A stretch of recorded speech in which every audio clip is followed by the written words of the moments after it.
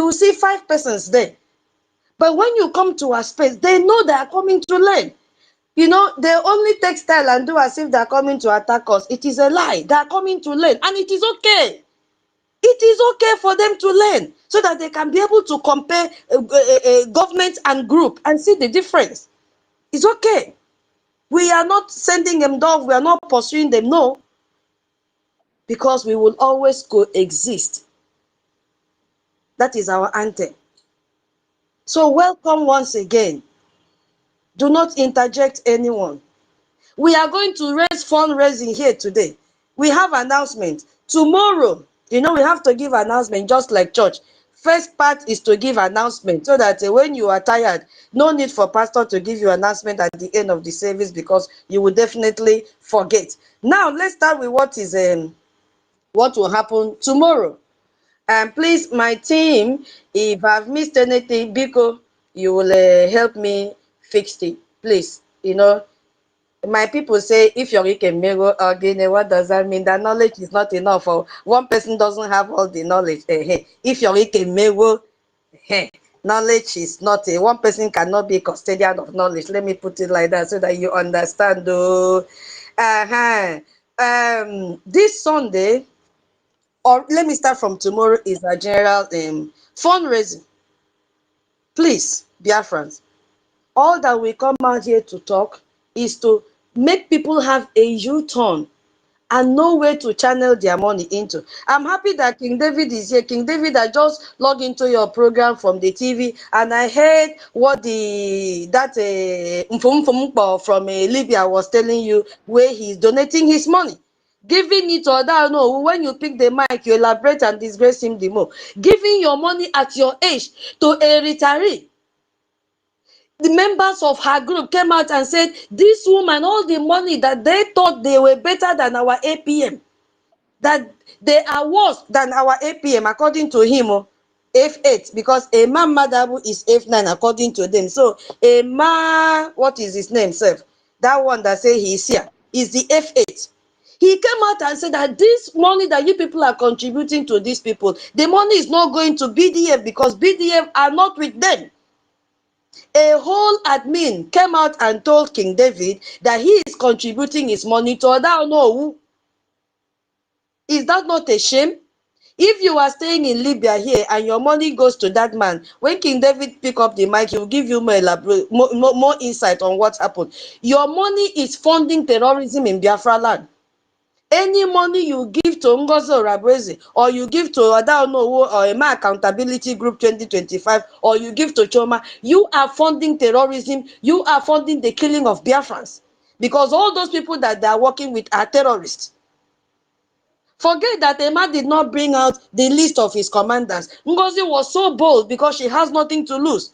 She brought out her own list from the commander till the list. The defense number 2 is Kill and Berry, who is working in Tiger Base. The defense minister from Ngozi is Caterpillar. We all know who Caterpillar is. So how would you go to and be giving your money to Ngozi? How will you be giving your money to Imam Madabu and Adaonowu? Adaonowu is already owing Briggy. All the money that those in California contributed, where is the money today? You see, so you have to know that your money that you are contributing have to go to Biafra Republic government. The government is spelled in full, .org. Not in exile, .org. Biafra Republic government, .org. Put your money there, go and click the link. Better still, if you have a J, contact your admin or you contact Lagos Liaison. He is always available. If you don't have the contact, message me, I'll send you. Contact him and drop your J. Your J. Look at what is happening. I will play the video later. They are burning down Igbo shop in Lagos. They are crying. I don't know how they want us to talk. They have, intentionally raised down the market in the night.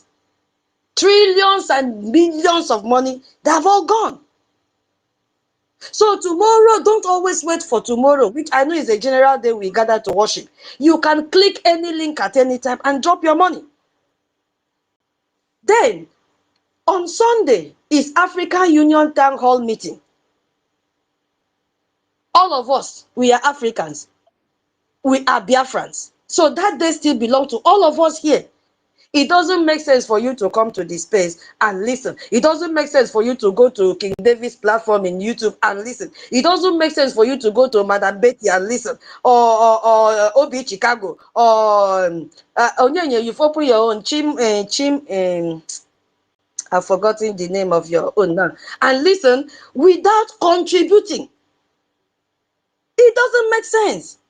What are they preaching? The same AJ and Njema. We need to hear the sound of money dropping in our account.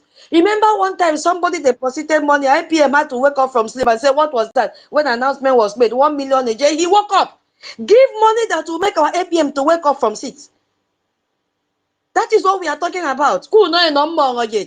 A number again means the one that you give and somebody will start to cry and say, now you give me this kind of gift when I know that you are more than this. That is a number again. You see? Give Biafra Defense Forces, give your freedom money, that something that will cost you. It is called sacrifice. I said yesterday, be that mother that will draw your children's ear and say, sit at home, 15, 16, 17, 18, 19, and tell them the reason why you will lock your shop for those number of days. Because Fulanis, they are coming. If you had listened to the clip I played initially when I started the space, that Beke said that there is rumor that there will be serious attack this Christmas. He was asking Donald Trump, whatever you want to do fast. And it is a fact, he's not lying. The information is spreading everywhere that there will be severe attack this Christmas on Christians. But do you know that your idea and agenda can save lives? We need to secure our borders. We need to, equip our defense. We have every legality to fund ourselves because Nigeria has been designated as CPC.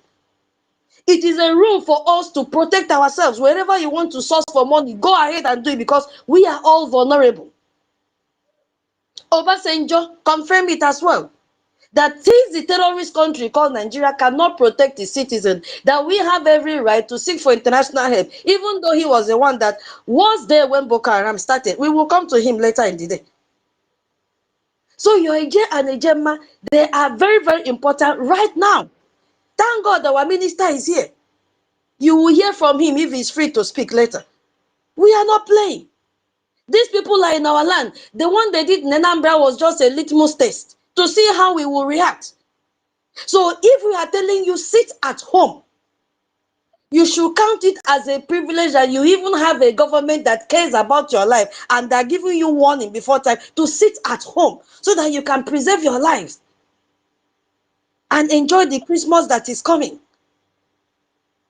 So on that Sunday is African Union Town Hall meeting by 7 p.m. Biafra time. You have to log into the Zoom. Don't go and join YouTube. We are not doing cinema.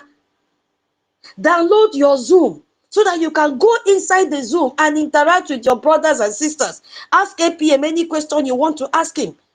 If you are watching from YouTube, that means you are sitting on the fence. It doesn't have any impact. So you have to log into the Zoom. And on the 21st of December, we have a Lagos Liaison Town Hall meeting. African Rep is also here, Minister James. You see, today is a very special day because you see, the way Nigeria is boiling, the way our spirit is boiling for freedom. We want to get out of this mess. We want to get out of it because it is not taking us anywhere. The more we stay, the more we die. The more we stay, the more they harvest our organs and then sell it to the Western country. The more we stay, the more China is digging all our resources. China is funding terrorism. China is paying terrorists 3 million every day so that they will have access to pack all the resources. China is funding terrorism in Biafra land as well as in Nigeria. France is doing the same thing. UK is doing the same thing. I told you there before yesterday that there is a connection between Boris Johnson's visit and the coup in Benin Republic. Boris Johnson came to alert Nigeria and say there will be coup because they are using surveillance in all those areas. So they are very, very alert. They came to tell Nigeria, please get ready to bomb Benin Republic. Imagine France that was sleeping had to carry phone and call Tinubu to send military and aircraft and whatever they use in Benin Republic. So it shows you that they are monitoring everything because France does not want to lose that grip. If France is, holding the grip of a foreign country that does not belong to him, how much more we Biafrans, we are supposed to get up angrily and say, this our Biafra land, we are holding it, we want to kick out UK from our land, we want to kick out France from our land, we want to kick out China from our land, we want to kick out anything kickable.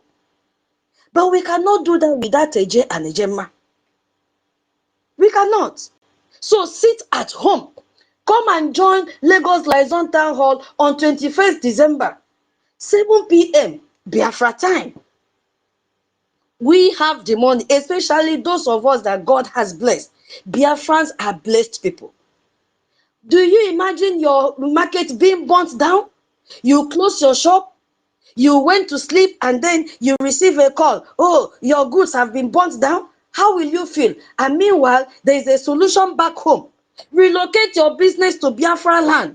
Bring your Eje and Ejema. Come and invest. That is what we are asking. Invest. Give us IOU. If you give us 10,000 Eje or 1,000 Eje, we will give you 2,000. If you give us 5,000 Eje, Ejema, we will give you 10,000. If whatever you give to us equates to having 1-bedroom flat, a studio too, you can say, okay, you want building, we will give it to you. We have the resources. That is why we are speaking authoritatively, because we know Gulf of Guinea belongs to us and all the resources that are there in the whole of Biafra land. Why do you think China is hell-bent in degrading our land?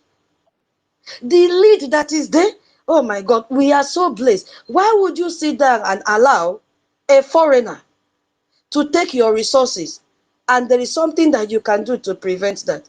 And that thing is giving us your Eje and your Ejema. How will you feel? How will you feel, Biafrans? Please, we are begging.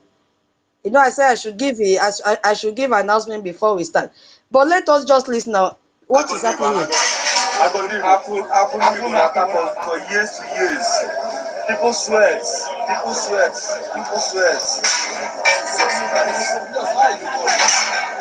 They've burned down this market intentionally.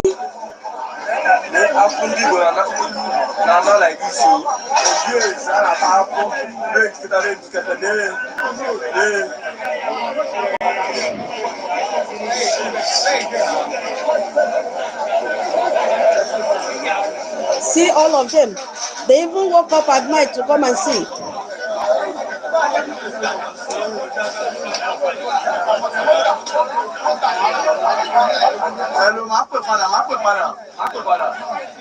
You see? All the money, the billions that they've worked for, gone in one night. Intentionally. Fire outbreak. This night that just passed. What is wrong with our people? So before I start, I'll pass the mic to my co-host Onyenyere to greet the house before we commence. I also want to greet people that just joined us now. Nsi, okay. Ekamdo, Nsi, Emedio, Abasudian, Augustina, Ekamdo, Mama Stella, Ekamdo, Madame Ki, Ekamdo, Emedio, Abasudian, Obi Chicago, Ekamdo, Amedio, As I said before, we are going to collect offering because Space have to support African Town Hall meeting as well. Space also have to support our Saturday fundraising, which is tomorrow. However we want to do it, we have to do it. I just feel that we should buy groundnut. If we can buy 100 groundnut today against Sunday, I'll be so happy. We need this thing because we had a rough estimate of how much each groundnut cost. You can give more than one if you want. Please, whatever we have, we can split it into two. Split it into two for Saturday and then for town hall meeting on Sunday. This should be our routine. It is not, I know we are struggling, but I believe that the God who sees the heart will continue to open up ways for us. We have deprived ourselves of so many pleasures just for our freedom. Please, please, Biko. So I will start to, I have to show example. I will start with 10,000 AJ. Rage and Fury. Rage, you are here, please. Yeah, please. Yeah. I don't know if I am here. Yeah, please take note. Put my name down, 10,000 AJ. I will send the receipt. Okay, man, no problem. Noted, noted. Okay. Thank you so much. Please, my people, we need to hear space donation. Tomorrow, another space donation on the Sunday. Please. I beg. I tell God name Beguna. Because Onye, please greet the house so that we can start. Welcome. Yeah, thank you very much. Can you hear me loud and clear? Yes, so Okay. We have come again. We have come again. Lord, we have come come again. again. Holy Ghost, come. Come and take control. Hallelujah. Yes, sir. Yes, sir. Yes, sir. Thank you very much, Biafrans. Good morning, good afternoon, good evening, depending where you are watching us from. We have come again to preach this gospel of redemption. We have come again that the layman should see. We have come again that those that are under captivity will receive the strength to move mountain. That is why we're here. If you are here as a Biafran and you have not shared this space, kindly share this space. The purpose and some of the reason of sharing this space always makes you to identify, because you cannot share a space where, or a space you do not believe what they are preaching. Because you are here with us. That is why you are sharing this space. So if you are here and you are sure you are with us, you're sure that you are a lover of freedom, share this space. Once again, I want to greet every Biafrans that have gathered, and as we are about to preach this gospel, the gospel of redemption shall heal, shall bring healing to this struggle. Without wasting much of our time, I want to support, as our sisters tutor make a lead way to this support. I also want to drop 5,000 a J so that we can continue to move forward. And then when I drop the mic here, thank you very much.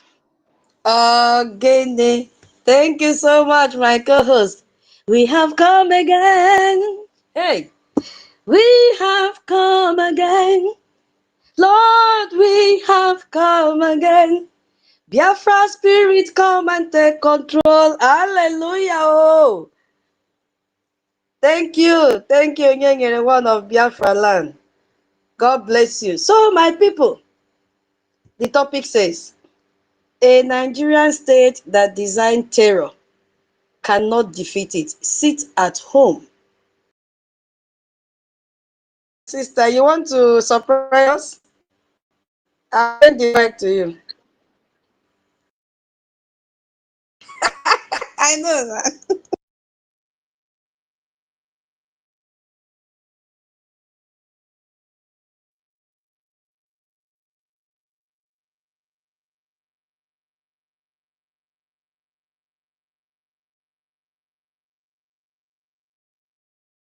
Hallelujah.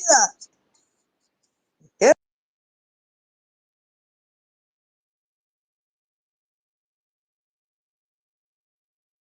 Amen. No. Hey. Hallelujah. Hey. Hey, yo. Hey, hey, hey, hey, hey. You know, I love money.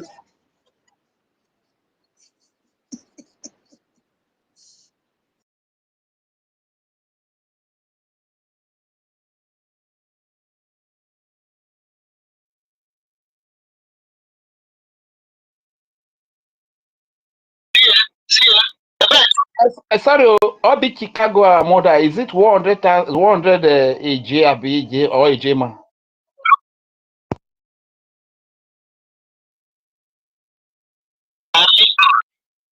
Is it 100 AJ mama, please? Oh, okay. Thank you very much. Thank Hello? Yeah, we are here. I heard you. I heard you. No problem. We don't hear. I will wait to. Augustina is up to the net. Again, before I will start, but I need money. Oh. Augustina, you have the mic. Drop. Big welcome. Are you hearing me?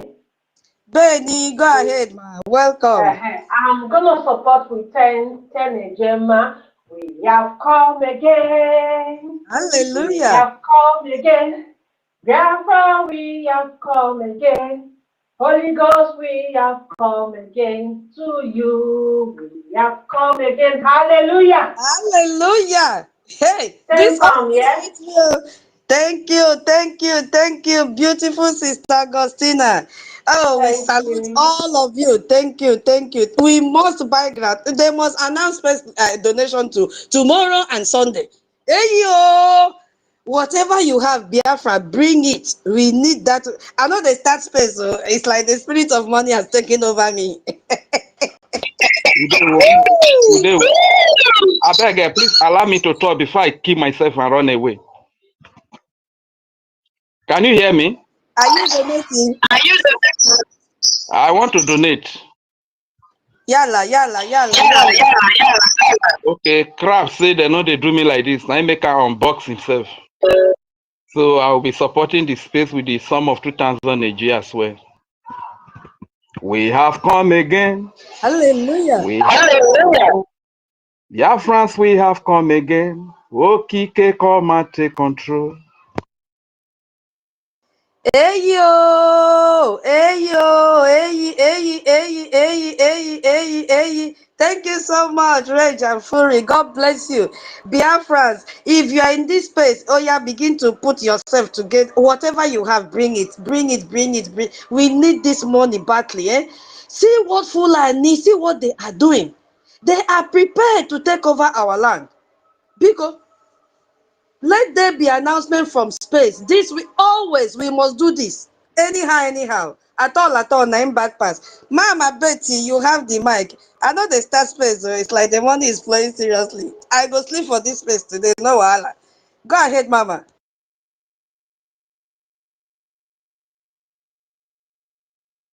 He is not on mic yet. Yes, so The money is flowing seriously. I go sleep for this space today, no wahala. Trying to say, oh, my sister, GCK.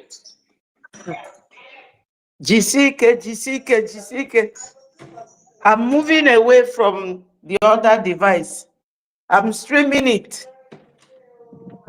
Are you hearing me? Yes, ma. We are hearing you. No wahala. Yes, so I can see there's a donation going on. Where will you receive the receipt? Madam Key is in charge now. Space I donation because there is town hall meeting tomorrow and the African town hall meeting fundraising tomorrow, African town hall meeting on Sunday. So we are donating so that there will be something from space tomorrow and Sunday. So hey, you will so make the I'm payment and send the receipt to Madam Key. okay. I will donate 20,000 AJ. We have come again. Woo-hoo! We Biafra. have come. Hey, Guinea. Lord, we have come again.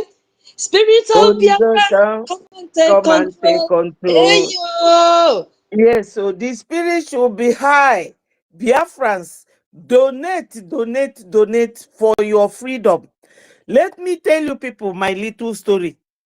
You know, when God wants you to move and you don't move, he will use something very hard, very painful to move you.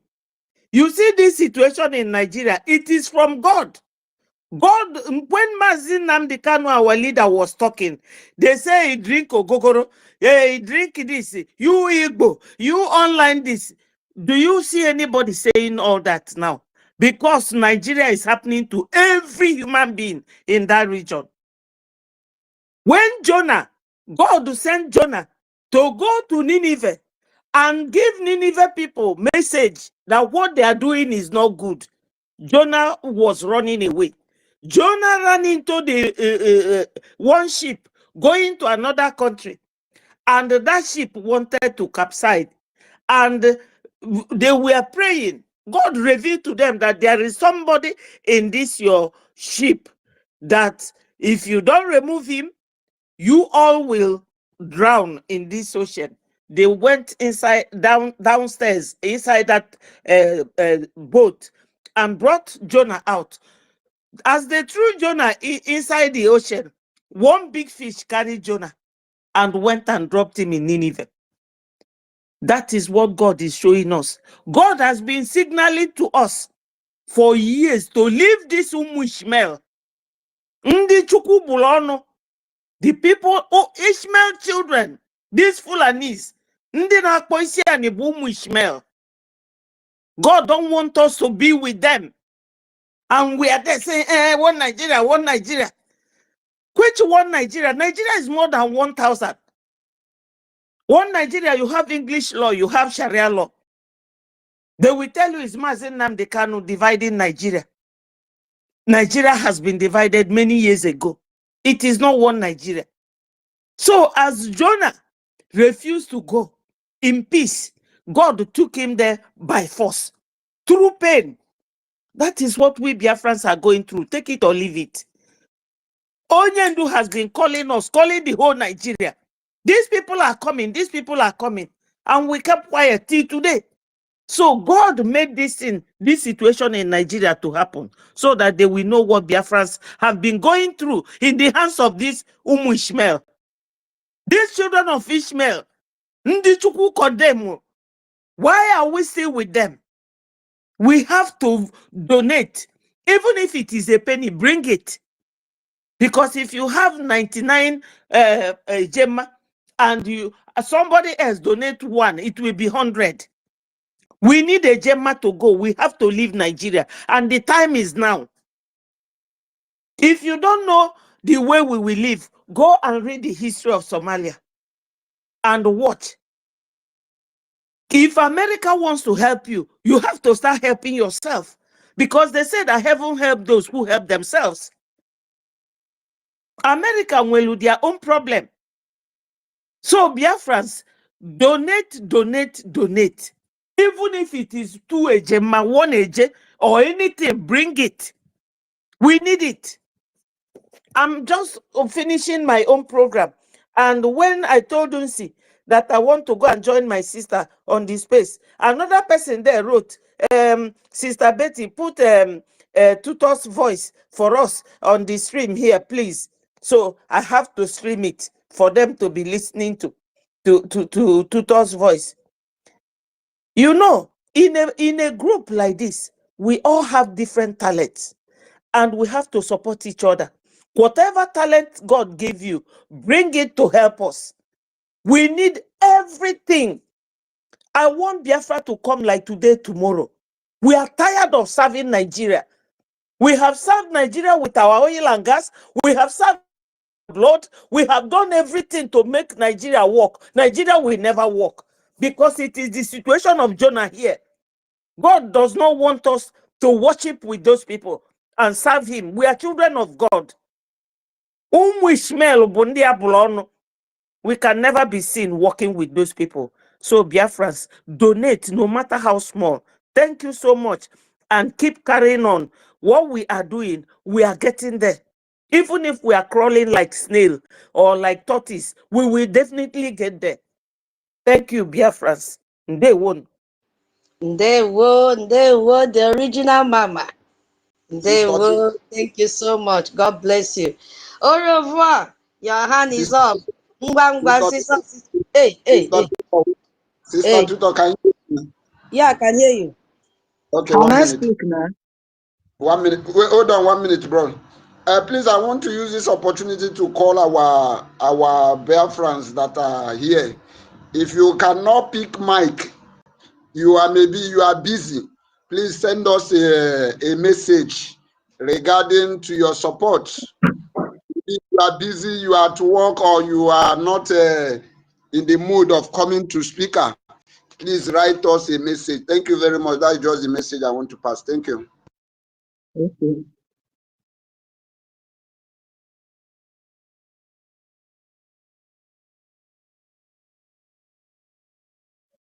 Okay. Good afternoon. Can I Yes. speak now? Yeah. Good Drop, afternoon. drop. Afternoon. Welcome. Please, I want to apologize before I do my donation. My sister taught us. Anytime I come to this space, I always hear you people saying share the space. It's not that I don't want to share, but I don't know how to do that. So please, you people should bear with me. Okay, And I'm hold on. supporting the. Wait first. Let me show you how to share as you are talking. Now, look down on your phone. You will see now your speaker will show blue because you are speaking now. It is on. Okay. Now, when Yes, you pass that, you will see two heads. Joy yes, Europe and the other one was what? What was her name? Um, rubbish Nadi. The two heads are there, or you can classify them as a Choma Okoma and a Man Madabu. Two people are there. okay. Did you see that? Now, when you Yes, pass that one, you see the other one that looks like heart of love, like I know I love you.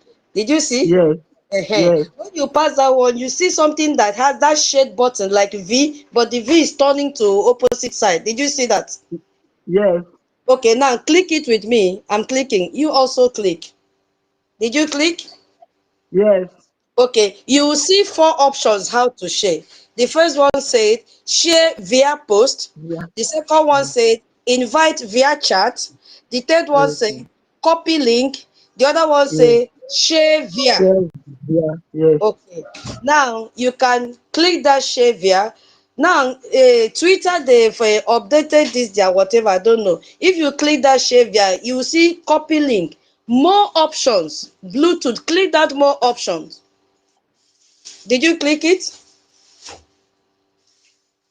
Have you seen? Yes. Okay, when you click more option, you see the first one there is direct message. Did you see that? No, I've seen different thing. I've seen tutor live. Everyone can reply. That is what I'm saying here. So I'm going back. When you click the button I told you after the heart that I love you, when you click Okay, that one, you see four ways of sharing. Share via post, invite okay, via chat, copy okay, link, and share okay. via. Did you see share via? Share via is the last option. Yes, Okay, now click that one with me. Share via. Click it with me. I'm coming. Let me hear this it took me to. Share via. Yes. Click the share via. Did you see share via? Is the last one. Is the last option there. As I press, it took me to another place. I'm not seeing that one again. Where did you click? Tell me. We have four. Share via post, share via chat, copy link, Okay. and share via. Okay, Now, yes, I'm there now. Okay. eh, now click share via. Share by post. Once you click that Or you one, you can just also anyone that that is convenient for you. Share via post Share is via. also there. Which one can you see? If I press the share via, it show me another thing. Okay, now press because Twitter is updating. Now click share via post, the first option. Did you click the share via post? Share via I post share, is the first. you show me tutor live, then Yes, share it. everyone can reply. That is what it's showing me. When you click share via post, it will show you two things up, draft or post. Did you see draft or post? No. That means you are not clicking share via post. Uh-uh. Share via post is more easier. Share Yeah, via post that's is what I'm more saying. easier. Share via post. The first one now. Yes, share via post. Click it. Oh, if I There press, is it show a me there is a another cross. thing. There is a cross and something that look like a chicken feather. Did you see that through Oh, the share via post? Did you see that? yes. Click that. Did you click? I've also clicked again. Did It's you not click? taking me. Yeah, it's showing me the same thing. What is it showing you? It's showing me the live this thing, your live this thing. Then the down is saying everyone can reply. Now look up. Did you see where it is written draft and then post? Up. Look up. And No, you say post. Oh yeah, click post, that yeah, post. yes. Click the post. Yeah, click the Click post the again. post. Okay.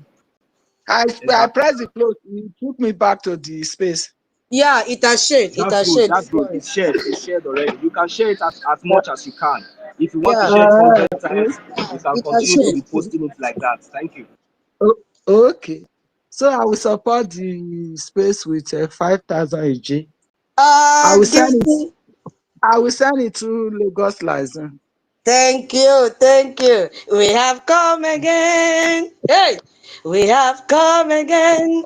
Lord, we have come again. Spirit of Biafra, come and take control. Space never starts. AJ is That playing. Thank you so much. that God bless you. Sister Hey, Tutos. The name is Ore Vaugene. Ore Vaugene. It's okay. always hard to Okay, pronounce. Wagone. Ore Vaugene. Ore Vaugene Okay. is the name.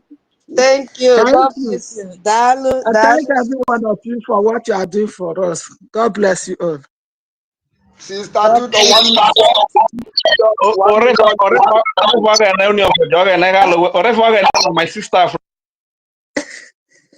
My brother, Reja Furu, I got a few for my very way to look at my and he said, Wakabilo. Okay. I'll be on the listening side.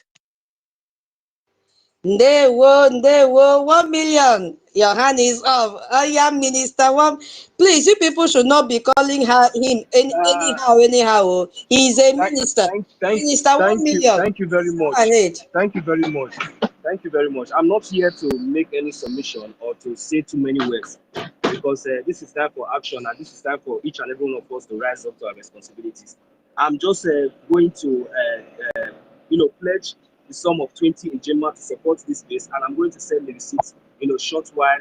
As soon as I'm less busy, I will do that immediately. Thank you. May God bless each and every one of us. Oh, our minister 1 million. Oh, we have, hallelujah. Come again. Lord, you have come again. Holy Ghost, come and take control. Kudos, kudos, kudos. Hallelujah. I saw Minister Love. She Uncle, came the up. number is here. Uncle, the number is here. Uncle, the number is here. Okay, but Minister Love's hand is up. Minister Love, go ahead. After Uncle the number will make his donation. Welcome, ma. Good morning, dear friends. Ndewo, Ụmụ Olofa. Chineke ndewono. Ndewo. Aha. All right. Onye nyere? I'm here. Anyị ga-ebido chọọchị o. In fact, ọ dị ka ebidola ya chọọchị. Ọ bụghị ga-ebu presiding elder. Ade. For that church, we have come again. We have come again. Dear friends, we have come again. Dear friends, we have come again. Ndewo na ụmụ Chineke. Ndewo. Yeah. Ada Tuto, Ma, I didn't hear whatever got into your head, whatever got into your head this morning is all good. He That said, is because you are Ada Biafra. We are the same. Language, dialect, just is variation. Just like in your family, every human being in that family don't look exactly the same. That's variation. So the same thing. We Biafrans are the same. Dialect is just variation. That's what the beauty of God's creation. So God bless you, my sister. You're doing a good job. You know, and I love the way you trashed that monkey head that yesterday. Told him as it is. So, for the space today, I'm going to announce support for the space is 40 ejema. 20 of that 40 comes from our sister Ethel. The other 20 comes from love. So that would be 20 ejema. A total of 40 ejema. I've already received the receipt from Ethel. Now, somebody should send me information, the link where to post the two receipts, both Ethel's receipt and mine. Thank you, Okay? Minister Love. You will send Yeah. it to Madam Key, Minister Madam Key. She's the Uh, one. She's the one of is it on X? Anyway, she will get it. She's here. She will Anywhere see. means nowhere. Oh. X she will get. Telegram she will get. Okay. Now you see, the reason is that I don't know if I've sent anything to her anywhere. When I send my receipt for UK, I usually send it to Bishop Comfort. So is Inky here now? Inky, is she here? Yeah, Yeah, she's here. I've seen her. yeah. Okay. Maybe she's So busy. Inky, could you send me a message on X? No, not X, on Telegram. Inky, if you are hearing us, just give a thumbs up. Let us believe that you are. Oh, confirm. She's hearing us. She's going to Okay. send you a message. Yeah. Okay. So it will be two receipts, 20 a gemma each. Okay. We move. Let us sing again so that the spirit will engage. And in the comment section, there is a 10,000 a j from Senator Endless.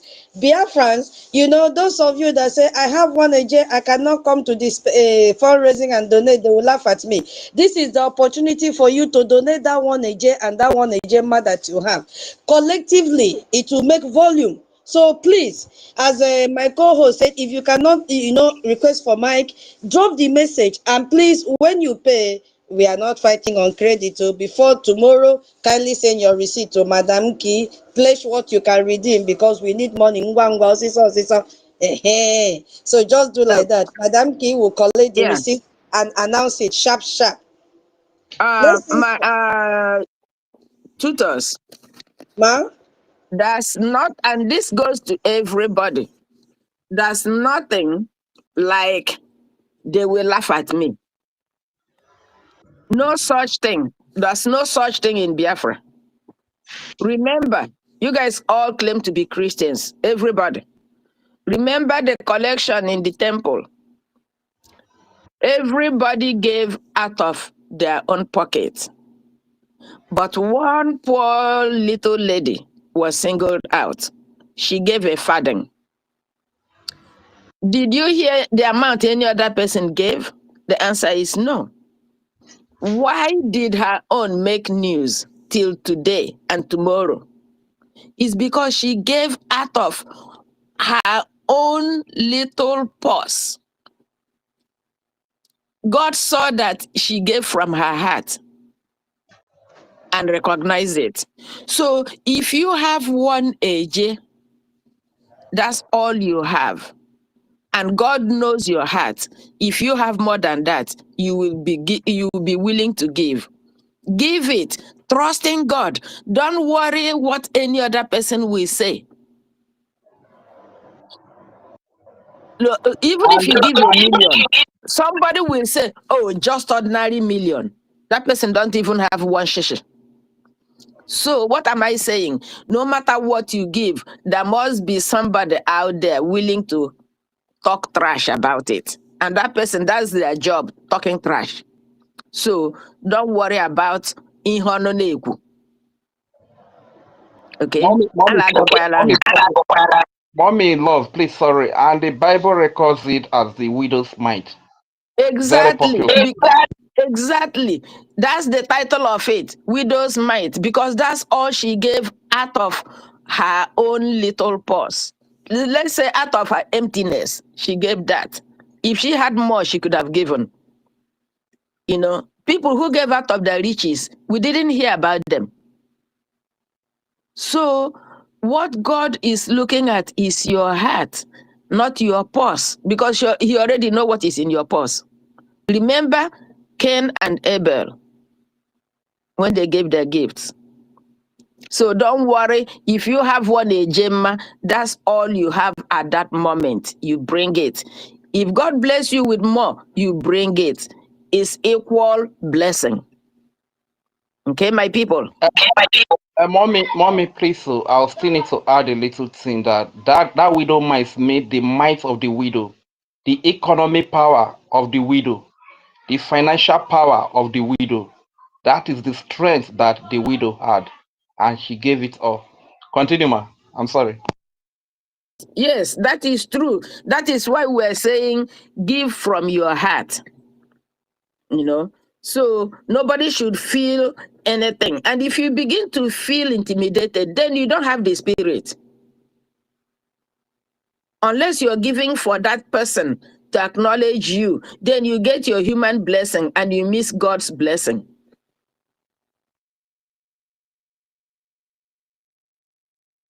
Thank you. Thank you so much. Our lovely Olokpa in the house. Thank you so much, ma. God bless you richly. So much. And when your hand was up for your donation, please, you can go ahead and donate. 1,000 Then we can start the space. Others, as they're coming up, we will pause for donation.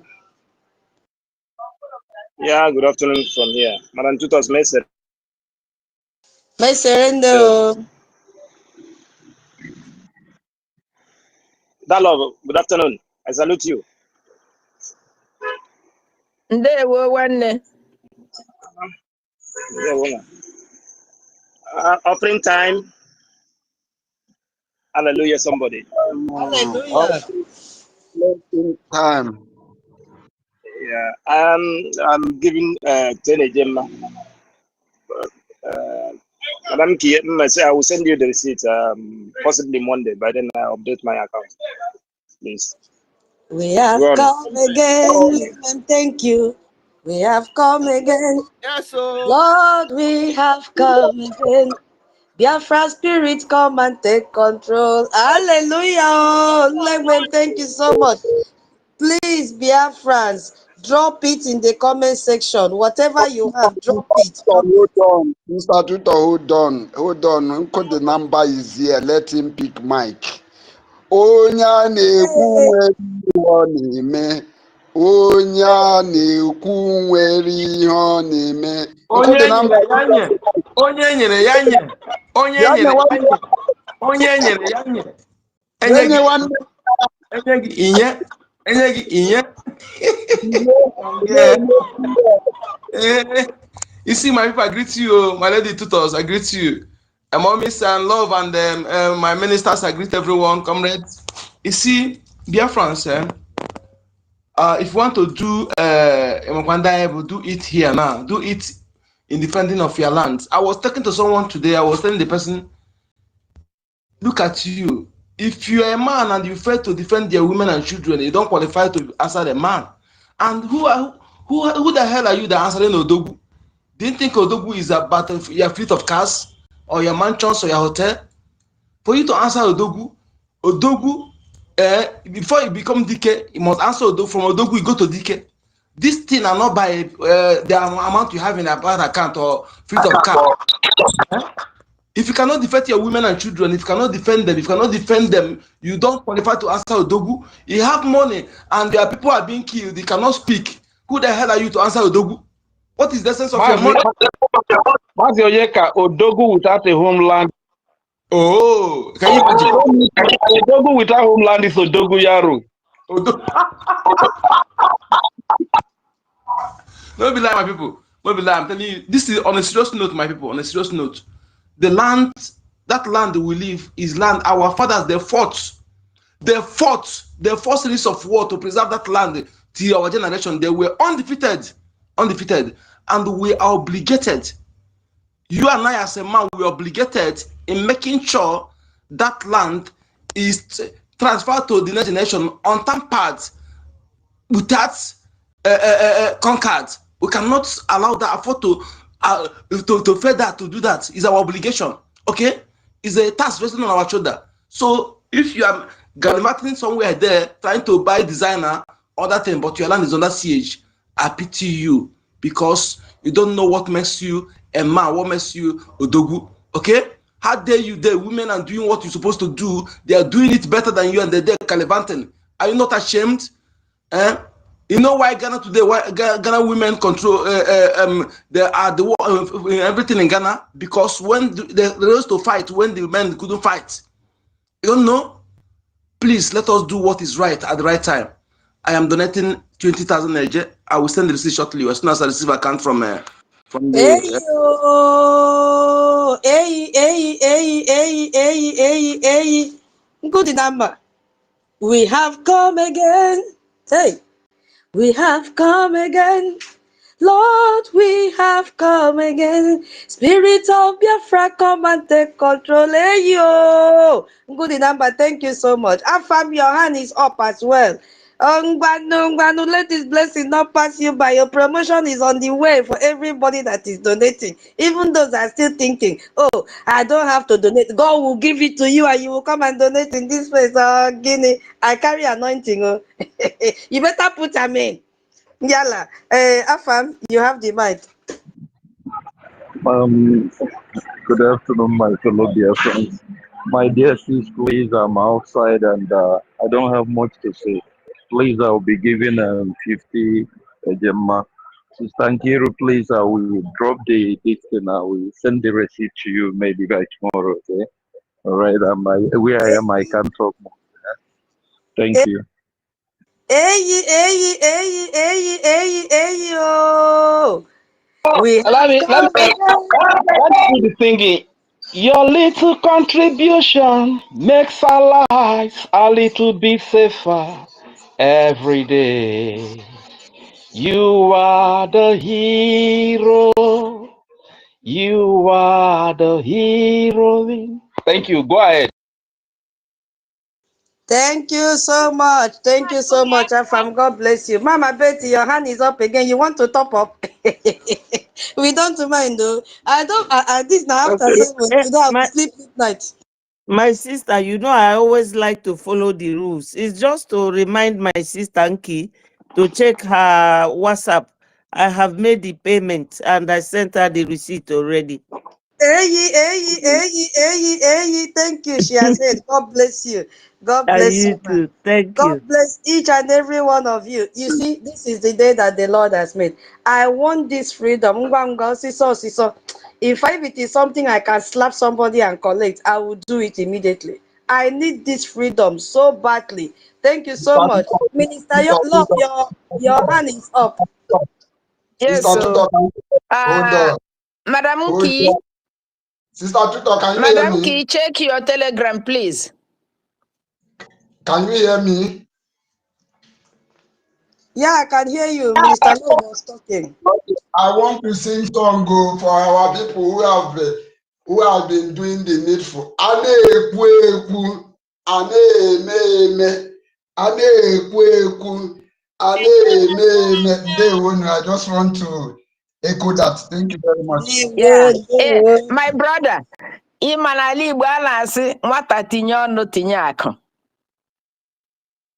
That's what we are doing here. You know. So, nwata tinye ọnụ tinye akụ. We are moving. God is able. Mm-hmm. More than able. More than able. We have a Why you dey sister. Why? I Wait, dey single. wait. Rach, take her easy now. It's not easy. Wait, there is a donation from one of our sisters, Nubian, 5 a gemma from Nubian, 5 a gemma. God bless you. Let us sing for her as well. We have come again. We have come again. Lord, we have come again. Spirit of Biafra, come and take control. Hey, yo. Biafrans, do not let this spirit pass you by. Anointing is moving. Oh, the angel of the Lord is blessing people. Do not let the angel of the Lord pass you by. Oh. Do not let the angel of the Lord pass you by. I have another donation from Simon Ekpa, One Media. 10,000 AJ. Hey, we have come again. We have, oh, Oluwa, Lord, we have come again. Spirit of Biafra, come and take control. Hey, yo, Biafrans, do not let the angel of the Lord pass you by with blessing. Oh, yes, so God bless each and every one of you. Honestly, we thank you, we thank you, we thank you, we thank you. God bless you. We will continue. We will continue. We will never, never give up. We will never. We will never. Yeah. Let's see if we can start the space today. My spirit is boiling for Eje and Ejemma. And God will bring people that will keep on adding, adding, adding, adding, adding. We should be making this as a routine every week. So, a Nigerian state that designed terror cannot defeat it. Sit at home so that we in Biafra land can defeat these terrorists that have come to kill us. So today's space, let's see how it will go. We'll now understand why and how Nigeria created its own security crisis. They created it. And you can see how they are, on the hot seat. They're on the hot seat. They rushed immediately to go and bomb Benin Republic. And they were denying that the aircraft has been released, the soldiers have been released. But the more you lie, the more you expose yourself. Minister of Foreign Affairs said yesterday again, he came out and confirmed that Nigerian soldiers aboard a military aircraft that made a forced landing in Burkina Faso are still in West African country. Not West African country, they are still in Burkina Faso. Burkina Faso say, what are you doing here? Because this is a different location. Going to Portugal. What is happening in Portugal? I came across a video, I don't know how reliable it is, that Portugal have come out to counter. Let's listen. Portugal denies Nigerian Air Force visit rumor. Did you hear that? Portugal denies Nigerian Air Force visit rumor. Portugal have dismissed claim of an impending Nigerian Air Force visit, confirming no request or record existed of such trip. Remember, on December 8, 2025, a Nigerian Air Force C-30 aircraft on air route, according to Nigerian politician, to Portugal, made an emergency landing in Bobo Dioulasso, Burkina Faso, due to technical issues. The Burkina Faso then detained 11 crew members, initially viewing it as their airspace violation and unfriendly acts. That is amending the regional tension within that area. The crew was thereby released and treated cordially, planned order to resume the flight, but Portugal officially denied any request or record of a planned NFA visit, dismissing all the rumors from Tinubu government about it. Hasn't Nigeria accumulated enough global embarrassment with this Tinubu gangster government? Yesterday was a lie about investors. Today is another lie about Portugal Air Force visits. Tomorrow will be something else. How long can Nigerian people endure these criminalities? You see, they will continue to disgrace themselves every day. Every day. Today they will lie, tomorrow they will try something, look for another lie to cover the existing lie. They will be lying and lying and lying and lying and lying. So the simple truth, the insecurity that is a crippling Nigeria is not mere a failure of policy. No, it is not.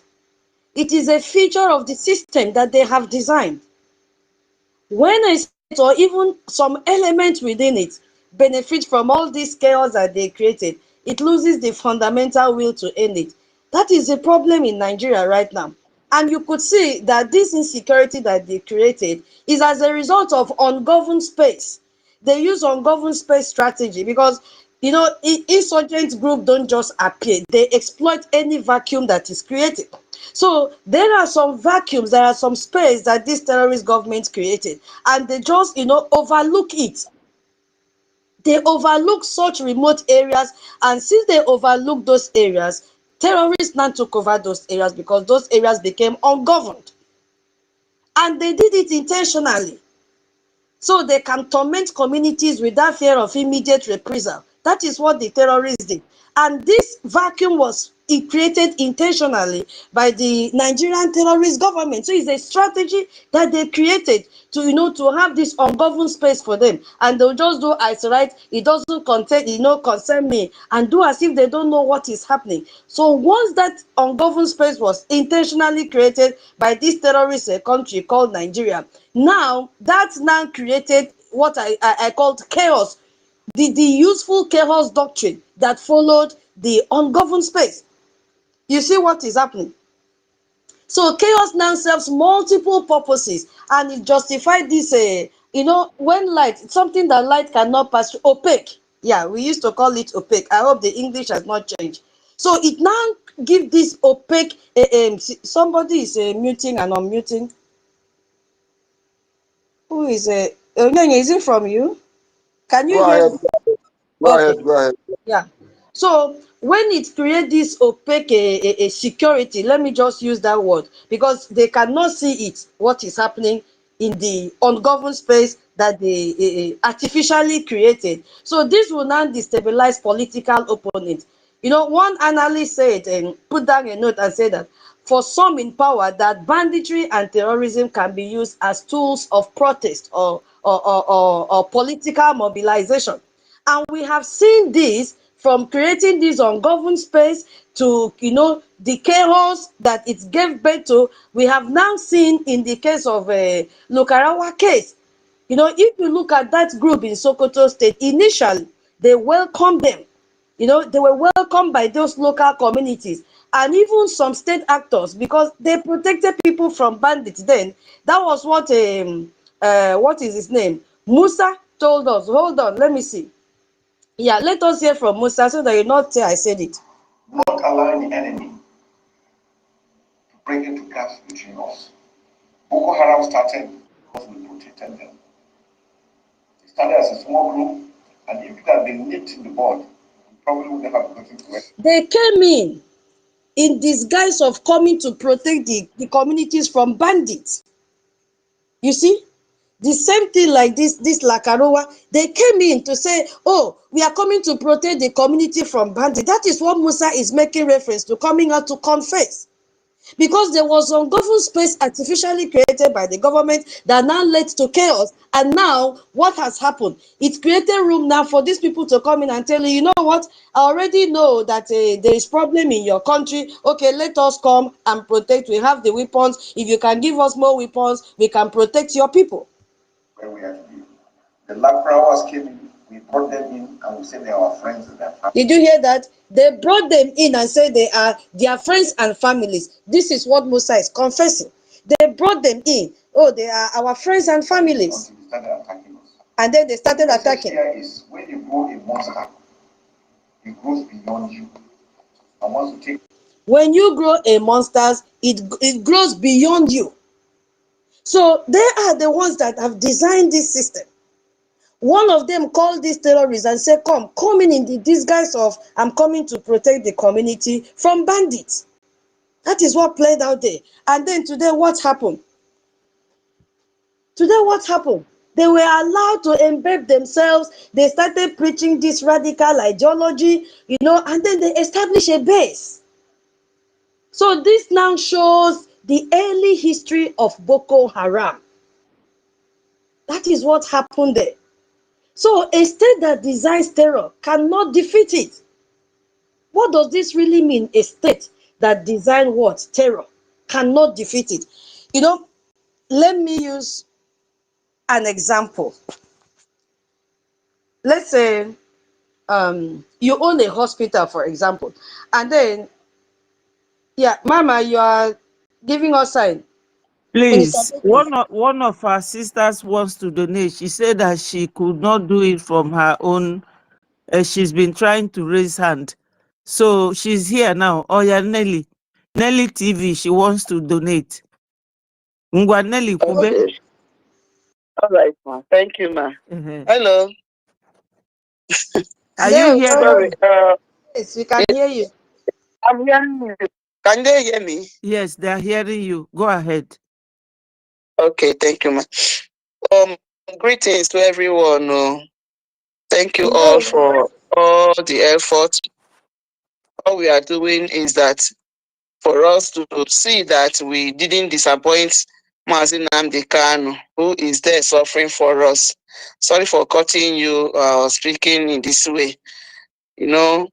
All we are praying is that let our people listen to this instruction by sitting at home, because it is all for their good. It is all for their good. We are pleading, because look at what happened in Anambra, as they are saying. The other day I streamed where they burnt church, burnt pastor's house, but Soludo is there in Anambra.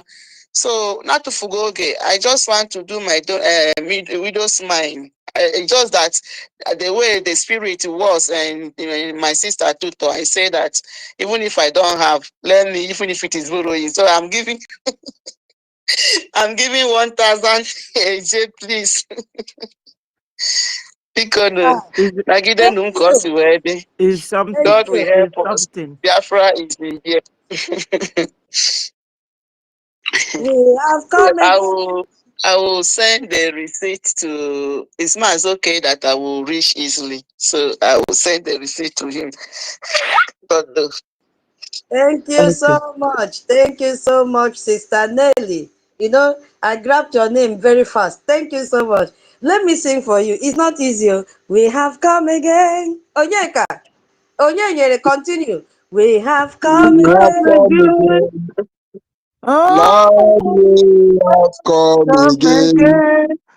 Holy God, Holy Ghost, come come and and take control. Thank Sister Tito, you. I hope our sister Nelly is still on the line. Yes, she Our is here.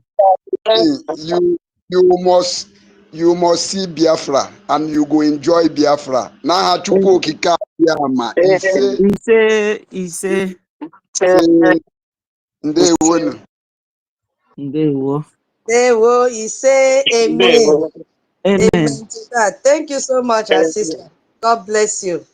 So, I wanted to give an example of what it means for a state that designed terror. What it means when we say a state that designed terror cannot defeat that terror that it designed.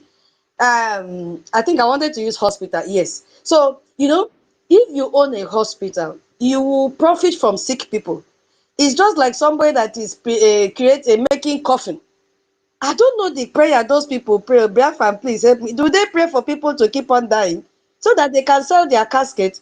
I don't know. When they wake up in the when they wake up in the morning and they pray, what do they pray for?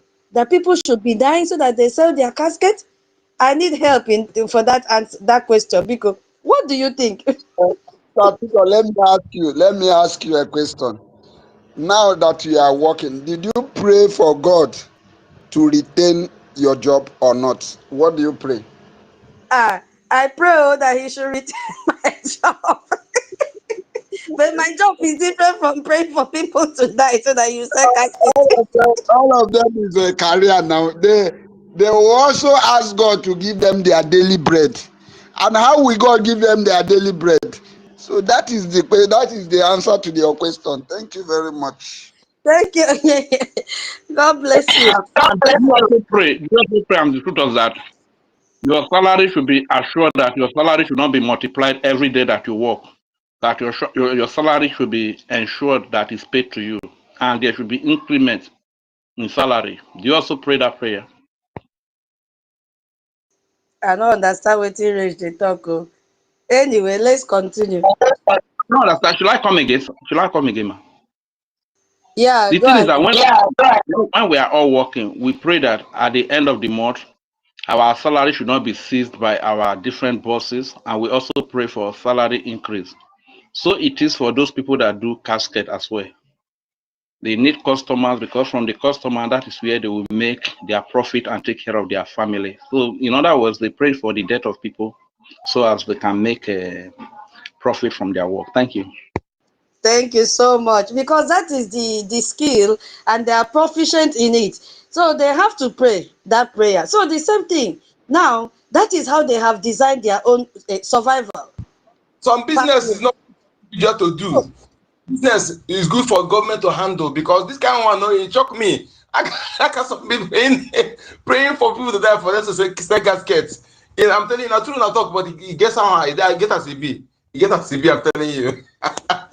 yeah, Oh, but that is their business. They have to survive. And they went for training, they paid money, received the training, and every day they are innovating in in different varieties of caskets, some using iron and all that. Now some depends on the interior. So now, but now, just imagine that you own a hospital and you profit from sick people.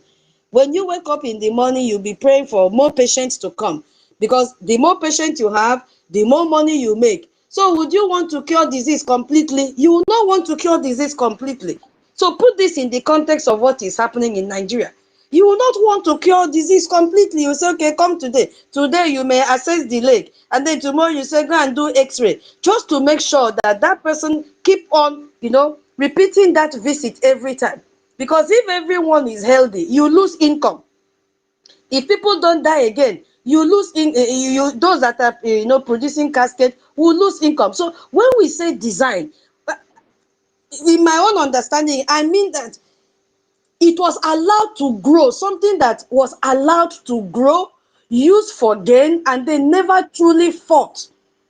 That is the way I understand this a state that was that designed terror. It's like let me just add another one. Okay, now it's like a landlord that breeds mosquitoes, in his building to sell his mosquito nets.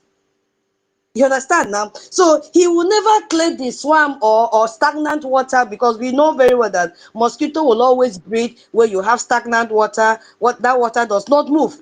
They will lay eggs there.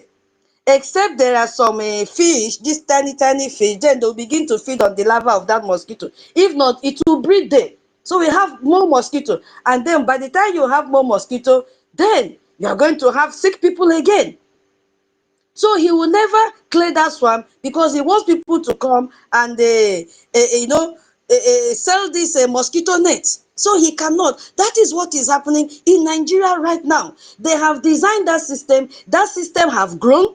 They first of all create an ungoverned space, and then chaos entered. From that chaos, they started giving a hand of fellowship to terrorists that came and said, oh, we can help stop this chaos. And then they fed these terrorists, Boko Haram, Lakarowa, and all of them. They now became monsters and started controlling them. And they are spreading everywhere. And we could see that this thing started right from 2015, that Buhari brought them for election purpose. We will go there very soon. So you might just create treatment that will manage this illness, but you will never cure it, because you have a purpose. This is exactly what Nigeria has done with terrorism. Nigeria's elites, politicians, military, all those security agencies, they all profit from insecurity. So they created this condition for terrorism to grow. And then they allow it to continue, and then they pretend as if they are fighting against this terrorism, but they never. And they profit from security budget. That is why those illegitimate governors in the Biafra land will create insecurity using their touts, their terrorist groups, so that they can collect security vote. If Biafra land is peaceful, they will not collect security vote. So they must create it. So it's not only in the northern part of Nigeria, that same template is repeated in Biafra land by the illegitimate governors in Biafra land. So, and if you look at what is happening now, if they defeated terrorism, their profit will end, and they will not want to do it. So they can't defeat it. They can't defeat what they design. Now they begin to use the idea. They begin to integrate religious ideology for political control. That is another thing that they are doing. The 19th century jihad of Usman Dan Fodio created a caliphate, that will impose this Islamic rule over them. So modern politicians now have used this same idea as a tool for protest and political mobilization.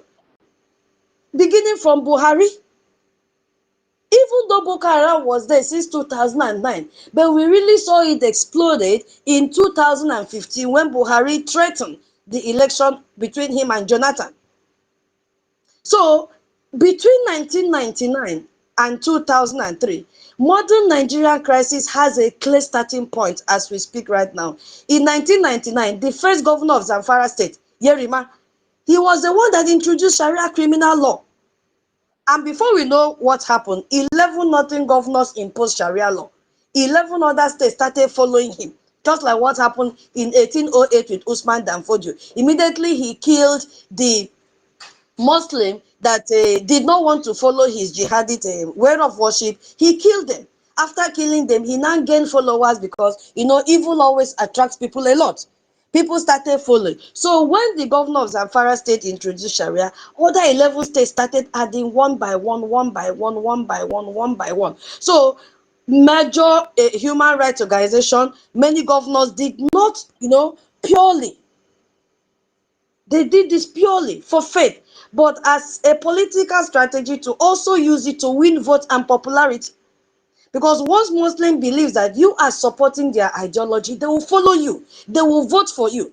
I told you that a Muslim does not see their leader, somebody who has taken their resources, as their enemy. They see a Biafran as their enemy. That is why they have burned down their market over the last night.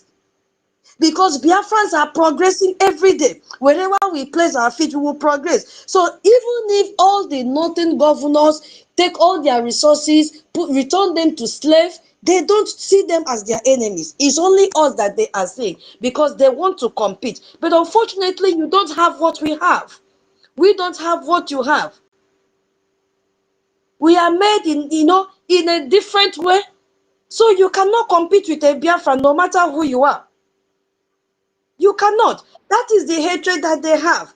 So now, they stoke religious identity to gain power, creating all these deep division. So that was the first step in designing a state where the law is different based on your faith. And Sharia is the key to this effect. That Sharia, which we are saying we reject it, is that ideological engine. That is what is propelling this terrorism. Because they want to conquer everywhere in Nigeria, including Biafra land. And Hope Uzodinma is giving them a blueprint to come into Biafra land. So you can now see groups like Boko Haram imposing Sharia.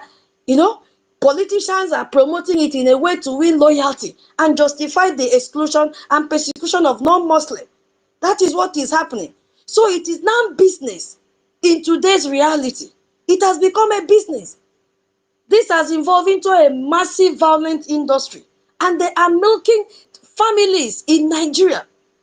We saw the picture of the wife to the Anglican priest that died in the kidnappers' den. They were pointing gun at her. And I look at the woman, I said, what is she living for? You could see death written all over her with her daughter. Dating night, since October, they kidnapped this woman. You see? So this has led to very serious, massive, violent industry where they are kidnapping people in the north, kidnapping people in the south, kidnapping people in Biafra land. So it has blown and become a full-blown industry. Very, very lucrative business in Nigeria because it now have this supply chain. If you look at that chain, that network, that ecosystem of this terrorism that they have designed, that template that they have designed, you could see that it has a supply chain. People that are giving, that has become informants, they are paid for giving information. The gunmen are also paid. What of those that are giving them food, logistics? They are making money from it. So it has become a very blown industry. Are you hearing what I am saying? You could see family members now also staging kidnapping. You go home. That is why they say stay wherever you are this Christmas, because Biafra land has become a target this Christmas. Your family member, because of hunger, can say, okay, my brother is coming from Obodo Oyibo. If you kidnap him, just collect 20 million, give me 10 million. I've been begging him for money. He doesn't want to give me. But that brother of yours does not understand what it means to be in abroad, where we are buying everything. We don't have farm. We are buying everything.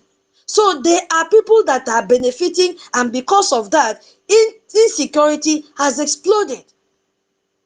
You see, they are making a lot of money from ransom. that are being paid. The 100 children we heard on quotes that they have released, do you know amount of money that they paid? What happened to the remaining ones? Each child could be 100 million because these people now don't demand little amount of money. So multiply that by 100 as they claim. How much money is that? It could even be that the parents to those children have sold their property. So this thing will keep on growing because it pays. One security chief said that kidnappers made over 2 billion. 2 billion naira from ordinary people in just 6 months. In just 6 months. You know what that means? So the state that has failed to stop it, so families are forced to pay ransom, which fund the next kidnapping. That is what is playing out. So it is very, very profitable. It creates this profitable circle for them. Year in, year out, they keep on getting money. So today we are going to look at why they design it, why they designed this estate like this, how they did it, the Sharia connection, and then why they can never defeat it. So, and then we will touch a little with this defense minister that have come out. They have laid allegation against him, and instead of him to go and defend himself, he's coming out to say they should gag social media.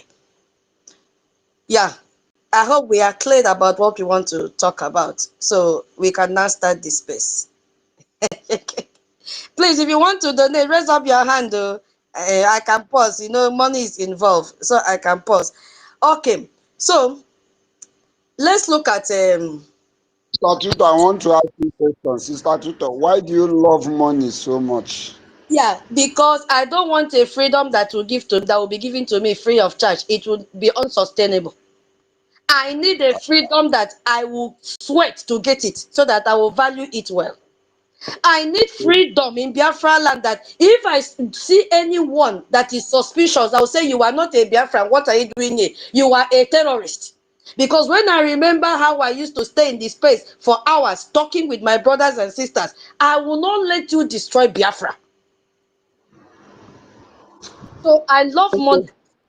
Okay, thank you very much. I still Another want to reason. ask. What? I Wait, still look want at to. finish. Shebi, you want to ask me a question? Another reason why I love money is because I know where my money is going. I can see the product, I can see the outcome of what I am spending, even though it is small. Yes, but I've seen that my money is used and spent judiciously. It is not in the hands of saboteurs that will go and pay their house rent, or they will use and stock their fridge and come out and say, I'm dealing with men on ground. Meanwhile, the men on ground are their fridges at home that they have stocked with cow legs, with intestine, with gizzard, with name it, with bread, mayonnaise, everything. But they come out and hold fundraising and collect your money and go and spend it, change their wardrobe. No, my money is going to the account of Biafra Republic government in exile and de facto in the homeland. So I don't want a freedom that is free. It will never last. I want a freedom that if I catch you in Biafra land and I look into your eyes, I say, you are not a Biafran, pack your load and go. I will balance and say, because I know that we went through a lot to get our freedom. Everybody will become local police. That is why Nigeria must be disintegrated so that everybody can control their borders. That anything that comes free does not last. Abi, I don't answer your question. Onye, are you there? Make I continue. Can you hear me? Can you hear me? Yeah, I can hear you now. Okay, thank you very much. I have a reason I asked that question. You know, they used to call me one question, and I still want to ask that one question again. And this question now go to Rage and Fury. Rage and Fury, when you said that CRC, did they need a wheelbarrow to be wheelbarrow them? There is a time you ask this question, did they need a wheelbarrow? Did they need them to wheelbarrow them to do something? Then I want to ask, is that very question still applicable to those Biafrans that are sitting at defense? My question is this: those Biafrans that are sitting at defense, did they also need a wheelbarrow to wheelbarrow them to see the light and to see where the light is shining? That is just where I want to drop the mic. Thank you very much. Thank you, my brother Onyenyere. I bet let me still add to that question that you asked and answered at the same time. Odumeje say, if you know they see, you know they hear, after everything that is happening, do you need somebody to still come and wheelbarrow you to come and support your freedom? You understand? So I just thank God that you asked the question and you still answer it. But it's quite unfortunate of our people, because normally when people see that they are in slavery and there is a way of escape, they will rush. They will be the one to even ask, what do we do? How can we contribute so that we can see that we are free? But it is only a condemned slave, an eternal slave, that will sit down where there is a way of escape. Some of them, because of their pride, that why is a small boy like this being the one that is going to set me free from the slavery that I've been in? Their pride will keep them back, and they still sit down in the prison of their slave. Do you need wheelbarrow? Do you need people to come and wheelbarrow you to come and support your freedom after you have seen everything that is happening in Nigeria? After you have seen the collapse of Nigeria? So thank you very much, my dear brother Onyenyere, for that beautiful question, for that beautiful reminder as well. I yield the mic here.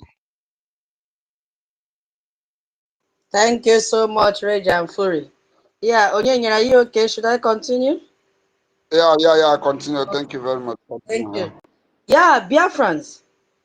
Now, let us look at why terrorism was designed and the benefit of it before we look at how it was designed. Because people will not design something that they don't have reason why they are doing it.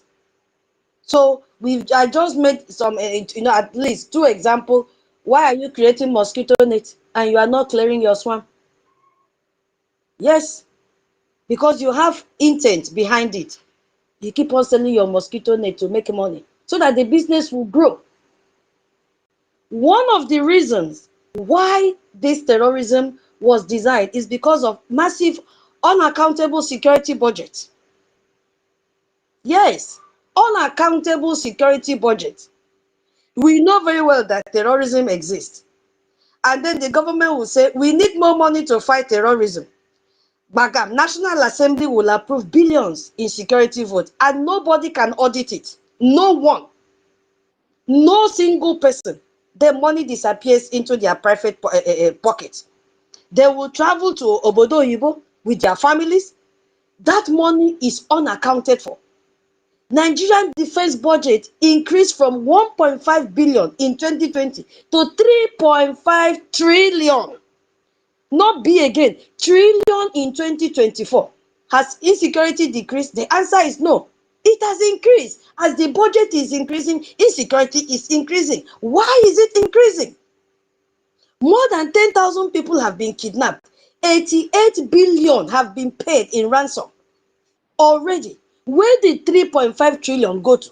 Into the pocket of the terrorists, into the pocket of politicians, into the pocket of Gumi the negotiator, into the pocket of defense minister of state of, I don't even know why they created two. They have minister of defense, they have minister of state of defense at the same time. 2 of them are working together. So I don't know who is answerable to who. They have national advisor on security matter to Tinubu, which is Ribadu. Now they have pushed aside the new minister of defense. Have you people noticed it? That Musa does not have a say. They have pushed aside Musa. Ribadu is now the one taking decision. When Rally Moore came, it was Ribadu. Did you see Musa there? The answer is no. Where is Musa, ceremonial minister of defense? Because they know Musa was among those that planned coup. And if they give him any loophole, everything will scatter.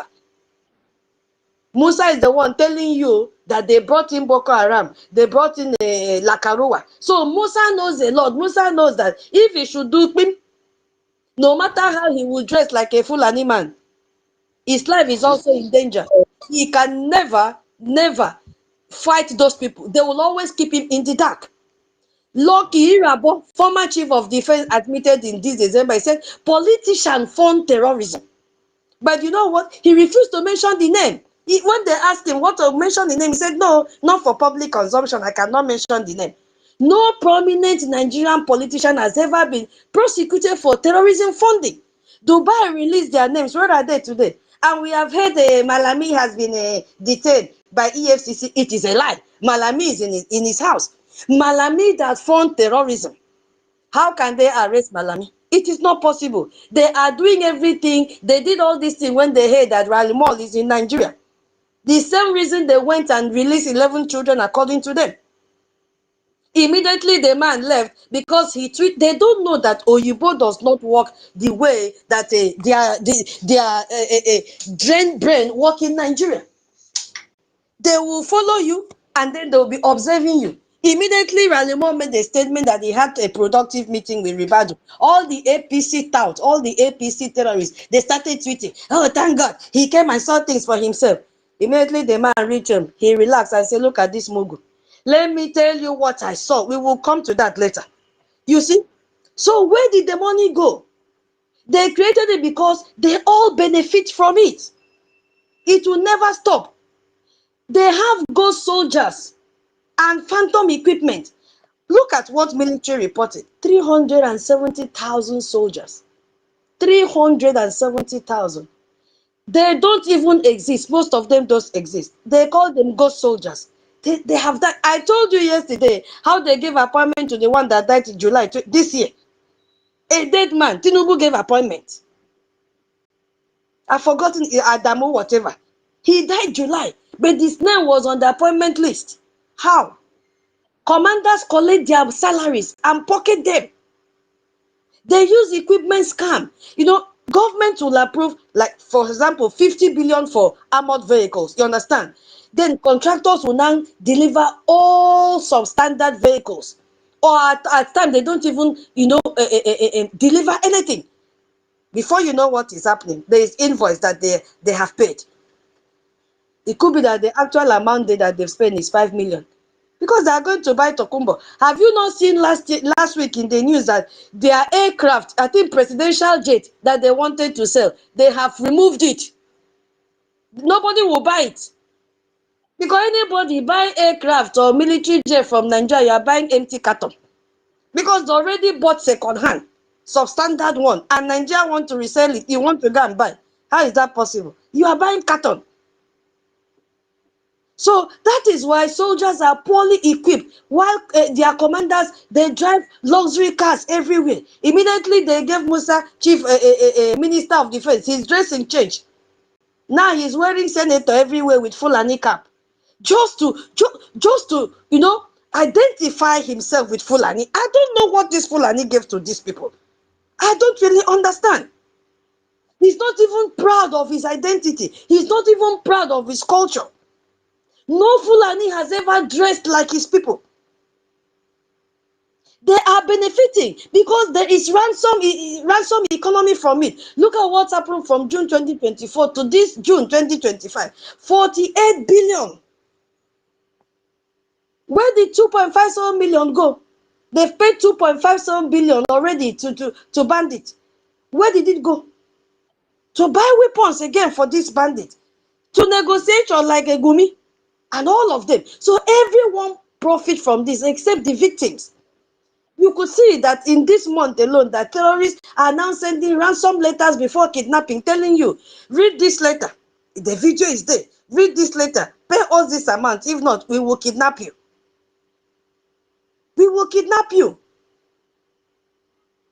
Militaries are also bribing from both sides.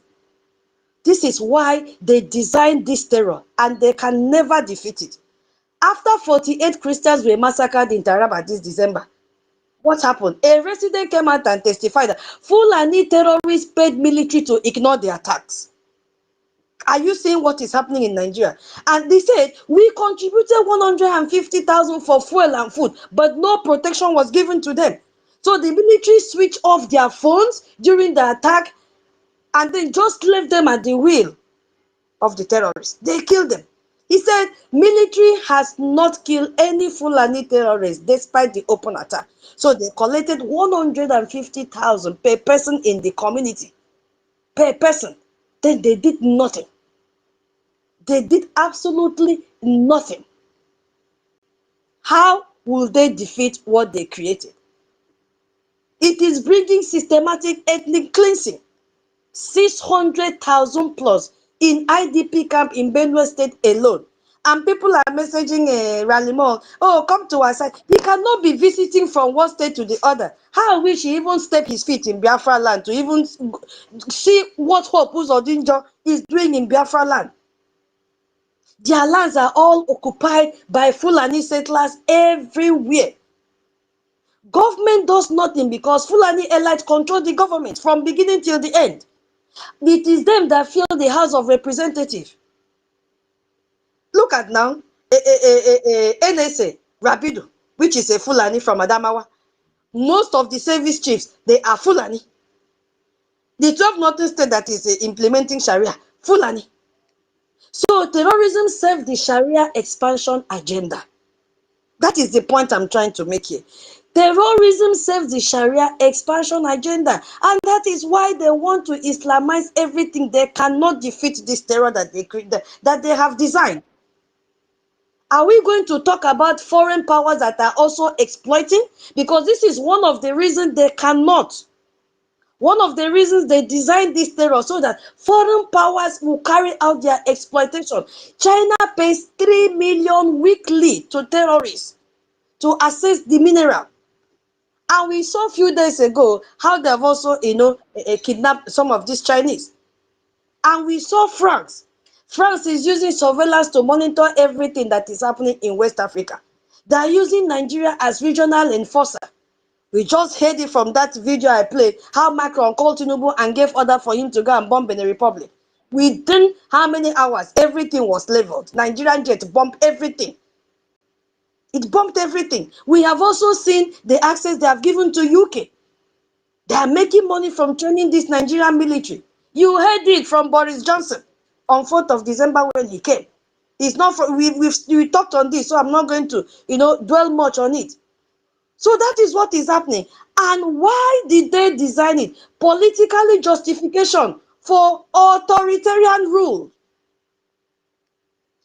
Listen, terrorism allow government to declare emergency and impose curfew, and they have the, it allows the government to suspend rights, rig election, do everything they want to do. That is why you see every election since 2015, you always hear, vote for me, I will end insecurity. Vote for me. There is no other grammar that I don't know if you've heard any other one. No.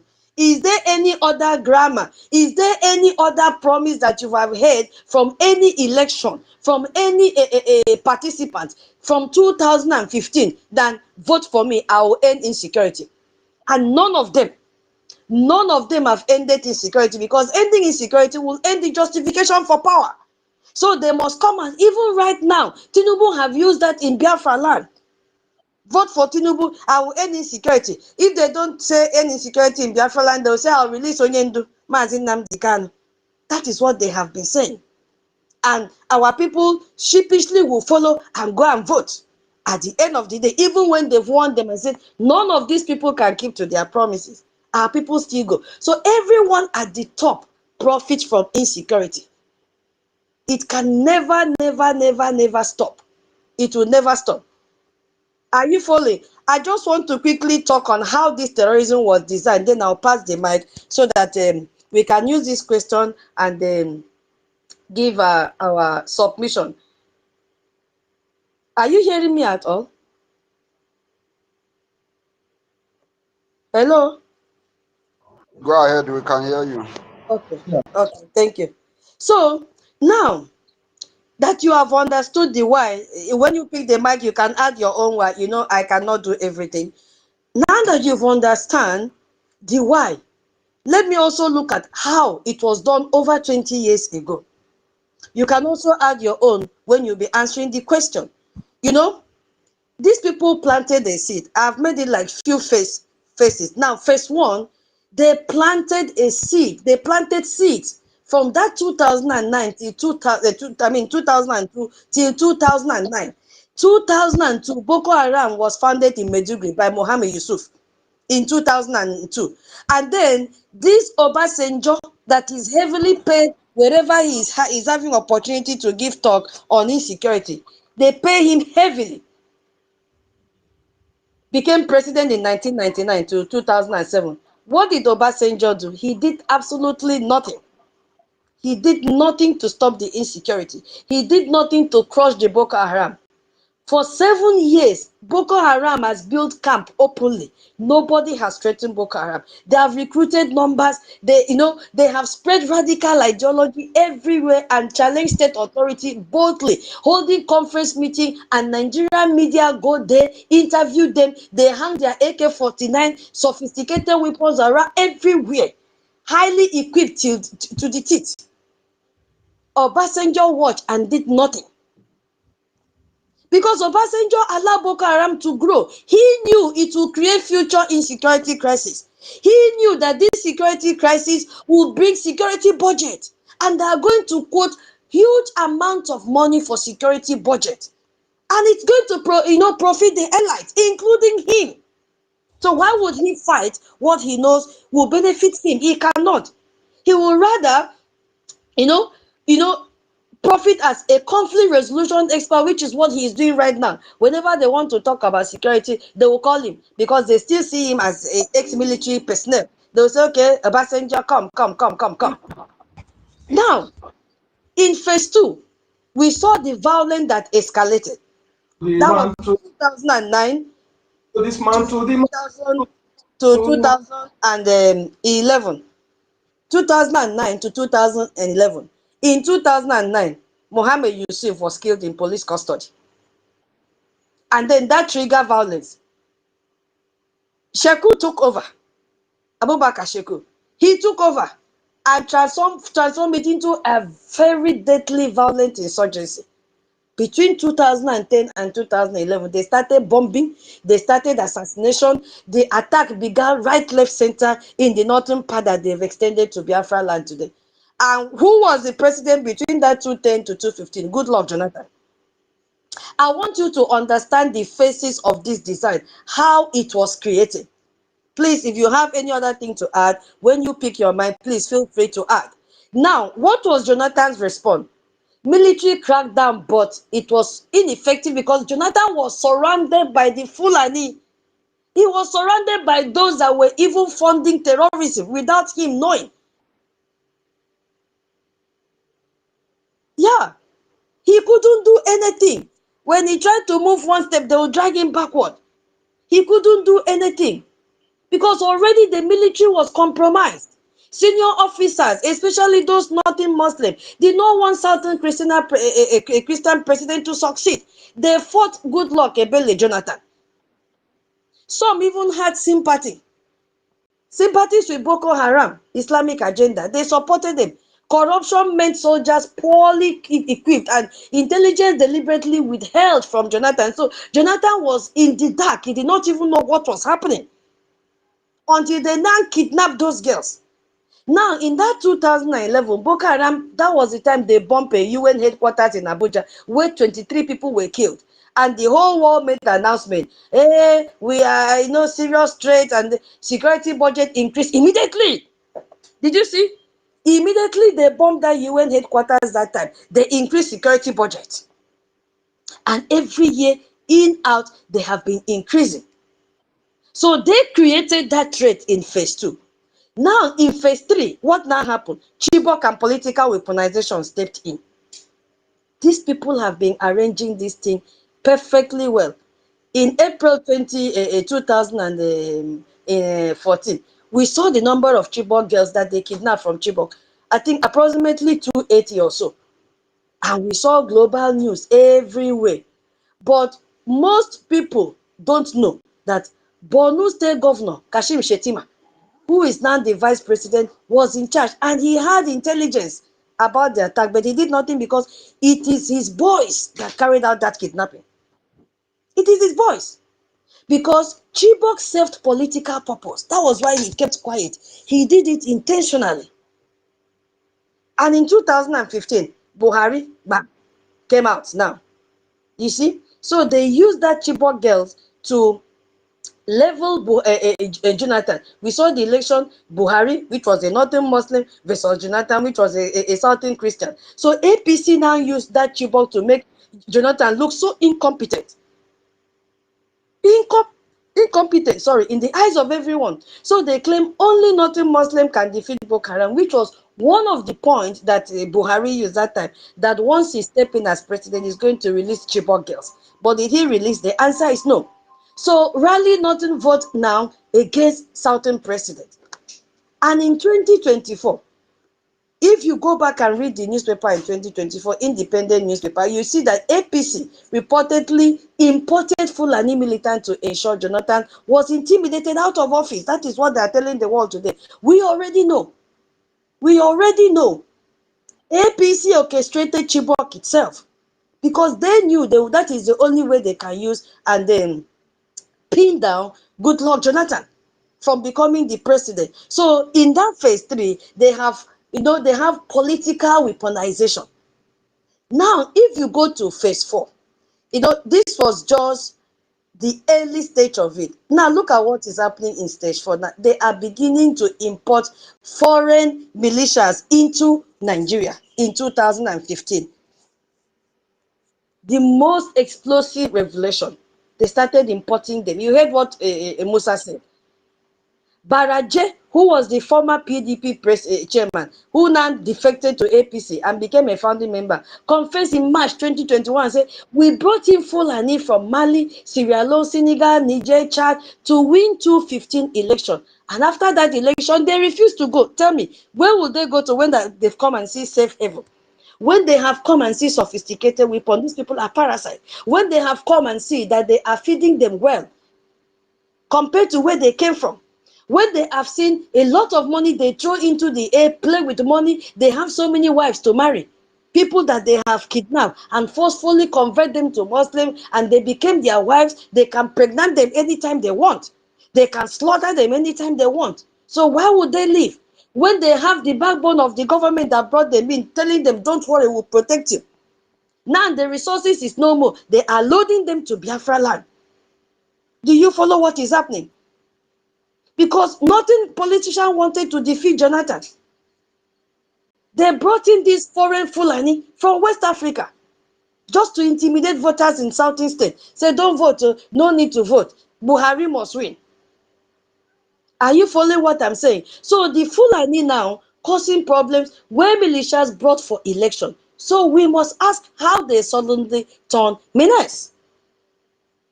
We must ask how they got their guns. So this explains why insecurity exploded after 2015. I'm just giving a summary. When you pick the mic, you can elaborate on it. So not just Boko Haram, we had a lot that came into this terrorist country called Nigeria. And then in phase 5, we saw military complicity, which is happening till date. Under Buhari and Tinubu, Buhari 2015 to 2023, I suppose. Then Tinubu, from 2023 till date, military has become actively complicit in whatever is happening. We saw the evidence. Now, I don't need to repeat that again. We saw Taraba testimony that military are collecting bribe. We've talked about the Chinese that is bribing them 3 million every week and all that. So there is no need to spend time on that. And then the main elephant, Sharia expansion. They now use Sharia to expand very well. Sharia expansion through this terror, it is ongoing right now that Nigeria has 12 Sharia states, which is the goal of Boko Haram, Islamic caliphate across Nigeria. That is what they are looking for. Because if you look at it, my people, terrorism serves Islamization in multiple ways. It serves under ethnic cleansing of Christians. And we Biafrans are the ones that are being affected. The pattern in Nigeria's middle belt and in Biafra land is a clear process of ethnic cleansing against Christians. We've seen heavily harmed Fulani terrorists who are Muslim, systematically killing Christians, even farmers in the village, burning down everything. And the Nigerian security forces have been failing to respond to protect these communities. So, as a result of this, we have seen Christian survivors who are now forced to run for their lives. Once the villages are empty, Fulani herders will move in and take over their land. So this permanently has changed who lives there, and they have also shifted the demographics of that environment. Bit by bit, And it is allowing the influence and control of Sharia law to extend further south into our region, into areas that were once Christian majority. Sharia has taken over. Sharia has taken over. That people are now living in IDP camp. What of religious justification? We heard from Gumi that kidnapping school children is a lesser evil. Is lesser evil than killing soldiers. And this same man is moving freely while Aonyendu has been detained. He said, kidnapping is a lesser evil. That is very dangerous. Very, very dangerous. Because what Gumi is saying now, Gumi is giving an excuse. It gives terrorists an excuse. It tries to make people see their horrible crime as something less bad, which can confuse the public and make even some young men now think, okay, it's okay to join them. Okay, it's okay to become a terrorist. That is what Gumi is saying. So he's also trying to blame the government, saying, oh, terrorists only do this because soldiers fight them. You hear when he said, settle the bandits, include them in budget, do this for them, give them scholarship as you are given to militants in Niger Delta. We don't need to go and bomb them and all that and all that and all that. So this turned the real victim, which are the innocent children and their families, into nothing more than tools in a political game. So for Christians and Biafrans, this is a very clear sign. That is why you must fund. Bring your investment. It shows that in the Nigeria, these people want to build. Our lives and the lives of our children are not valued at all. So that is why we are leaving Nigeria. That is why we have to do everything possible to leave Nigeria. We have seen Muslim leaders warned this December that we've entered, that we will defend Sharia with our last blood if US keep insisting on abolition. Did you hear? I hope most of us have read it. Now, if you look at this statement, when I was trying to say, what are these people talking about? I now came to realize that this statement has created a powerful, dangerous environment. And it declares that any attempt to change or abolish Sharia law is not just a political issue, but a direct attack on Islam itself. And they don't want. And I'm praying for them to continue to be stubborn, so that Nigeria will be disintegrated. That's my prayers for them. Never give up on your Sharia. Hold it tight, but keep it to those, because Nigeria will be disintegrated, so that the 12 northern states will continue to practice. You see? So this is how terrorism is rebranded. Armed groups are no longer terrorists, but soldiers protecting Sharia. Because of the tension from the US, you could see Sultan of Sokoto coming out to say, oh, it is wrong to impose Sharia on Christians. It is a lie. The brother was killed because of blasphemy. Another woman was there that they stoned, that was preaching on the road of, I've forgotten the state, because of blasphemy. So many of Christians have been killed under the title of Sharia, that they are blaspheming. So what are they talking about? What are they talking about? What are these people talking about? Terrorism have served Islamization in these ways that I'm trying to explain here. It has also made Boko Haram as a tool. Because while government fight Boko Haram, the government are now using that Boko Haram as a tool to achieve its own goal. They will come out publicly claiming that they are fighting the terrorists. The group's action helped the government allies in several ways. We've seen Boko Haram violence is what now forced Christian communities to flee from their homes and land. And when they flee, who will take over?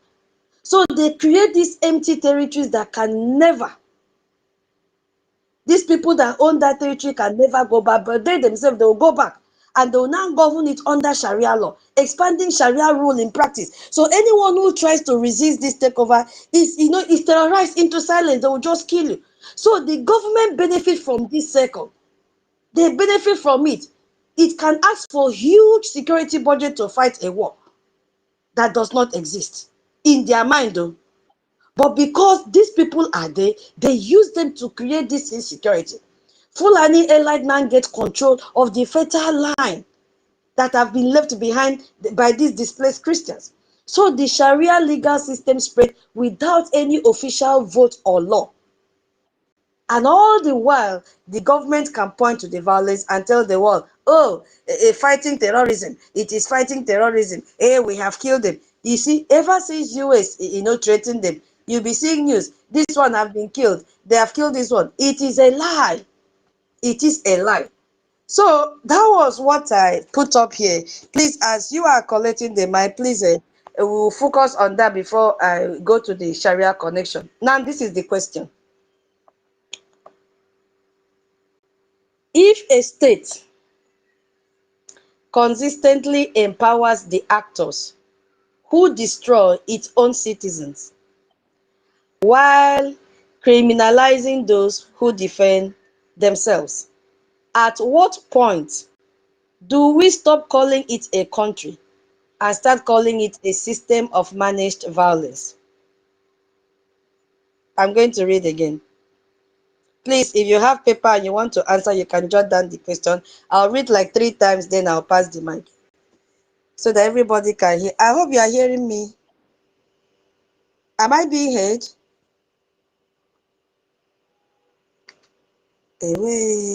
Am I being heard? Yes, yes, yes. We can hear you. We can hear you. Okay, I'll repeat the question. Please, if you are just joining, we were collecting offering. If you are just joining, please, we have town hall meeting tomorrow, African town hall meeting, and we want space donation. If you cannot pick up the mic, you can send a message in the comment section. And sorry, tomorrow is fundraising. The town hall meeting is on Sunday. Sorry for the mix-up. So we are collecting offering because Madam King have to announce our space for what is it called? Space donation tomorrow and on Sunday. Please, we need to buy groundnut. So if you are just joining, kindly endeavor. If you are not on the mic, please send message and mention the amount so that our treasurer, who is Rich and Fury, can put down your name. And please, when you make the payment, send the receipt to Madam Nki. Any amount is accepted, please. No amount is too small and no amount is too much. We accept everything so far as it is a J and a Gemma. So the question is, if a state consistently empowers the actors who destroy its own citizens while criminalizing those who defend themselves, at what point do we stop calling it a country and start calling it a system of managed violence? Again, I'm going to read it. It's remaining 2 times.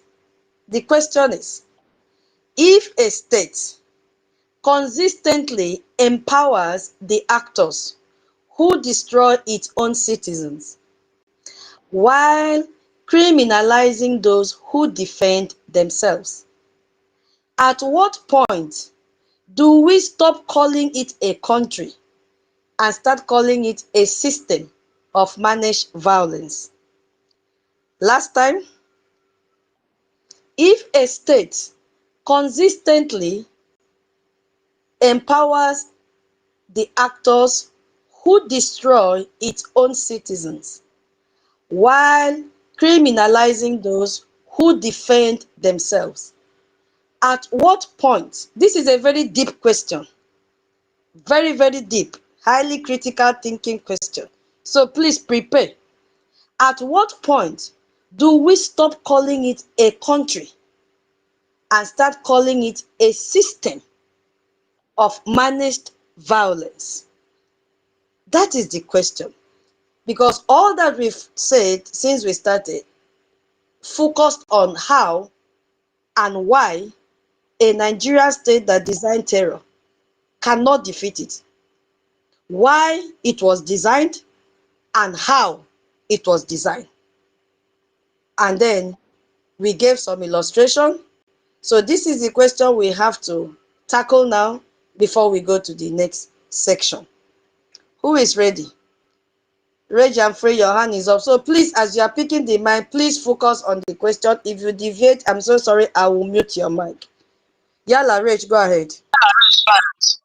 Okay, is it the only question we want to answer, or we can also make our submission on the topic as well? Yeah, you. Can I be heard? Mute your mic first. You will answer the question and give your submission that aligns with what we just discussed. Because this question came from what we have discussed. I don't know if I make myself clear.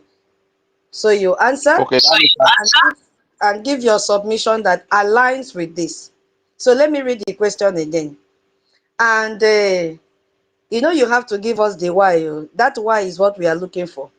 If a state consistently empowers the actors who destroy its own citizens while criminalizing those who defend themselves, at what point do we stop calling it a country and start calling it a system of managed violence? The floor is open. okay. All right. Thank you very much. First of all, greetings to all the great Biafrans that are here present, friends of Biafra, and freedom lovers all over the world. Greetings to all the leaders that have spearheaded this freedom movement from time immemorial up to this very present day. Special greetings to the entire Biafra Defense Forces that are defending the babies, women, and children, especially the Christians of Biafra, upon whom genocide has been carried out and jihadist has been declared. And I must also remind the world that Biafrans, we are predominantly Christians, Judaists, and traditionalists. So even in other parts of Nigeria where Christians are being killed, a lot of our people are being killed too because we travel all over the place. We spread all over Nigeria and all over abroad.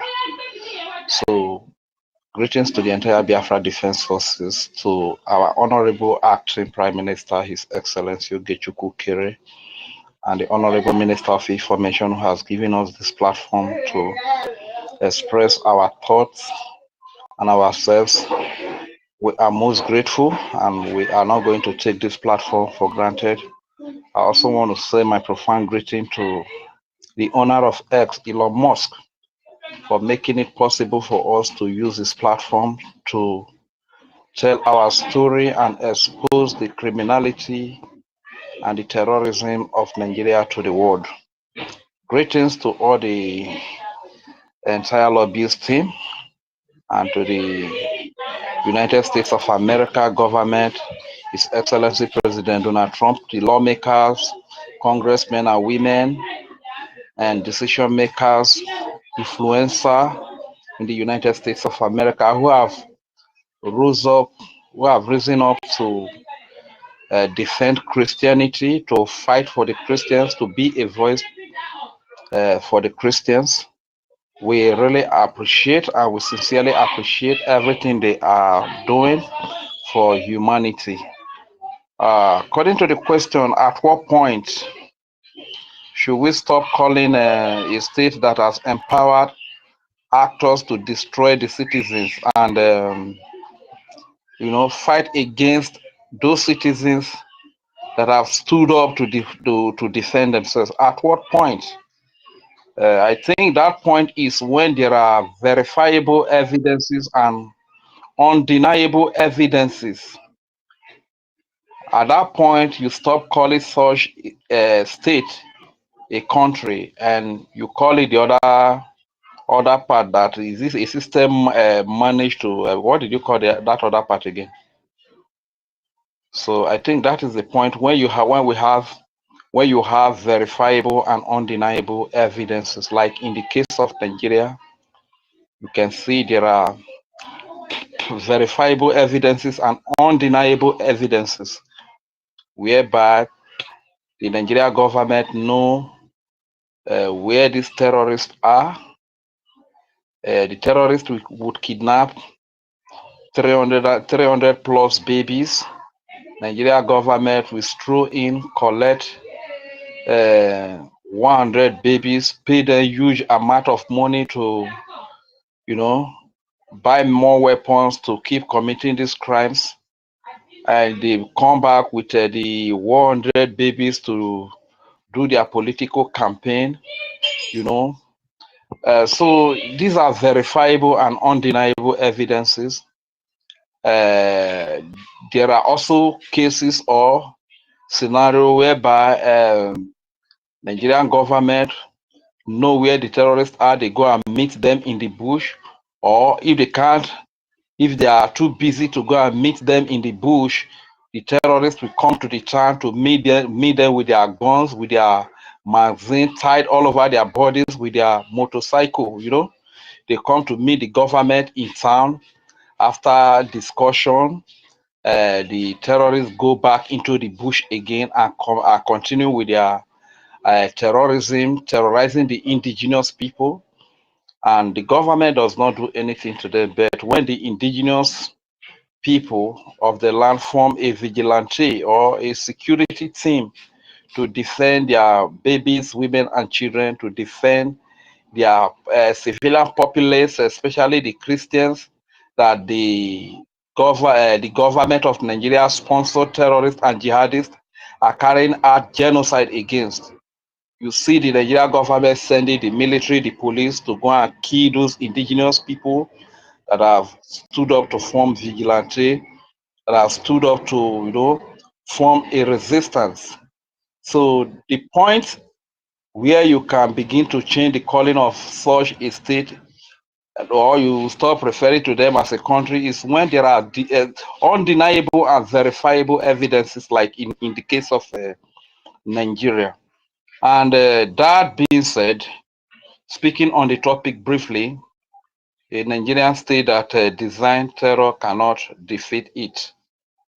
That is the truth. You cannot be part of the solution to the problem you are part of. I've always said this thing. It is just like somebody that smokes Igbo so much. You understand? He smokes weed. He likes smoking weed. And now the person comes to church. And now it is time to go to evangelism. And he's going to evangelism. And the pastor sent him to go and evangelize in those areas where weed smokers, Igbo smokers are, to go and convert them. It's just a waste of time, because the moment he gets to that place, that hunger of smoke will still well up, will still rise up again, and we join them to smoke. Or just like a chronic womanizer who cannot go past anything in skirt, you understand, and he comes to church and it's time to go to evangelism, and the pastor is assigning him to go and preach to prostitutes, you understand. He just like the pastor has just given him an access to go and express himself, live his life there, you understand. So you cannot be part of the problem. I mean, you cannot be part of the solution to the problem you are part of. So this is why we have always told the international community, America especially, must be careful. We respect the step they have taken so far, but aligning with Nigeria in the hope of solving the problem that Nigeria itself created. The evidences are all over the place. You play the former chief of defense staff voice where he was saying that these people, these terrorists, were brought in for certain purpose. We have heard politicians confessing that these terrorists were brought in to rig their election and for their political offices. After they have achieved what they brought them for, they refuse to go back. And today they are helping the politicians who are by themselves terrorists. They are helping them to, you know, achieve the bigger agenda, which is the Islamization of the whole place they call Nigeria. You understand? So aligning with Nigeria in the hope of solving the genocide against Christians, in the hope of stopping the terrorism, is going to end up in futility. Is going to give you the same result that American got from Afghanistan. You understand? Because this is why I've always said that over the decades, over the years, there have been a lot of assistance to the Nigeria government from the America for ages, for decades. America have been supporting them security-wise in the hope of taking care of terrorism and all these violence acts that are happening in that place they call Nigeria. But the more Tucano jet fighters that are supplied to Nigeria, the more fighter jet, the more GPMG, the more military hardware that is given to Nigeria, the worse the terrorism becomes. The more terrorist group that are springing, it was not up. I think it used to be about 12 terrorist group before. It used to be about 12 terrorists, but as of today, we learned that they have grown up to 22 terrorist group. So why would you want to keep assisting people militarily? Why would you want to keep assisting, giving people kind of Bob jets, giving them military hardwares? And the more you give to them, the more the problem you are hoping to solve is getting worse, is growing bigger. The more the terrorism is growing, the more terrorist group that you see in that place called Nigeria. Why do you want to still give them more military equipment? If you keep giving them more military equipment, it simply means that you are indirectly sponsoring them for probably a particular interest, your own selfish interest in the cover that you are fighting against terrorism. Because if you keep supporting these people and the problem keeps growing, the problem keeps increasing, it is a common sense that you stop doing, you stop your support to those people and take another pattern. You understand? Align with the indigenous people who are the victims, who are wearing the shoe, who are feeling the pain. Align with the indigenous defense forces, indigenous security apparatus. Align with them and fight. Because when you look at Nigeria today, the Nigerian army, the Nigerian police, the Nigerian security architecture, they have their loyalty to the Sokoto Caliphate. They have their loyalty to the Islamic Caliphate. This is why you see the emblem of Islam in the military, whatever, the police, whatever. This is why you see the Islam emblem there. So they have their loyalty to all this Sokoto Caliphate, Islamic Caliphate, British Caliphate. So their loyalty is first not to the people, not to the indigenous people, to the indigenous owner of the land. Their loyalty is not to the land itself, but to those that employ them, to those that they are working for. So it would be common sense to align with the indigenous people if America truly wants to fight against terrorism, to put a lasting solution to this genocide against Christians. Align with the indigenous people. Anyone that have defense forces, whether Biafra or Middle Belt or Oduduwa, Arewa, align with the indigenous people, because if you align with the Nigerian government, they are going to use it for their political gain. You understand? At the end of the day, any equipment you are going to give to them, they will still hand over to the terrorists. These people that are carrying out genocide against Christians, they will still give the equipment to them. And before you know it, in a few years from now, the terrorist group will grow from 22 groups to about 30 groups again.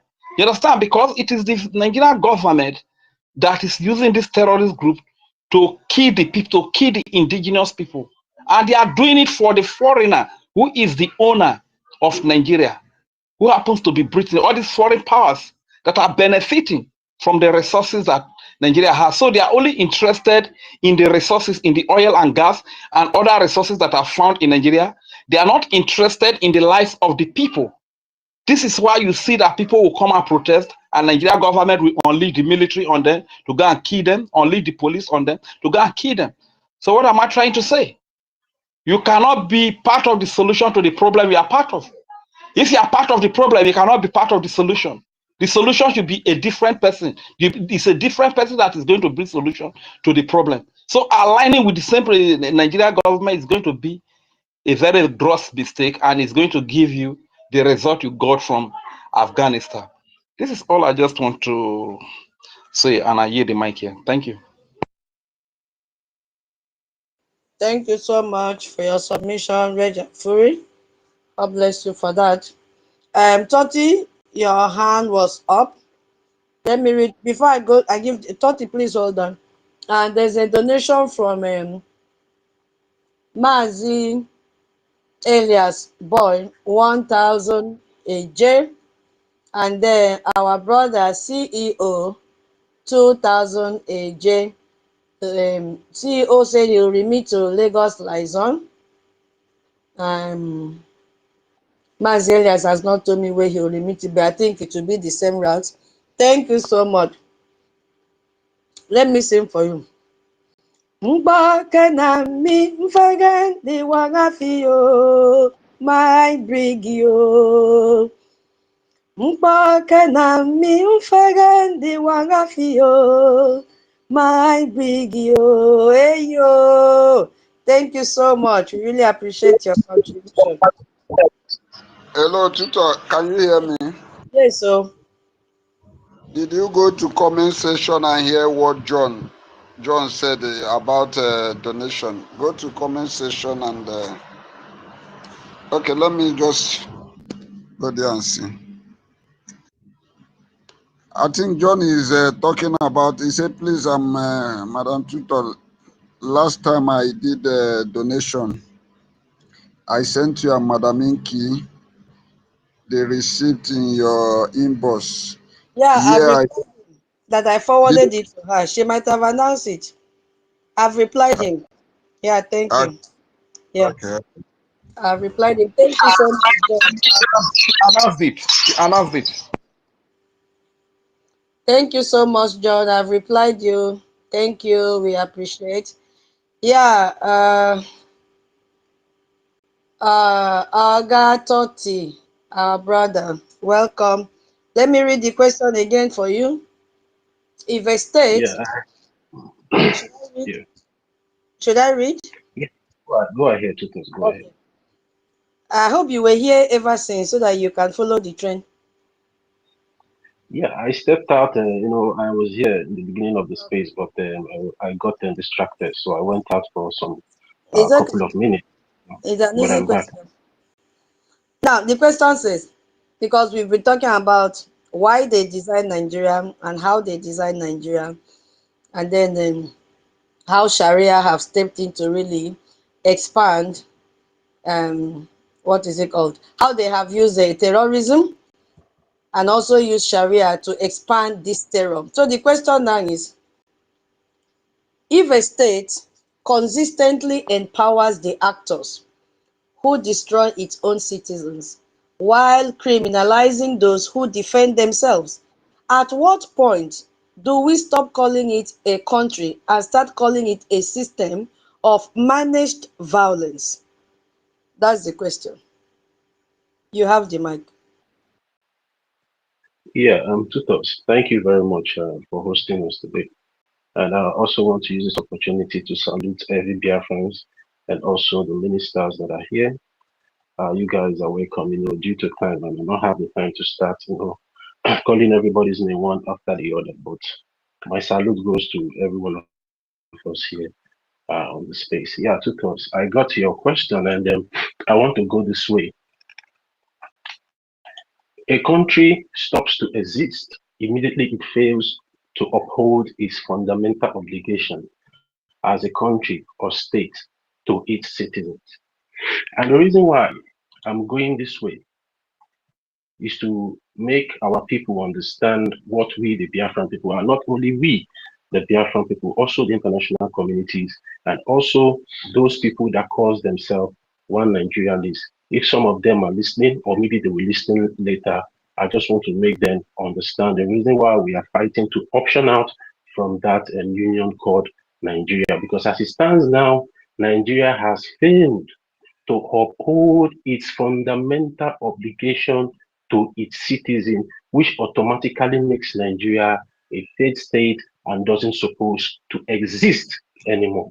Now, I want to go to the core the core fundamental obligation of a state to its citizen. A country's fundamental obligation, as you know, is to protect its sovereignty, unity, and integrity. to uphold the rule of law, ensure justice, and safeguard the well-being of its citizens by guaranteeing fundamental rights like life, liberty, education, while also expecting its citizens to fulfill corresponding duties like respecting the constitution, defending the nation, promoting harmony, protecting the environment. These duties from a moral and ethical framework for good governance and resemble citizen balancing individual freedom with collective responsibility. But as it stands today, we all know that the so-called Nigerian state, which is a failed state today, has failed to protect its sovereignty, unity, and integrity. One, Nigeria does not control its sovereignty anymore because we have terrorists from all parts of Sahel, all parts of West Africa, even around the world coming into Nigeria to kill its citizens without Nigeria even doing anything about it. And when you talk of unity, even from the 1914 amalgamation of the Southern and the Northern Protectorate, there has nothing been like unity among its citizens. And let me take every one of us regarding uh, the leadership, the so-called presidency in that contraction, of which even our prime minister, when he was still here with us before he was, unjustly imprisoned in Finland, gave these teachings to every one of us. What happens in Nigeria is party by party. When a northern or a Fulani president comes in as a president, it favors only its people. When a Yoruba president comes in as a president, it favors only its people. Now look at the governmental parastatal, the offices, the ambassadors, and everything that is being in place today. That the so-called Godluck Tinubu is the president of Nigeria. When you look, you will see they are all Yorubas, Yorubas, Yorubas, Yorubas, Yorubas. So there is no unity because there is no trust. And now, when you talk of integrity, Nigerian government lacks integrity because they lie through their nose, they carry propaganda and lie, try to turn the obvious truth to lie, of which even the international community have come to understand that Nigeria has no integrity, and that is why Donald Trump called Nigeria a disgraced nation because it is only a country or a nation that doesn't have integrity that can be classified as a disgraced nation because there's nothing they say out there to the international community that the international community always take serious. And that is why we see that Donald Trump, the president of the United States of America, needs to take it upon himself to send his congressmen and women to Nigeria to do a first-hand fact findings regarding the Christian genocide that is happening in Nigeria. If Nigeria happens to be or is a country of integrity, I believe Donald Trump will not, send his congressmen and women to go into Nigeria to do that fact finding. At least through intelligence sharing, they will be able to, understand what is really happening over there. But the reason why I feel that Donald Trump is sending these congressmen and women to Nigeria is because whatever intelligence they have been sharing with the United States of American government have all been false because they are people of lies and propaganda. So without taking much of our time, let me go down for us to read because, I read, the responsibility of citizens regarding statehood. Now, let me now go to the core obligations of a country or a state to its citizens. One is protecting the nation, upholding sovereignty, unity, integrity, and defend its country. But today, Nigeria cannot uphold the sovereignty, the unity, the integrity, and also defend the country because on daily basis we see where the Nigerian government hosts negotiation with terrorists, ragtag terrorists, negotiating with them, negotiating its sovereignty with so-called terrorists, and that has proven that Nigeria has failed. Nigeria has failed as a nation to protect its nation by upholding the sovereignty, unity, integrity, and to also defend the country and its citizens. Now, the second core obligation of a state is upholding the Constitution. Abide by the Constitution, respect its ideas, flag, an anthem. But today, what are we seeing? The northern geographical zone in that contraction, they have their own separate law, while the southern part have a separate law, which today the American government are now, speaking about the Sharia that has been taking the lives of innocent Christians in the northern region. These Islamists, they will come out and say Sharia is only for the Muslim people. But today, we are able to see what killed Deborah. Is this the same Sharia of blasphemy? Because if you're saying that this Sharia doesn't concern the Christians, so what now gives you guys the power to kill Deborah when Deborah is a Christian and not a Muslim? Today, we see all over social media where their so-called Hizbah police are destroying the businesses of Christians. Now, if you say, okay, you're a Muslim, this Sharia is for the Muslim people. So why are you not destroying the businesses like destroying alcohols? If you say you are not taking alcohols, then close your eyes to those alcohols and allow the people that are taking these alcohols to take the alcohols.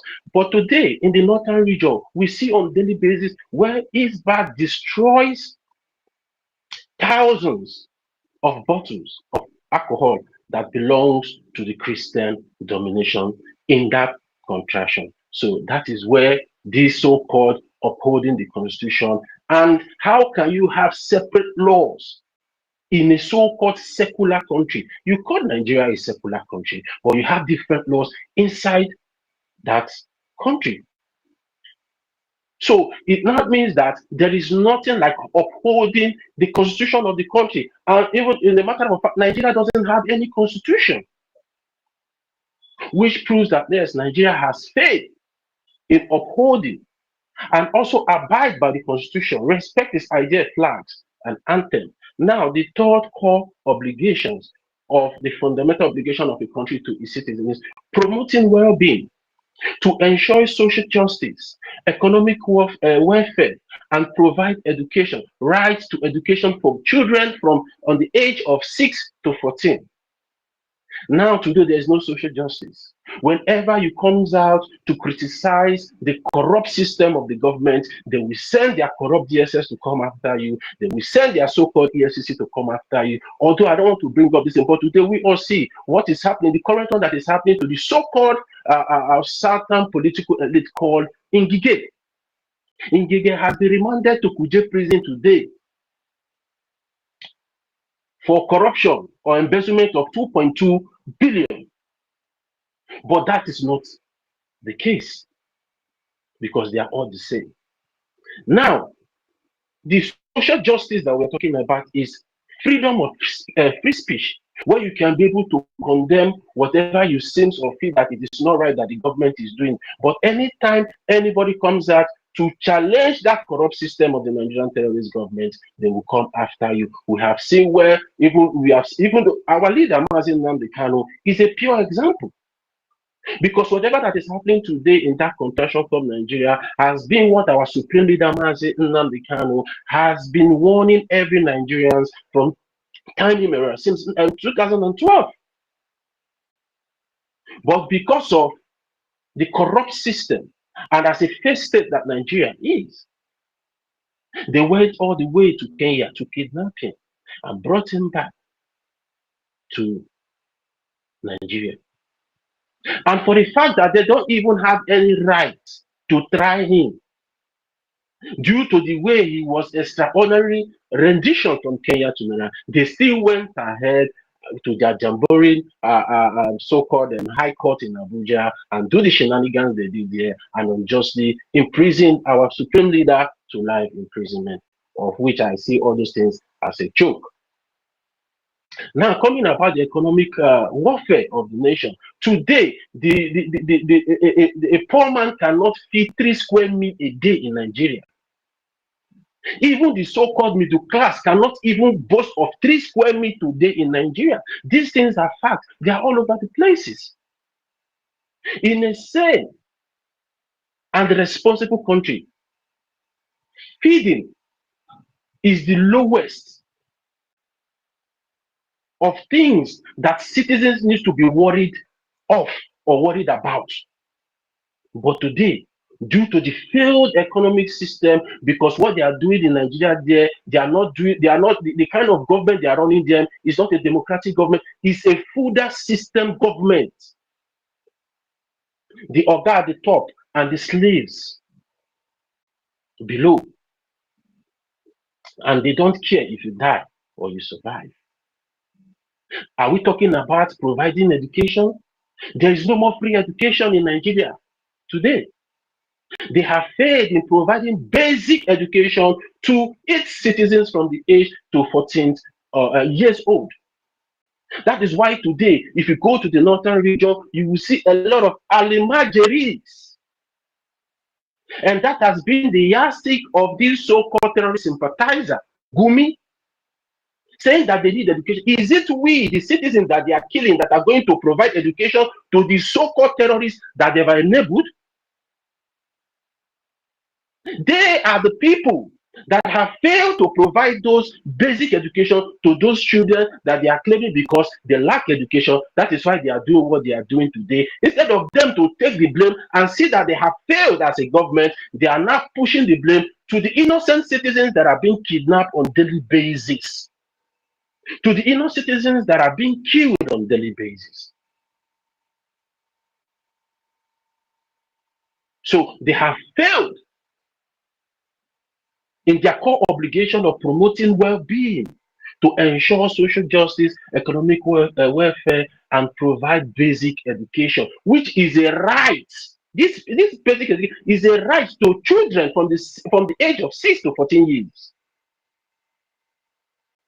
Now, the fourth core obligation of a state or a country to its citizens is maintaining order and justice, to safeguard public property, prevent violence, and promote harmony amongst its people.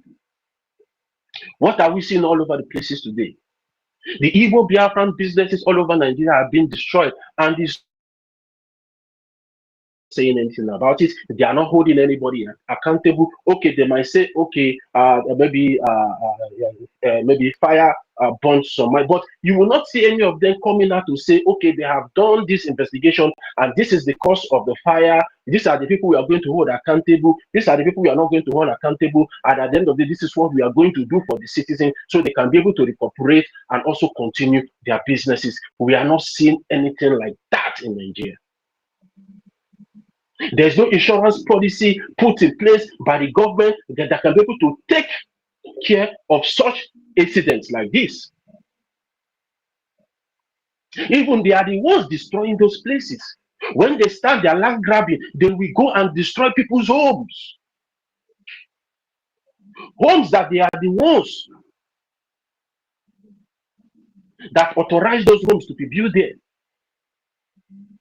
But at the end of the day, when the people that went to seek for validation to build their homes in those lands, when they go to report, they will close the offices.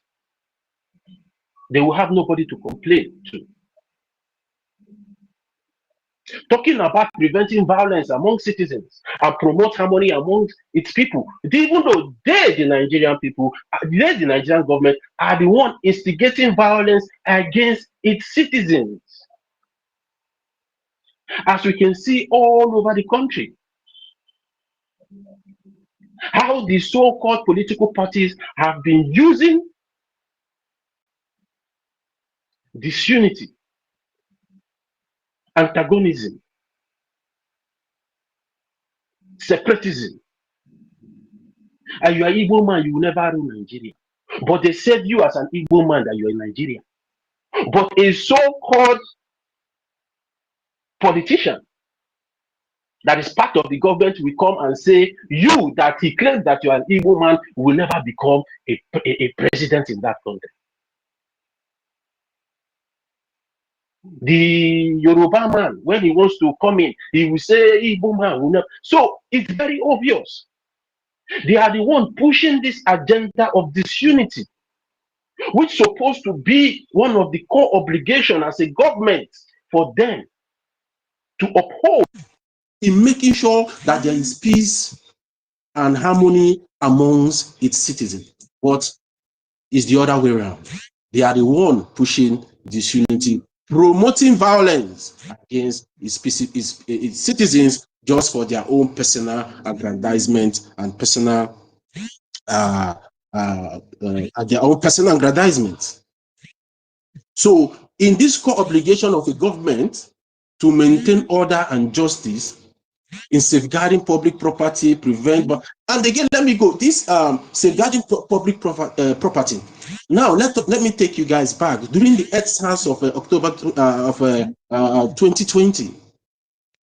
We all saw that EndSARS protest was going peacefully. We all saw how the so-called presidency of the dead Buhari, DSS, police, criminals. We saw where they were ferrying these criminals with government official vehicles. It is all over the places. Nobody can say he or she did not see it when they were doing that.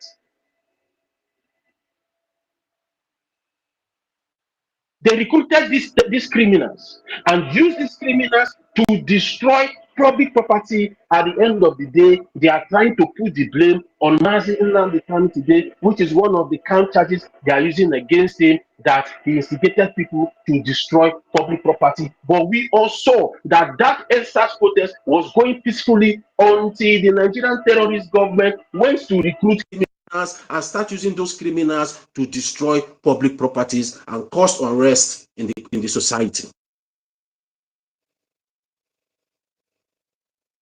So they have failed in maintaining order because they are the instigators of these things that are happening there in Nigeria. Now, talking about one of the core obligations of a country or a state is developing citizens to foster scientific temper, humanism, and the spirit of inquiry and reform. Although we know the controlled Fulani Nigerian government today said they are against Western education. So they have failed in developing citizens to foster scientific temper, humanism, and the spirit of inquiry and reform. The only people that they are reforming today that we have seen are terrorists.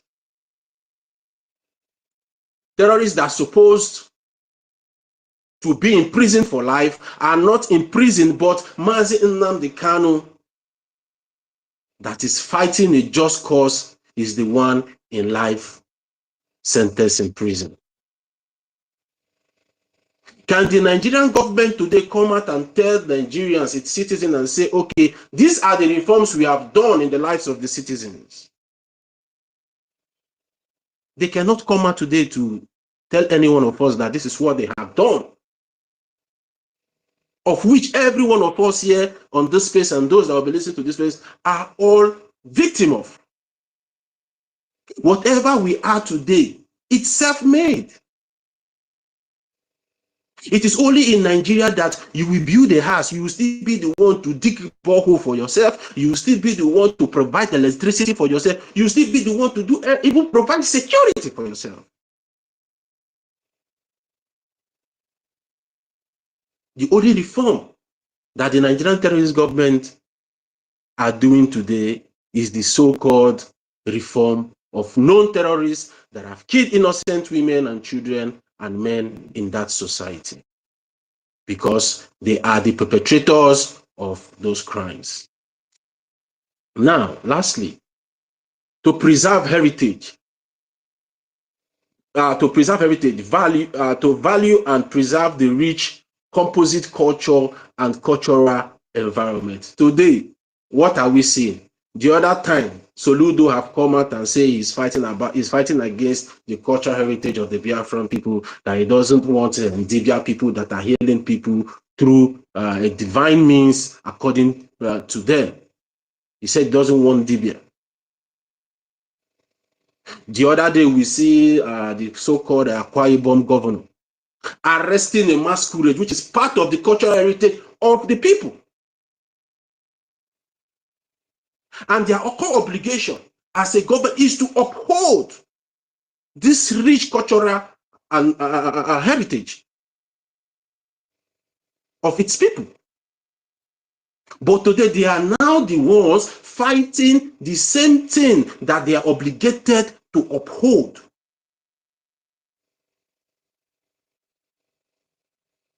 So they have failed in preserving the cultural heritage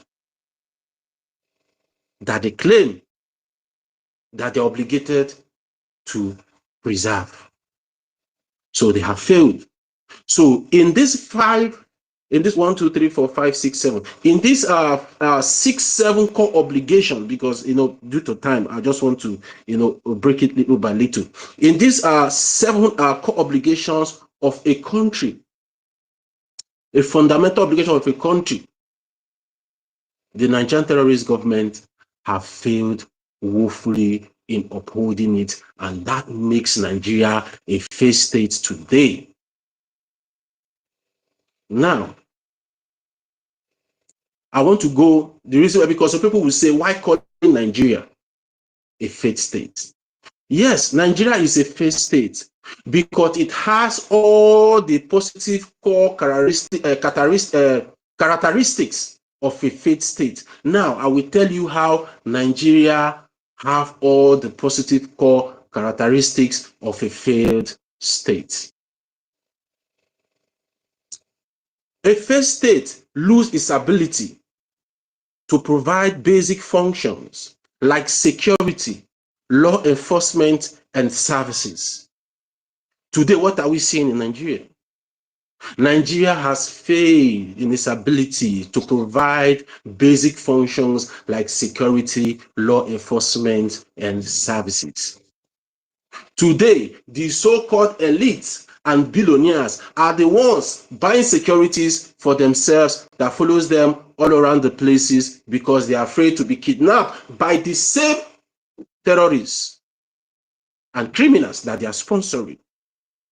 Now, what happens to the layman? What happens to the poor people that doesn't have the provision or the financial ability to secure security for themselves? They become vulnerable to the same terrorists and criminals that the same state has been financing. Because when we say they are financing these terrorists, some people will think that maybe we are, accusing Nigeria wrongly. So many governors, Governor Zulumu have come out and said he provided deluxes to these terrorists in the name of rehabilitation and integration of these terrorists. At the end of the day, he still came out and said that they are now using those vehicles, those bikes, those money that he gave to them to attack its state.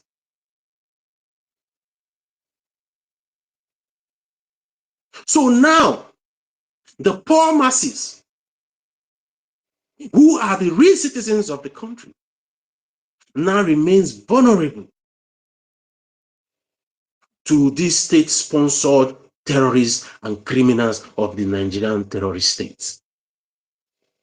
And it's not even only the so-called illegitimate Governor Zulum in Borno State. Many of them, even the so-called Vice President Shetima today, there are evidence, and evidence is out there that is part of the people sponsoring these terrorists.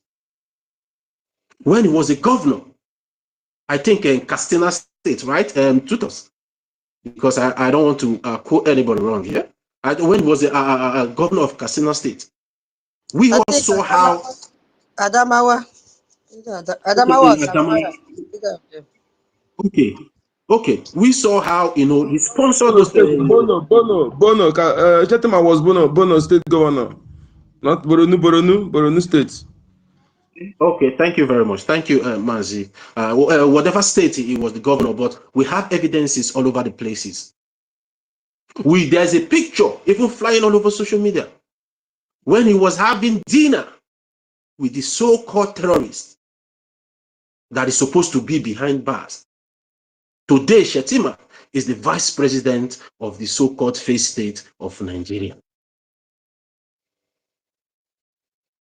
And when a state loses its ability to provide basic functions like security, law enforcement, and services, is now marked by a collapsed government.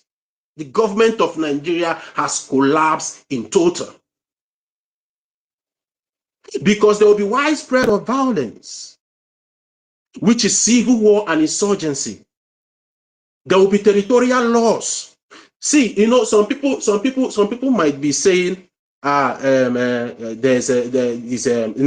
normally camouflage it as farmers and herders plots. What is happening in Nigeria? What is happening today in that so-called contraction is civil war in disguise. Now, let me tell you why it's the civil war or insurgency that is happening in Nigeria today. Because now, one, there will be territorial loss of today. So many governors have come out and said that these so-called terrorists have occupied some states, some communities and local governments in some states. They are even collecting taxes from the citizens that the so-called government of Nigeria claims that they are governing. Is that not civil war in disguise? Territorial loss, of which they have come out to say yes, that the Fulani terrorist militias have taken over so many communities in the northern region.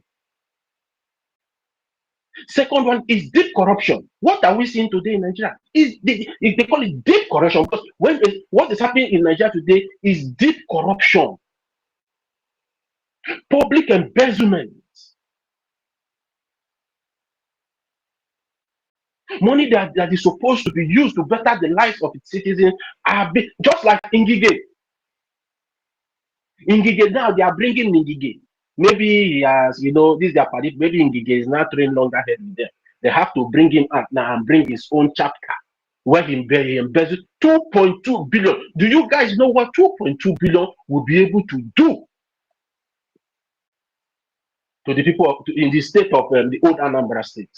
What 2.2 billion can be able to provide? Like basic amenities, infrastructure, and education. Do you know what 2.2 billion can be able to do? But Ngige embezzled 2.2 billion, sat on it because he was supporting the deep corrupt government. Maybe now he has started throwing longer ahead. They have to bring him and bring, okay, there was a time you invested 2.2 billion. Come and tell us, where is that money? What did you use the money for? Third, economic collapse. Economy of Nigeria today have collapsed, and every one of us out there knows that the economy of Nigeria has collapsed. I'm reading these things out point by point, bit by bit, for every one of us to understand how you can be able to identify a failed state or a failed country. And these core characteristics, sorry, sorry guys, these core characteristics of a failed state is what is happening in Nigeria today. Now, the fourth one, mass displacement, which is refugees. Today, what are we seeing all over the places? Although they gave it a baptismal name, IDP. Internal displaced people. And thank God that Riley Moore and the other congressmen have gone to all those states to see what way the Biafran people have been telling them, how the Nigerian terrorist government have been sponsoring the mass displacement of its so-called citizens that it's supposed to protect. At least nobody will say there is no mass displacement. At least in the report of Congressman Riley Moore, he said about 600 and something thousand women and children are displaced in the IDP camps that he visited. Is that not a mass displacement of the so-called citizens that the so-called Nigerian terrorist government claims to protect?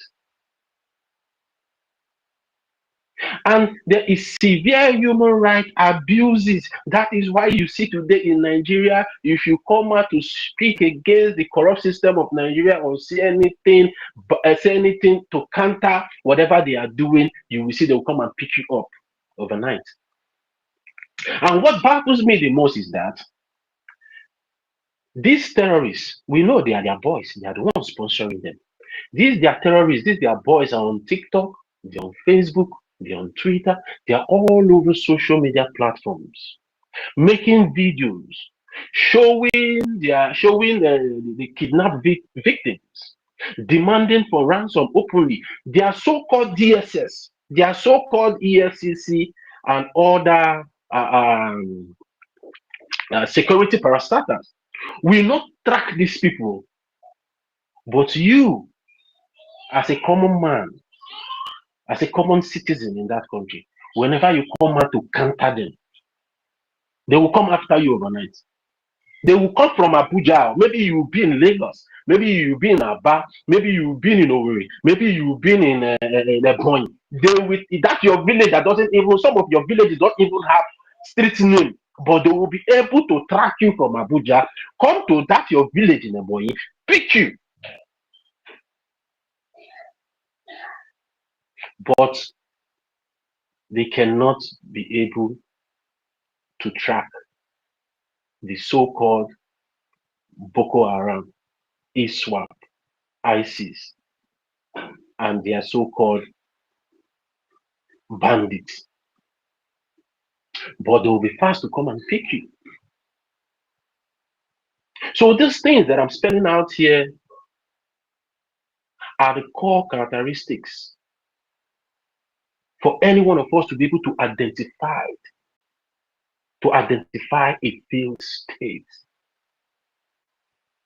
And for anybody that is still coming out to tell you that there is hope in Nigeria, and you are believing that person, just like what this useless P2B is doing. P2B knows all these things. But P2B is still deceiving some people out there that there is still hope. How is there hope?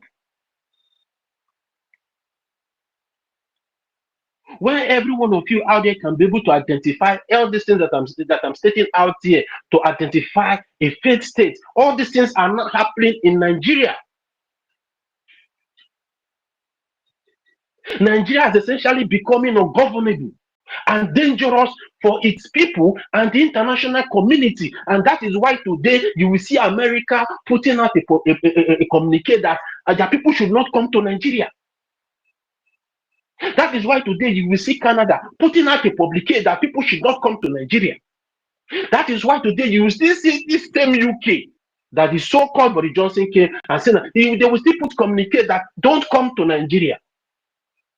Because Nigeria has essentially becomes an ungoverning and dangerous state to its people and also international community. Because you might say, okay, to its citizens, but now even to the international community, they are advising their citizens not to come to Nigeria. Because they have identified that yes, Nigeria is a failed state and it has become ungovernable and dangerous for its citizens and also to them that are coming.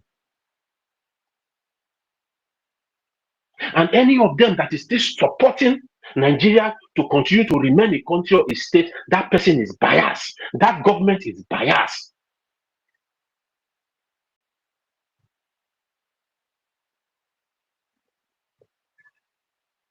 Now, before I go, let me just dive in a little bit. The core characteristics of a failed nation, country. One, erosion of authority. The central government loses control over territory, borders, and its monopoly on legitimate violence. Now ask me, yes, the so-called Nigerian government have lost control over its territory, borders, and monopoly on legitimate governance, just legitimate violence, just like on the space, maybe 2 days ago when senior citizen Stella was giving a submission, he was stating the people that are leading Nigeria. That is why you will see Gumi can be able to come out and say if you attack the terrorists, that Nigeria will do this or Nigeria will do that.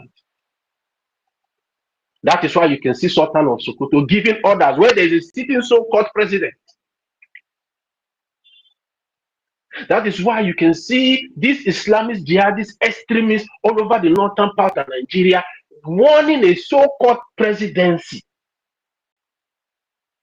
because the so-called central government has lost its control over its territory. That is why you can even see a terrorist coming out, the so-called brown envelope, corrupt brown envelope media in Nigeria will set their camera and be listening to terrorists, where terrorists are warning a so-called government that if they attack them, that they will kidnap women and children, they will kidnap students, they will buy people, and the government will still now go, okay, let's what is the baptismal name that they are giving this their so-called peace treaty? I mean, what are they even calling it? I've forgotten it. Now every state governor now is now going to make peace with terrorists. And the reason why you are saying all these things is because they have lost control. Nigeria is like in autopilot now. Nobody is controlling Nigeria. You can rise up tomorrow and start doing whatever you want to do. If you overpower the government, you start controlling the government, because today terrorists are the ones controlling the central government of that so-called Nigeria. It's all over the places. It's not about allege. No, we are not doing allege here. We are not trying to be politically correct here. We are stating the facts, and you can go and do your own fact finding, and you will find out that yes, whatever we are saying here on this British space is fact and factual. Where a whole state government are now going into negotiation on their knees to beg ragtag terrorists to stop killing its citizens, where the core fundamental obligation of this so-called government is to protect its citizens from danger. But today, every one of you out there in that so-called Nigeria, your fate now lies in the hands of the so-called bandits and terrorists, because your government is not going to plead with them. And let me just chip in something. That is why today you see in Nigeria, because I don't want to, let me just say this. That is why you see there's an issue now going on regarding what is this guy's name? This very dark man named Harrison Washiko. And I looked at these people and I see disgrace and failure.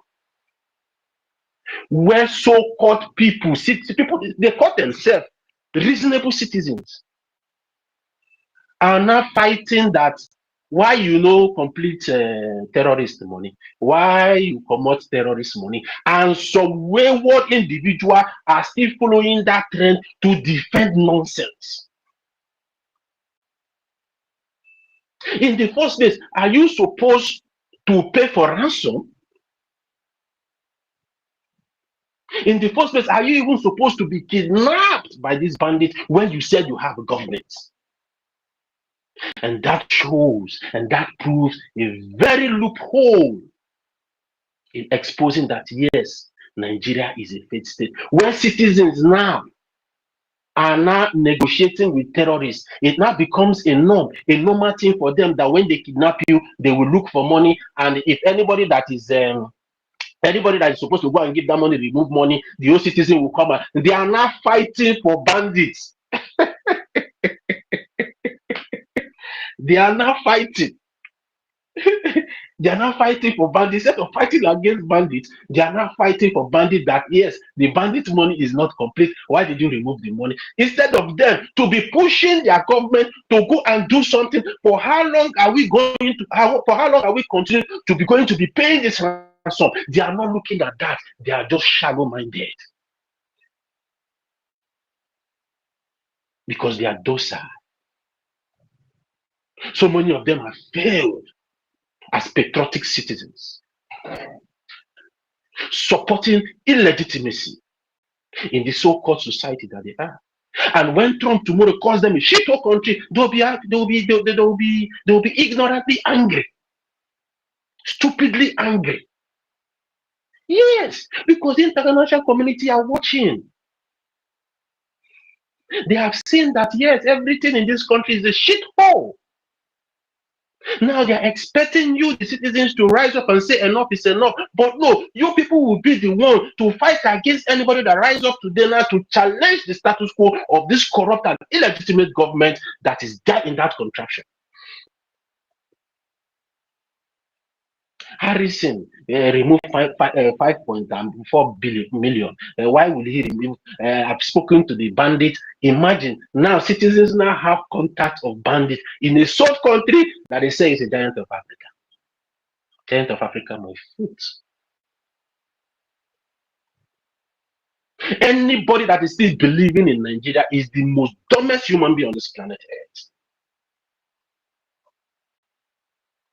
Because Nigeria is a full-fledged failed state that doesn't suppose to exist anymore on this planet Earth. That is why our supreme leaders say, if you did not end Nigeria, Nigeria will end every one of you.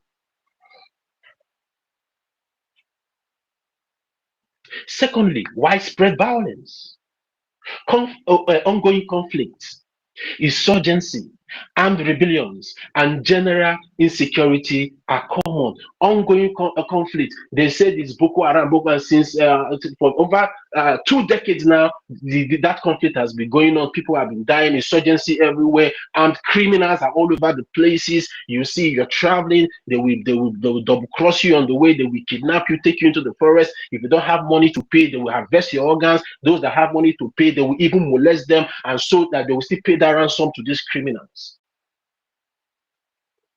Petty thieves all over the places.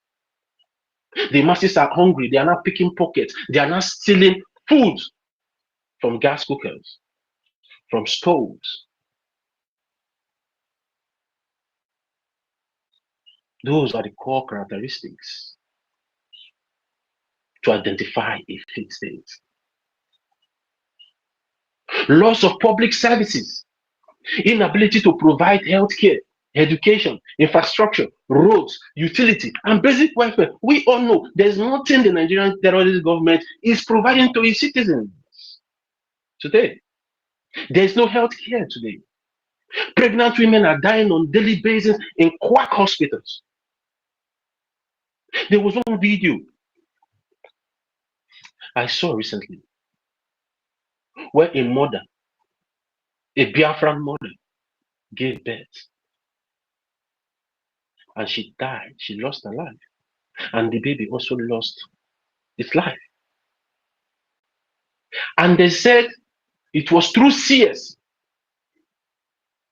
that she gave birth. But let me shock every one of you. When they showed the so-called theater where the CS was done, it was just a corner side of a building. There's just only one table. There is no those people that are doctors. There's no surgical equipment. I did not see one surgical. The only thing I saw in this their so-called theater is just a bench. The woman was lying down. His diseased body was lying down. And these things happens on a daily basis. Common headache are killing people. Even in their so-called government hospitals today, if you go there, there's no light. There's no light there. Every one of us are witnesses to all these things that I'm saying here. But because of your hate towards some particular group of people or towards someone, you keep dwelling in this failed country and state that is taking your life and taking the lives of your people on a daily basis. Instead of you to rise and say, enough is enough. You people have failed. Let's discuss as a people if we are going to continue remaining as a country or everybody to go in separate ways. Education today is now gold. If you don't have money today in that contraction Nigeria, your child or your people cannot go to a good school. Every one of us are witnesses to this. Now, in a civilized and sane countries, government public schools are rated the best. But today in Nigeria, private schools are being rated the best. Nobody wants to send his children or his people to public school anymore. Everybody wants to go to private school because the so-called government are supposed to provide this enabling environment for children and for people to go to school to get educated have hijacked it and turned it into their personal property. And if you look closely, you will see most of these big and multinational private schools in Nigeria are being owned by this same government, these same politicians that are supposed to provide you with good education. They have privatized it. It now becomes their property. If they like, they give to you. If they like, they don't give to you. Today we don't have good. Yeah. I just You spoke for 1 hour. Yeah. Okay. Let me just round up, please. Let me just round up. I will just hit it little now, just a minute or two. Okay. Thank you. I know you have given me a lot of time. Thank you very much.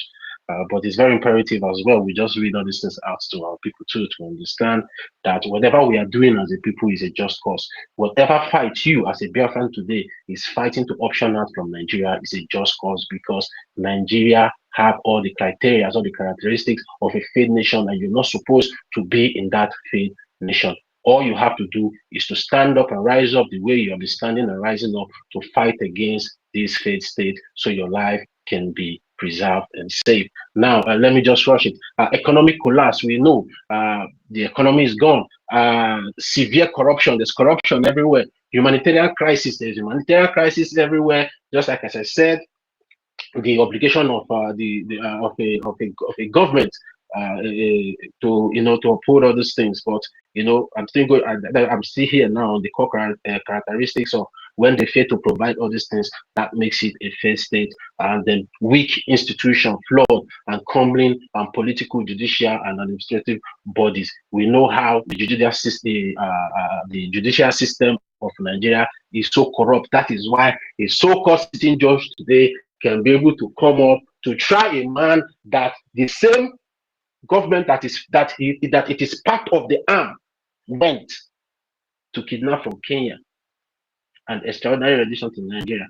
That is why a so-called judge sentenced such an innocent man, to life imprisonment in Nigeria today. So we know the political system have crumbled. It is now rub my back, I rub your back. If you're a criminal in PDP, if you cross over to APC, your sins will be forgotten. I'm not the one that said it. Oshomola said it. If you are obedient, if you are corrupt, if you move to APC, your sins will be forgiven. And also other small political parties that are all over the place. If you're a criminal in those parties, if you move to APC, which is the ruling party, of which the Canadian government have already designated these parties as terrorist organization. I'm not the one that said it. It's out there. You can go and make your findings, and you'll see that whatever we're saying here is the truth and nothing but the truth. So, as it stands now, nothing is working.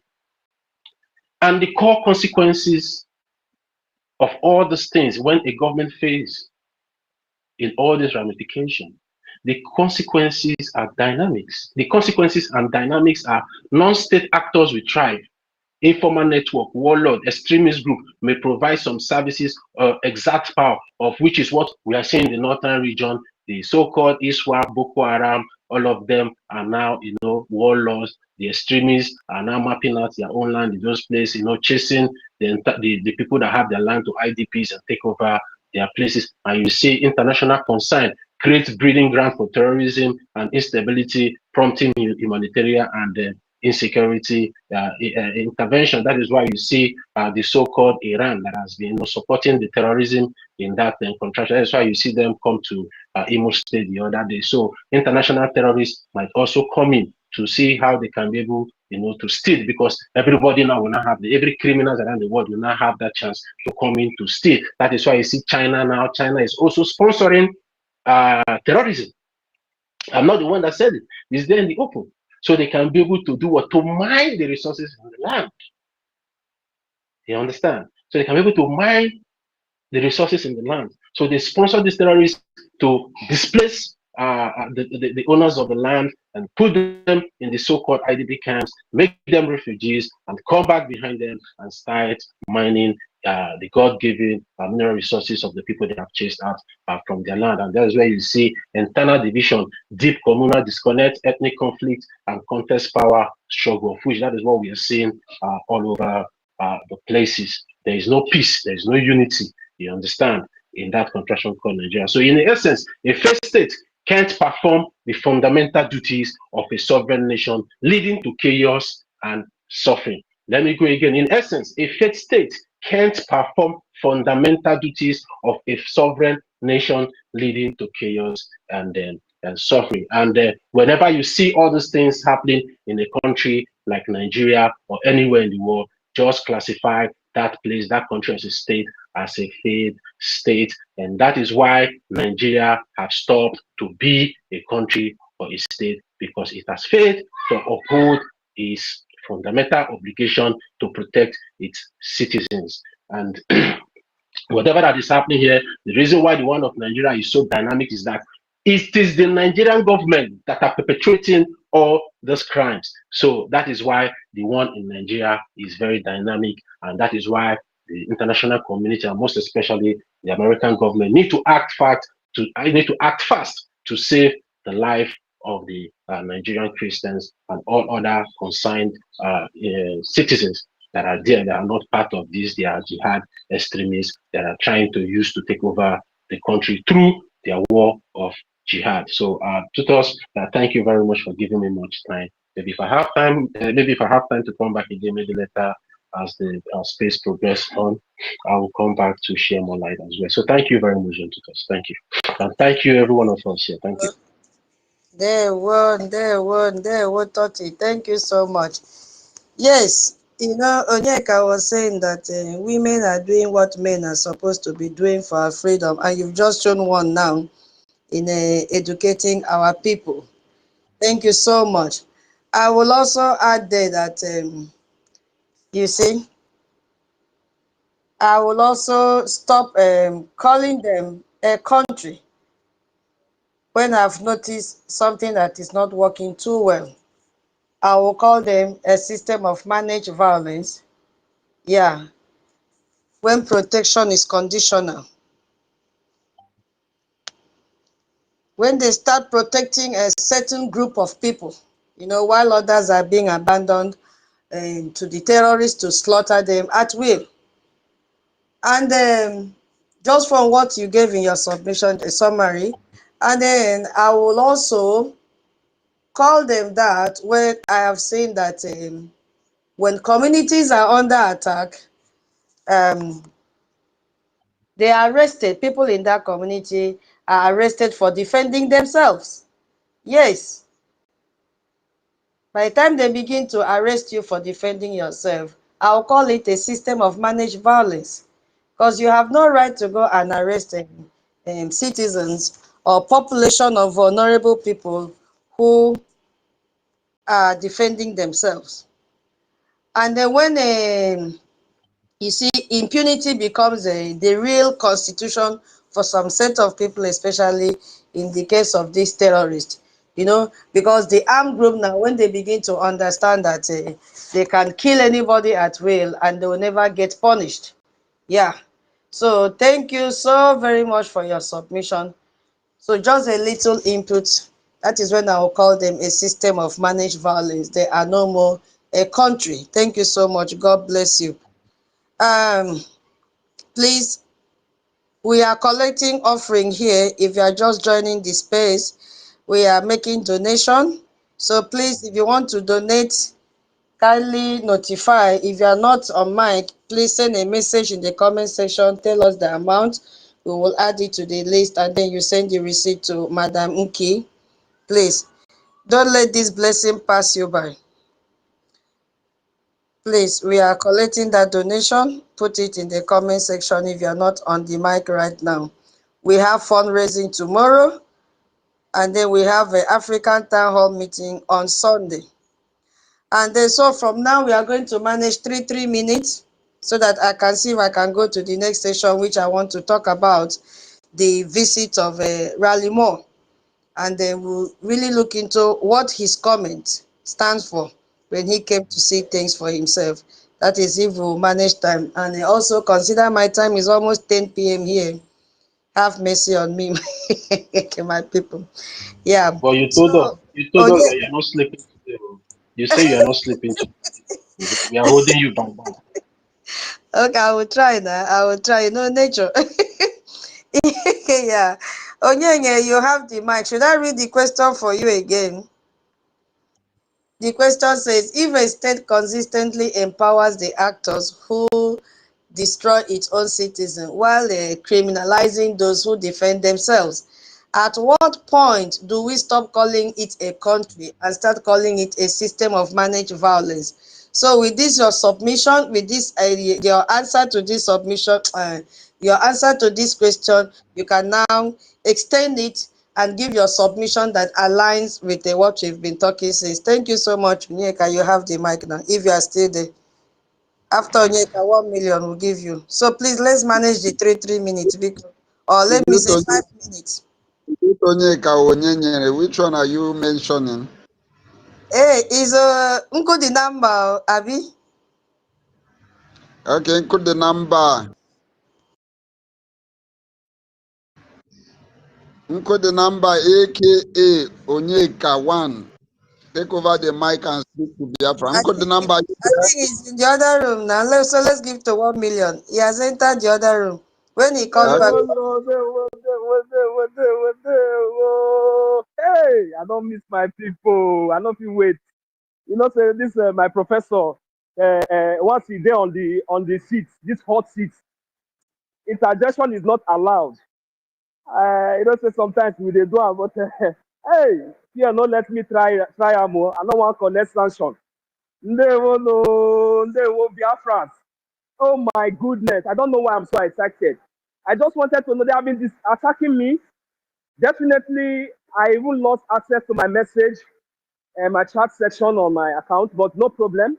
You all know that I have another account, which is the Nadezda account. So when this problem continues to consist, I am going to come up with Nikolova.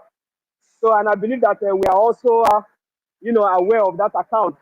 So please pardon me for my offer, although my busy schedules. So this is not important anyway. Just to my comrades and to my brothers and sisters, I really want to let you know that I love you all. My mommy Betty, I saw you the way you were speaking. Yes, and this is exactly the kind of message, that we should be passing at this particular time, so that our people will have to understand that this is not time for joke. We are now in a very serious and a critical stage, and which we do not have any choice.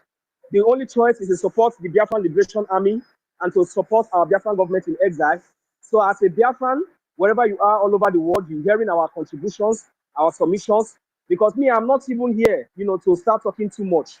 Anyways, I just want to know, because of the attack, I want to know if my sacrifice has been burnt already, as we all know that tomorrow is another day for more sacrifice to be burnt. So please, I just want to know if my message was sent accordingly. Thank you very much, and may God bless each and every one of us. Those that have come in to contribute and those that are yet to contribute, it doesn't really matter. Any little thing we have started, and this is not going to stop here. It's going, you know how it is to be as usual. Whenever we come up on the space, we have to register. Your 5 Ejema, your 1 Ejema, your 2 Ejema, your 2,000 Ejema, your 1,000 Ejema. whatsoever that you have, this is time for us to just to continue to encourage others. I'm telling you, even those people who were even relating, seeing what we are doing, if we attract more people and understand that, yes, because they all understand that they do not have any choice, but out of pride and out of ego, it seems like, some of them are still relenting, feeling as if maybe they do not understand the kind of stage that we are. They do not understand that the Biafran Liberation Army and the Biafran government in exile is the only voice and the only hope for each and every one of us. So without wasting much of our time, because of my location, I'm still outside and somehow it's noisy. It has been raining, bad weather anyway. So thank you very much. I will use the mic here. Whenever I have the very good, I'll be listening. Whenever I get to a very good location, I will be able to come in. So thank you very much. May God bless each and every one of us. I'll yield here. Thank you. Thank you, Minister 1 million. God bless you. There is a donation here from Egbe Igwe. Egbe Igwe, thank you so much. Egbe Igwe Biafra, 30 AJ. Rage and Fury, please take note. Abi, have you entered the other room? Egbe Igwe, 30 AJ. Hold on, let me confirm whether it is AJ or AJ. 30 AJ, yeah, AJ, 30 AJ. Rage and Fury, please take note so that your account will tally. Onyeka, are you there? Yes. Tutos is Abigwe, Abigwe. Okay, So you thanks. will need Ebigwe, not don't find Igwe. me. Ebigwe, sorry if I murdered your name. Ebigwe, thank you, Toti. We have to learn how to pronounce this thing gradually. Ngudi number, are you there? All right, since he's not there now, please, my people, we need donation. We need donation. We have, when you have event, you have to buckle up. We have 2 events this weekend, tomorrow and Sunday. We are collecting space offering because every week we should be contributing in this space so that, however small, we can support and buy groundnuts. We must buy groundnuts, all the necessary, however little. Please, make your payment, send a receipt to Madam Key. You can send to her in Telegram or in X if you are following her. All the necessary. We have town hall meeting on Sunday, African town hall meeting. All of us, we are Africans, Biafrans, so we have to attend that town hall meeting. And what is it all about? AJ and Ejemma. We have fundraising tomorrow. So please, bring your donation here, especially those of you that will say, oh, because of time, I couldn't, in fact, I couldn't download Zoom. All those excuses, bring them here. We have gathered here to collect that money. One AJ, one AJ. We are not rejecting anything. Bikono, we need the money. Because all that is happening, I want all of you to know and be clear about the role of Briggy. Because Briggy is the reason the narrative is changing globally. Yes, through our lobbies, Moran Global Strategies. They are the reason. While the momentum has changed, they have secured high-level meetings. We have been saying this every day. They are not doing it with saliva. Our APM has personally met with congressmen and women. Gregory Mix, one of them, a lot. Go to our website if you think we are lying. www.biafrarepublic.gov.org. All in small letters, there is no space. Go there, go to our website, you see things for yourself. Go and click diplomatic engagement. You see all the pictures displayed there. It is not AI. It is not a copy and paste. It is not pictures that are cropped. No. Go there and see things for yourself. Those of you that are coming back, those of you that were sitting on the fence, or you now know that you have where your root comes from, go and deposit money in our account. Give us that investment. We have investment that comes with lots of incentives. IOU. We need it. You see what is happening now in Nigeria. They don't need you. They are burning your goods and they don't care. They are beginning to arrest your people. Those of you that may think, oh, if I go to IDP camp, I'll come back and take over my father's compound. Go to news today. You will see in Sahara Reporters that 17 people have been killed and others are missing as they are returning from IDP camp to their homeland. They kill them. So there is no hope. You don't even have plan B. The only plan B you have now is to bring your EJ and your EJMA. Our Briggy, our APM have detailed meetings, detailed talks with all US officials. He has presented, he has given them formal letters, offers for defense, and economic partnership for a future Biafra. What are we doing? All that is happening, all that we have been saying, the announcement, everywhere that is boiling right now is because of the work of Biafra Republic government in exile. That man that they mocked with briefcase, that briefcase is our victory today. You see? So the work of Briggy is directly behind the pressure we see today. There's a message. Let me see whether another agenda has dropped. I love money. Hold on. Okay, it's from our Gatoti. Now, our Briggy is behind it. We've seen reports from that has been confirmed that our own lobbies, Mazi Elias, he is the brain behind this progress that we are making today. Please, my people, we need a J and a Jemma. APA will not go and give handshake to Mazi Elias. Our BDF will not go and fight with sticks, ordinary sticks. You've seen what the terrorists are carrying. No be my. So there is a Sharia connection, which I also give another name as religious warfare, because this Sharia connection in what is happening today has given rise to religious warfare. I love it so much when Raleigh Mold came to Nigeria and saw things for himself. We have talked at length about Sharia. We've known that they are already now in 12 states. They have their own court. They have their own Hizbah. And if you misbehave, you don't live according to the rules of this Sharia, they will kill you. There is death penalty as a punishment. You see, women's life does not worth anything. Hizbah is there to enforce that Sharia, whether you like it or not. And there is a great connection with them and Boko Haram, gold, which are already, they hate Western education, but they are carrying sophisticated phone. I don't understand how that match. You hate Western education, people that went to school and study on how to, create these phones, make them. You are using the phone, but you hate the education.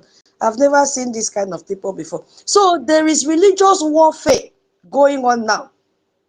You see, and we are going to use Middle Belt, which ethnic cleansing is going on, as a point of contact. It's also happening in our own Biafra land. I love what is happening. I was very happy because if you listen, I'm going to play the interview later that Raleigh Mall had when he returned home. If you listen to that interview, you know that one thing stands out, that everything this man has heard from us on and also heard from our APM on Christian genocide before that trip to Benue, suddenly looked like a child's play once he came to face the reality on the ground. So imagine if he and his team had visited every other city like our own Biafra land, go to Plateau, go to Kaduna, go to Borno. What do you think would have? The man would just slump. Because this was already too much for the brain. It was too much. So one thing you need to... Hello? Yes, my friend. Can you hear me? Yeah, I can hear you. Okay, I want you to breathe in, breathe out. That is how they talk to you in the school. Breathe in, breathe out. Okay, hold on for 1 minute. Are you ready now to talk? Yeah, thank you very much. Okay. You have spoken a lot, and you need to breathe in while we hold it for a while. Exactly, because internet has been dealing with you. So go ahead. When you finish, I continue. Mazi Onyenyere, you must be a very gentleman. You must be a very gentleman. Thank you very much. Thank you, my brother. Rage and Free. Thank you very much. Thank you very much, all Biafrans that has gathered in this space. I was not actually, the internet kicked me out because I was on the space and I was also doing some things. You know, say we need to do some things, understand, in order to get things going. I was even enjoying when our Toti was giving his illustration, his speech. But one thing I was not happy with Toti is that after all the long Simon, Toti did not point at our seat at home. Toti, you did not point at our seat at home. It really offends me and it really makes me angry, to be honest. And I just want to use this opportunity to tell our Biafrans, if you don't know what this seat at home, that I swear every one of us, no matter the question that tutor is asking, if you answer her question, you must go to this our seat at home that is about to kick out starting from on Monday. This Monday, next tomorrow is on Monday. On Monday is the 15th of December, and that is when our seat at home is going to be kicking off. Just for example, if you don't know what this seat at home is mean, this seat at home is one of the reasons that gives me the boldness to continue to speak. Because after the detention and the jail of our leader, NNAMDI KANU, I cannot hide my feeling. I was traumatized. And the reason I was traumatized is because I feel that how will we be Biafrans and we will allow our prime minister to be sentenced and we did not pass the message to the terrorist government, to the terrorist country called Nigeria, and now our leader himself is sentenced to life imprisonment, yet it seems that there is no message. But when I got the information, when I get the message that our Biafra de facto government in the homeland are speaking in a loud voice, you don't know the morale and the power that has given to me. For sometimes I don't come to space, I don't even have the appetite to speak on the space because I am not happy. But the moment that seat at home was announced, I said, yes, let us prove to this terrorist country called Nigeria that Biafra still exists. Let us prove this to this terrorist country that we are not being influenced by our leaders. How are they saying it? They say that they are the one influencing us. They are the one manipulate. I don't know how they use that word, that language. But with these things now that is going on, with this sit at home, and that is why I want to use this opportunity to encourage all Biafrans. If you are here, you have not supported this our donation we are making, and you have not been coming to our fundraising to donate your little mite, whatever you are capable. We are not forcing anybody to do what you cannot do. We are not telling you to give us 1,000 a gemma that you may think you don't have. We are not telling you to give us 200,000 a gemma. What we are asking you to do is that thing that you can do comfortably without grumbling, without murmuring, without feeling as if somebody duped you, or without feeling as if somebody has taught you. That is what we are asking you to do. And you knowing fully well, knowing very well that freedom is not free, freedom is not given. There is no how freedom can be given to you on a platter of gold.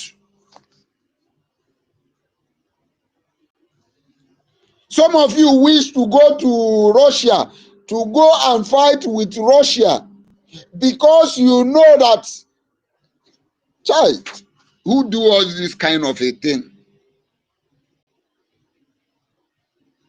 Some people are wishing to go and fight with Russia just to escape that country called zoo. Some people are even when Israel is fighting, some people are even making research on how to go to Israel, even undermining that Israel is at war. But you cannot do anything for your own freedom. Somebody called me tonight before I joined this space. Sorry, let me bring somebody in. This person that is requesting Mike, you have not shared our space and you are not one of us. I cannot bring you in. I only bring our brother Mazi David Nana in. I'll bring you in. So I had, before I came into this space, I had a conversation with somebody who called me. And when I was listening to the person, I found out this person is an Igbo man. I asked him, brother, are you an Igbo man? He said, yes. I said, I identified by your voice. Why are you people not doing anything to see that we are free? This guy was telling me, hungry. How can, the time is not right. Hungry. This said, I was asking him, when is the time is going to, when do you think that the time is going to be right?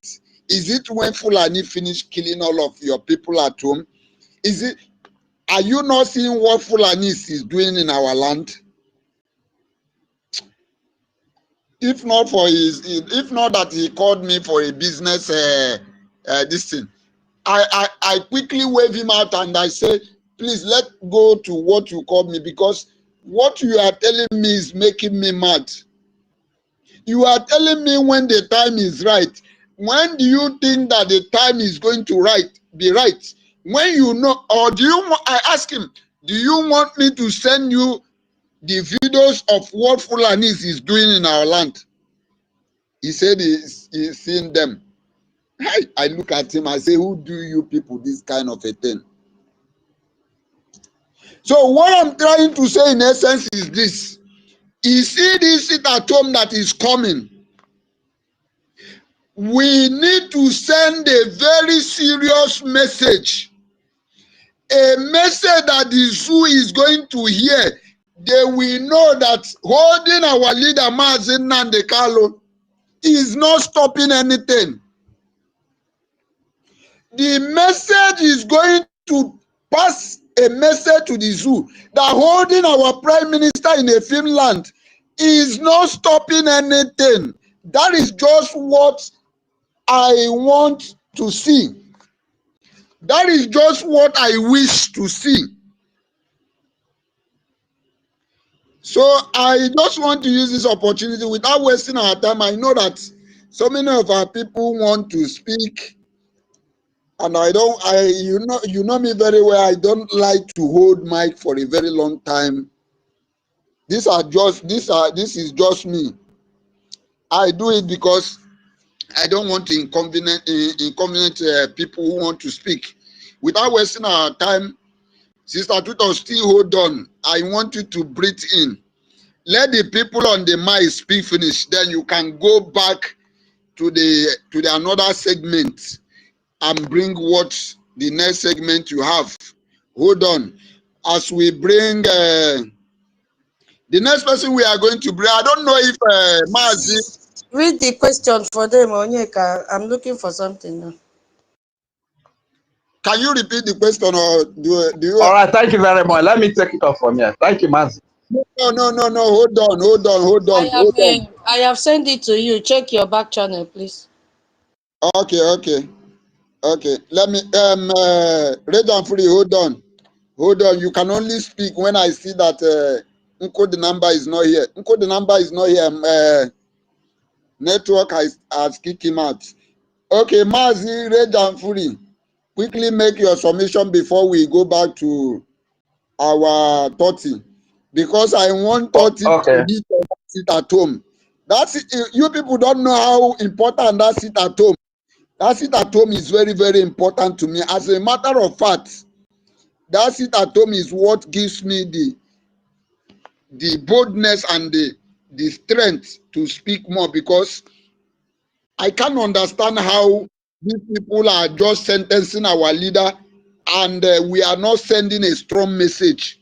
And with this strong message, it gives me a boldness. Thank you very much. Rage and Free, take over the mic and speak. Thank you very much. Oh, okay. Thank you very much, Mazi. First of all, I want to say a very big thank you to Madam Tutos. But you are great. You are just so great. You know, at any point in time, Tupu Abiyama, Ogeno Vivi has never left us comfortless. So when something that they have betrayed themselves, thinking they are betraying us, God is still bringing the best. So the best is yet to be seen. I must say very big thank you to you, Madam Tutos, for your lectures. As your name goes, you are such a tutorial, you are such a lecturer. The way you break down, you analyze issue is really commendable. Thank you very much. And talking about, I've spoken earlier, but I just want to speak on the area of the sit at home. Like we all know, there is something we call civil disobedience. Civil disobedience is an activity embarked on by the people when the government is oppressive. Rich, please hold on. There's an announcement, please. Hold on, please. 1 minute, please. People from Eza State, please, you are advised to join your meeting right now. Eza State, join your meeting, please, right now. Rich, please manage the time. It's getting late here, because 2 minutes so that I see how I can round up. Eza State, you have meeting right now, please. Yeah, Rich, go ahead. Okay, thank you. So, Asian people, please kindly join your meeting immediately. And like I was saying before, okay, what was I saying? Okay, civil disobedience is Yeah, an sorry, I activity. interrupted you. Sorry about that. Just because of that announcement. Sorry. You were talking about sitting at home. Sorry. Oh, thank you very much. So, civil disobedience is an activity embarked on by the people when they feel oppressed by a certain government who has taken law in its hand, you know, to oppress the people. And civil disobedience come in different forms. It could come in form of street protest. It could come in form of boycotting certain activities, certain governmental activities. It could come in form of sit at home. And it is the right of the people to embark on civil disobedience. So it is a form of, when you are beaten, you have the right to cry. The person that beats you has the right to beat you, and you that is beaten also have the right to cry. That is what civil disobedience is all about. So it is the rights of the people. Like we all know, you can't do civil disobedience in Nigeria in form of street protest, because history has proven that when you do that, the Nigeria government unleash the military, the police, and their terrorists, the security groups, to come and kill the innocent civilians that are protesting as civil disobedience. You understand? So this is why we have always said thank you to those that come up with the idea of sit at home. It is seen as the safest form of civil disobedience, because when you sit in your house, you have the right to sit in your house, and nobody has the right to come and force you out of your house because you sit at home. Form of civil disobedience. You understand? And we must all also understand that this civil disobedience is for the oppression that we have faced from the government of the day, how they illegally detain our true leaders that are fighting for the freedom of their people, that are fighting for the defense and the protection of Christians, because Biafrans are predominantly Christians, and we have bore the brunt of Nigeria for ages. We have been killed for the slightest provocation, you know. So this is why we are sitting at home. We are sitting at home for the fact that Nigeria convicted Mazi NNAMDI KANU with an unknown law, with an uncoded law, or motto sure, whatever they call it, or motto sure. Where is the law? If you have forgotten everything, let that ring in your head. Let that ring a bell in your head. Or motto sure. Where is the law? Our leader, Onyedo Mazi NNAMDI KANU, is sentenced to life imprisonment with a repeat law. That is an injustice. So this sit at home is a civil disobedience to tell the government that we are not satisfied, we are not happy by this injustice that is done to the Biafra man NNAMDI KANU. This injustice that is done to the Isoko man NNAMDI KANU. This injustice that is done to the Igbo man NNAMDI KANU. This justice that is done to the Ijoma NNAMDI KANU. This justice that is done to the Kalabama. This justice that is done to the Godoma. This injustice that is done to the Anioma, Ika, Igede, Igala. This territory, the old eastern region. This man from the old eastern region, NNAMDI KANU, this injustice. We are not happy about it. We are not satisfied with it. This is the reason why we are embarking on this sit at home. And I also want to advise our people that during these days of sit at home, be your brother's keeper here at home. If you have enough gari, share with your neighbor. If you have enough fish, share with your neighbor. If you have a little to spare, don't go and use it to drink beer. Don't go and use it to carry women. Don't go and use it to engage in activity that do not bring glory to God, that did not contribute to the safety of humanity. Share with your brothers. And to as many of our people that are abroad as well, if Rich, your loved ones are to... Hello, Rich, can you please wrap up, please? We have so many hands up here. Yeah, please use 1 minute and wrap up. Sorry about that. Okay, thank you very much.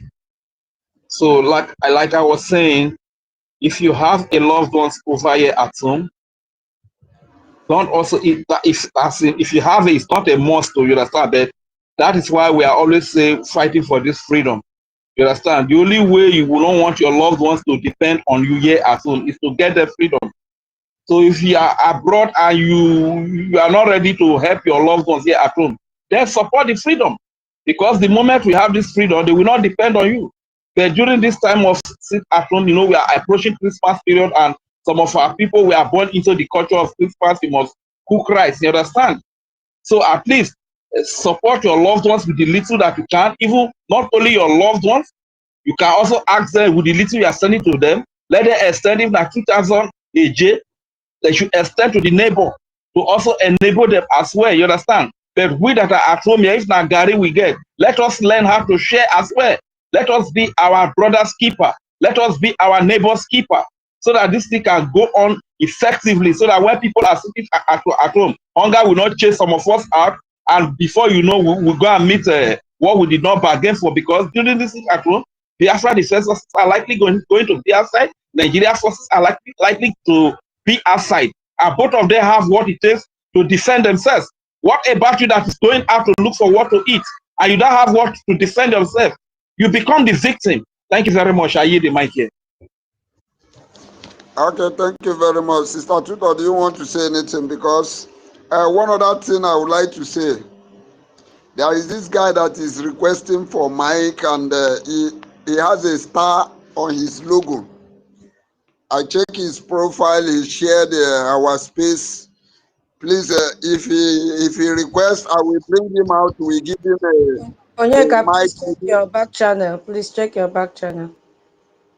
Okay, okay. So without wasting our time, Mazi Totti, Sister Tutor, do you want to say anything before I give mic to Totti? No, I don't want. I want to go to the next session. It's getting late here. Yeah, Let please, us if you have let, the mic, manage let, manage 3 minutes. let the people that raise their hand finish before you go to the Mazi Totti, use 2 or 3 minutes to round up. Then Holland use 2 or 3 minutes to round up, so she can go to the next segment. Thank you very much. Mazi Totti, are you there? Yeah, Mazo, yes, I'm here. Sorry for my voice.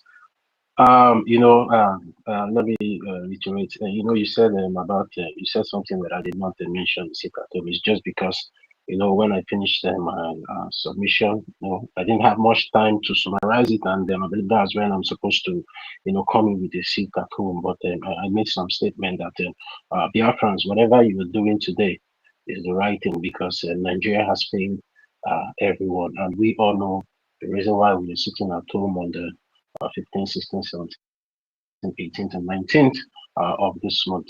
When we say sit at home, that is a baptismal name. It sounds, and the way the enemies of Biafra have been portraying the sit at home, they are portraying it as something bad or wrong for the people to do. This sit at home, in a political language, it is called civil disobedience, and civil disobedience is a political movement which is part of disagreeing with your policy makers, or maybe your government, when they put in a policy or a just law that you did not like or did not suit to your cultural beliefs. So we all know we have been doing this sit at home since 2021, and the reason for this sit at home is for the unconditional release of our supreme leader, Mazi NNAMDI KANU. And we also saw what happened on November 20 in the Shambolic court in Nigeria, where they said they sentenced our supreme leader, Mazi NNAMDI KANU, to life imprisonment, and is currently in Sokoto, one of the dangerous prisons in Sokoto today. So, dear friends, this sit at home is a way for us to speak to the terrorist Nigerian government, and also continue to speak to the international community that whatever policy or whatever the Nigerian terrorist government are doing over there in their so-called Nigeria does not concerns we, the Biafra, because Biafra has been declared on December 2nd, 2024 in Latvia, Finland, and that declaration still stands strong. And to go further, this sit at home also is a way for us to put our homes together in making sure that these terrorists, these ragtag terrorists that the Nigerian terrorist government have been flooding into our land are well checkmated. And then we also what happened in Anambra State, where they went to attack an Anglican church and St. Andrew Anglican Church, and then they killed a lot of people there, burnt the church and burnt the house of the priest or the pastor of that church. These are the things that the Biafran Defense Forces and the de facto government in Holland want to put in check to make sure that our lives and our property are well secured in this last time, because this is the last time. The Fulani are all out now to fight their last fight. And it is we, the Biafran people, that are going to make sure that we support the de facto government in Holland and the Biafran Defense Forces in making sure that they push back these terrorists that the Nigerian terrorist government have been flooding recently into our land, in making sure that our women and children, our lives and property are well protected. It's not but it's a must because it is our priority and our obligation as a people in making sure that whatever the Biafran Republic government and the de facto government in Homeland are doing becomes successful, because at the end of the day, when Biafra becomes a sovereign and independent nation, it is going to be beneficiary to every one of us. Don't let anybody talk you down. Don't allow anybody to deceive you that sitting at home is against any law. No, it's your fundamental right as a person, because you are the government. The reason why that some of us today are getting confused, we don't know our law, we don't know our right, is because we are not making research.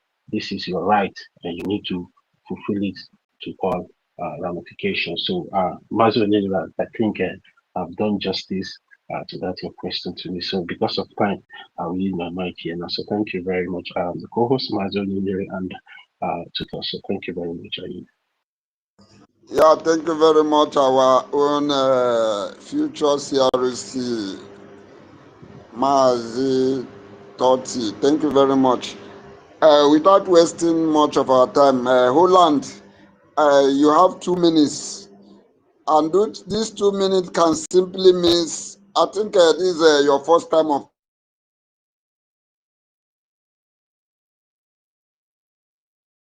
After Tutor bring the next segment, then you will have more opportunity to speak.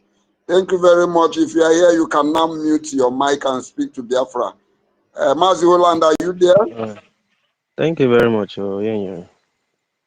Thank you very much. Tutor, thank you.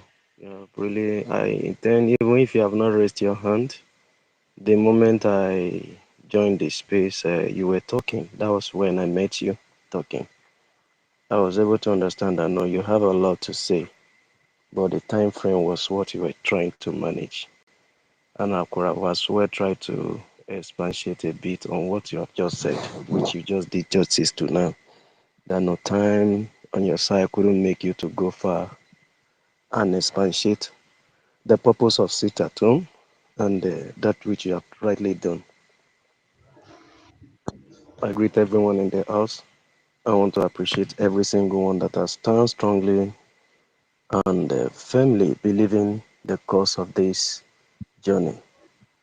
We are not fighting a fight that we are not sure of. We are not fighting blindly. We are fighting a just cause that has a very expected end, and that end is so very great. And the end result is nothing but freedom. And I want to quickly, just like 1 minute, to talk about the purpose why our people will need to sit. It's a weapon that you have been able to expose to over the years. You have been using it, and it has really been a very great effect on your side. 1, it has saved your life. 2, it has caused tears and pain before your oppressor. It has made them to cry in their red chamber. It has caused all their so shirred evil governor planted in our land to even cry the more. Even themselves as well are compelled to sit. They have no other option but rather to sit.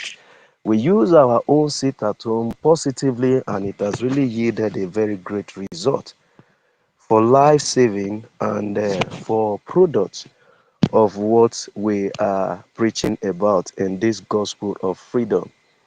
How about those people that did not have a defense line? Think about those people that are in IDP camp, that this oppressor, jihadist, terrorist government of Nigeria deploy a forceful terror sit at home on their side. And their way down is in the IDP camp. Not all of them. Most of them lost their life. Home they cannot return. IDP, they are living in terror, in fear.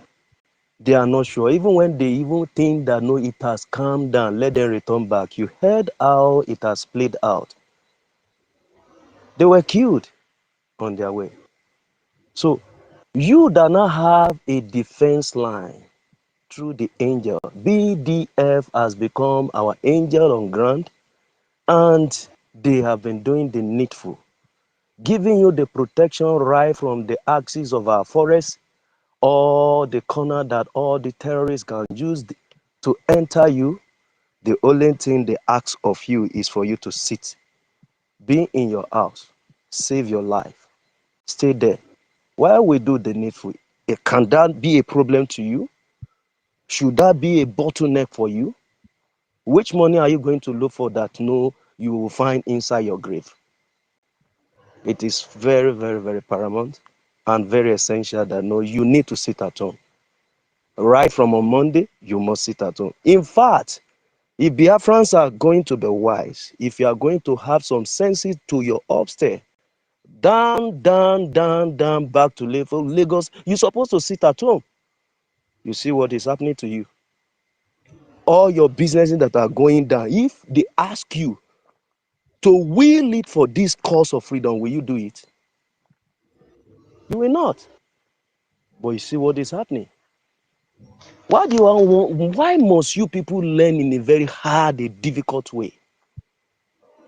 We are preaching this gospel of peace to you, because what we took and what we swore and hope to is nothing but a peaceful way that we can use to attack our enemy. And it has been working. It's a weapon. Sit at home. They didn't ask you to carry gun. They never asked you to carry any armory. But you have an armory that is really working against this evil government. You have to sit at home to save your life, to save your loved one, and it will really go a long way to spell out something to this evil government. It's a failed state, just as this topic rightly said. There is no way a father will know, or a parent, let me use that language, a parent bets a child and you are expecting that parent to do what?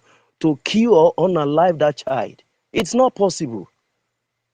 This government has bet out what is called horror, calamity, evil. It has pronounced what is called a failed state by all characteristics. And you are expecting that failed state to defeat the child they bet? It's not possible. The whole wide world can see the picture. They can understand. Oh, the so-called Honorable Ranilimo that came to the country. You only work out only one place. Oh. Holland, please If you have round up. seen Biafrans. Holland, can you hear me? Yes, ma'am. Yeah, please, you 4 minutes and wrap up your submission, please. Thank you. All right, thank you. So I want to encourage every of our Biafrans and particularly in the homeland to see how we can as well shake this news across the board. Let it sink down to our people. Monday is here. Let's engage that civil disobedience. It's a weapon in our hands. And don't forget, while you are doing that, you have a weapon that you can always engage the weapon of this government of BRGIE by supporting that your token. Giving your support, it will really go a long way. This is the line of your defense through your angels that are doing the needful and your lobbies that are fighting your cause. It's a just cause and you need to support it. Thank you very much.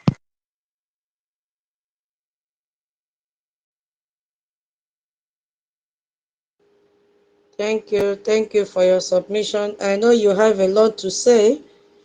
Yeah, but let's manage the time. 3 minutes. My co-host, are you there? Yeah, I'm here.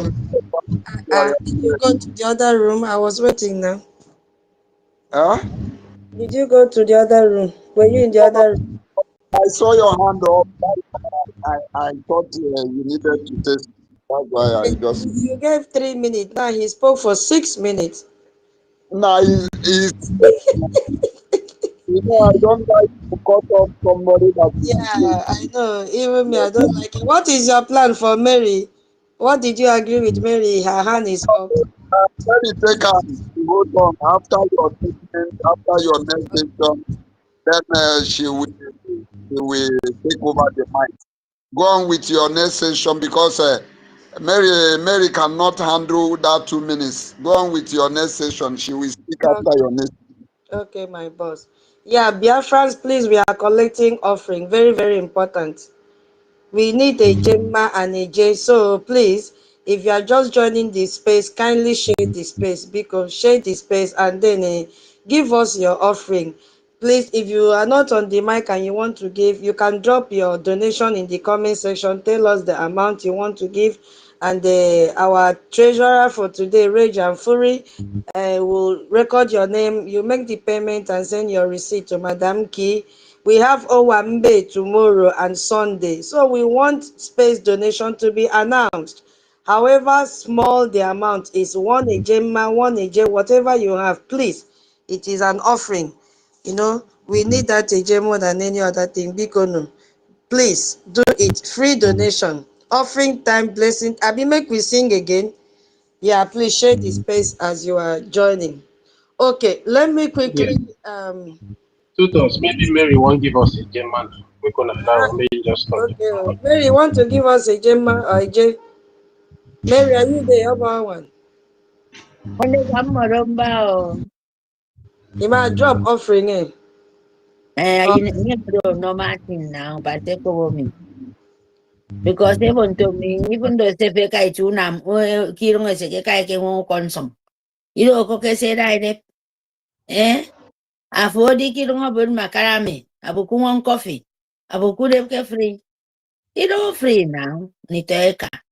You might drop, and continue. Matt, you come back for open mic. Yang 30 drop na, minutes yang drop donation. na, tang 2 minutes, more some 3 minutes. Hey! Oh yeah, no be 2 minutes. 30 begin to count. She said,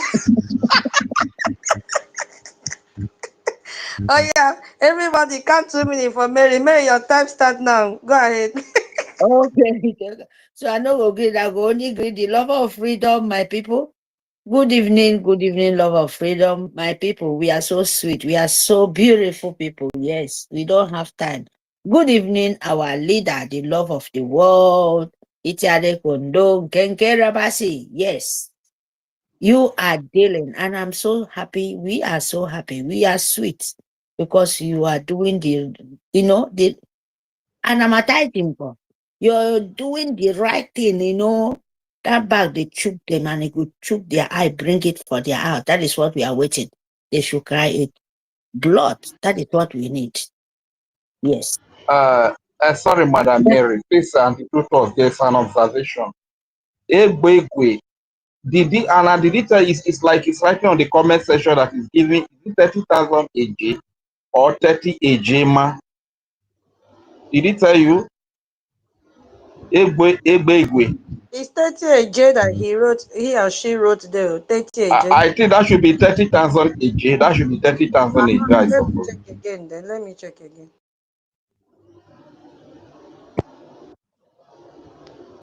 Mommy Mary, please, so don't be offended, Mary, please. continue. I will Okay. message Rage and Free in the back channel. So, Rage, be alert. Mary, continue, please. So, my people, I want to, from that, because we don't have time, after I greet our people, because we there for the, correction. And then they call morning, evening, when you go to church. But our own is the real one. Miss, if I cannot miss, not be only the talk. Because there is one thing you said it before I enter, but this is the time. You understand, Aineka? So me, I go use this one now, no, start with 30,000 AJ AJ, because now we are here, because tomorrow still there. Mbo, 30,000 AJ. May God empower you to give 30,000 AJ in the nearest future in Jesus' name. Tight. Abasene Kurium Fiena. In short, this one, if I say I really want it. Thank you very much, my love. So 30,000 AJ from our offering for today, because we still have some days to come in. And my 2 minutes never still pass. So I will, if you reach, please, my people, tell me. Momin Kiruka, you will see it. Tomorrow, I will send the receipt record for me. So I will send it for you. Yes. Sit at home. This is very, very important. Because Kumi, number one, Shekumi, number 1. Sultan Sokoto, still number 1, number 2. The one where they for Lagos, what did they call the Sultan? Oh, please, can you people where before the Sultan Sokoto, the one where sit now? How did they call him? Where be in Lagos now? There are 3. Imagine. Emir of Lagos. Is it Emir Emir? of Lagos. There is Sanusi. Emir Sanusi, yes, Sanusi, yes. Yes. And who they call him again? The honor of Nigeria. We no talk, but one day will open. Dangote. We should let America know these people I'm calling, they are the terrorists. And they should ask Nigeria, why are they not asking Dangote, the only one person in Nigeria, the Fulani, the terrorists of Empire of Jihad, giving opportunity for with billions of people. And him himself is a nut. Why Nigeria media is not asking about this? Why the Sultan of Sokoto, they made their propaganda, change it to what they call them, Yoruba. They should face their consequences. That is not my problem. It's not yours too. And they send it, they accept it because they want you to cry, Biafra. And because of Sultan of Sokoto, Emir, this guy now will be in Yoruba land now, is public. You know, these people, Britain, they know how to play their propaganda. Emir was so public and they know how to speak English to deceive the rest of them, and they send him there. Then they send the one of Sokoto, the main one, where we say, yes, this one, if if that the one of Sokoto come to Yoruba land, they will not accept it. Sanusi was there, is a bank manager, is exposed, you people should go and think well. And where is Dangote?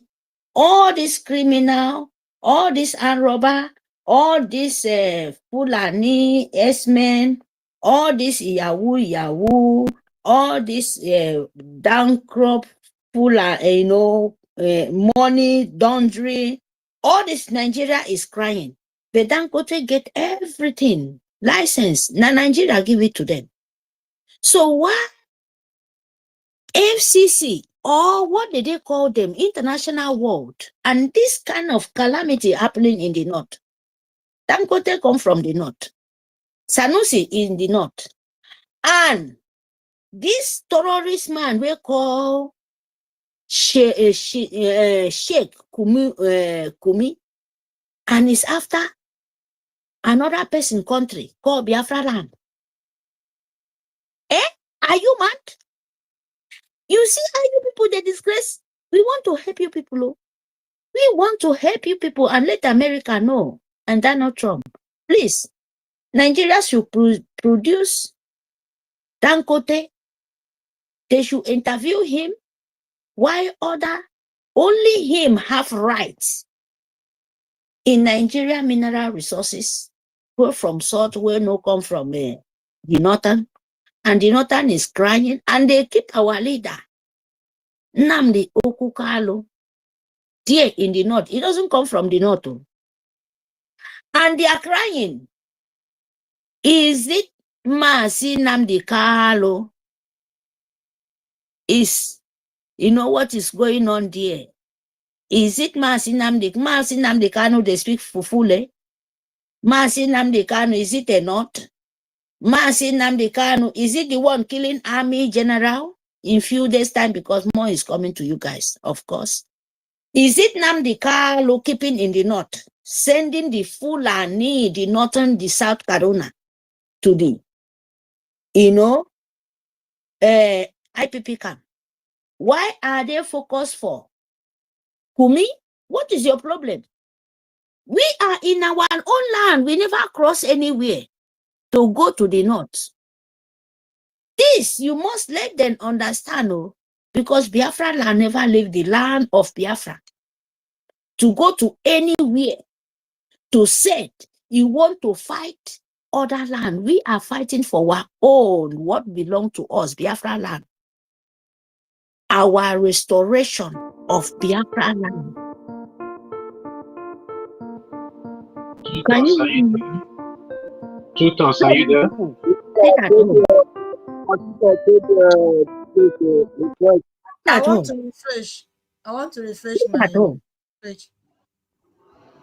Sit at home, my people. Oh. Able 16, 17, 18, There's my 19, 20, refresh, ma. 21. I drop or maybe my refresh, ma. So wrap up. Okay. Thank you, my Lord.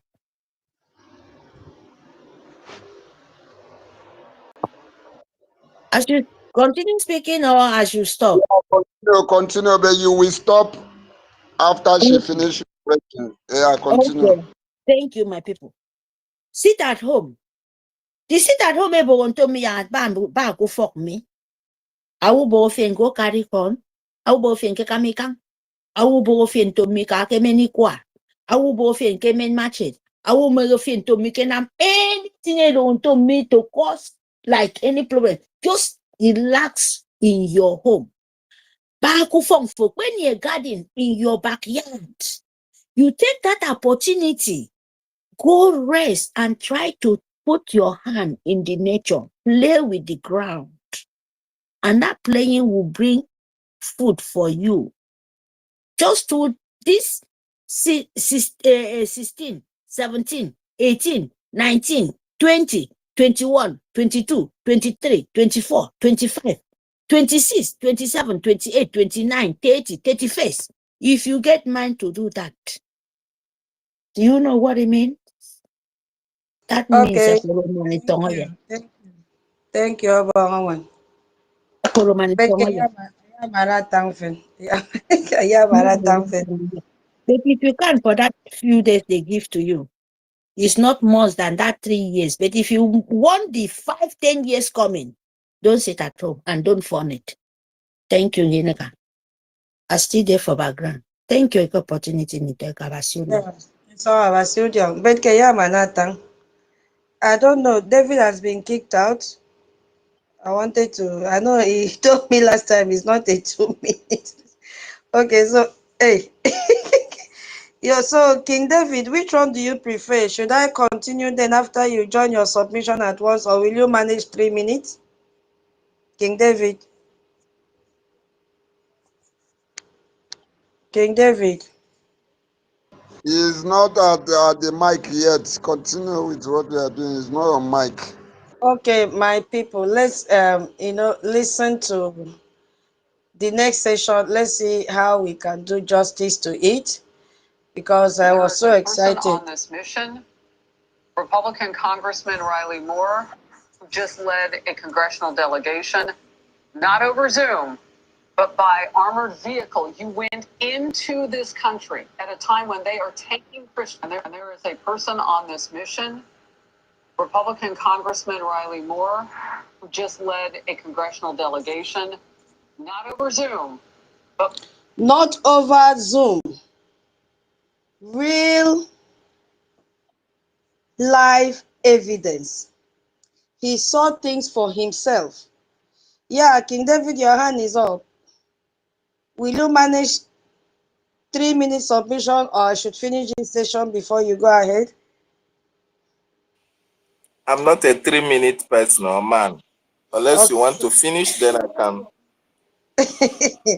Okay, then just give me some time, because let me finish this, then I'll pass the mic so that you have a lot to talk. Are you okay with that?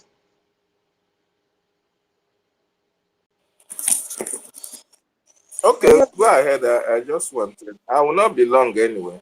Oh Okay, yeah, go go ahead, ahead. sister. Go ahead. Now that the internet has allowed you, if you will not take too much time. Maybe 5 minutes is okay. Go ahead. I'll wait. Okay, thank you so much. Thank you so much. Greetings, our sister tutors, the tutorial mistress. Greetings, Biafrans, wonderful people and lovers of freedom. I appreciate everybody who has been on this space. Very, very important. all the gallant women, all the women of Biafra. I salute every one of you. Ndu Umuada of Biafra, greetings from here.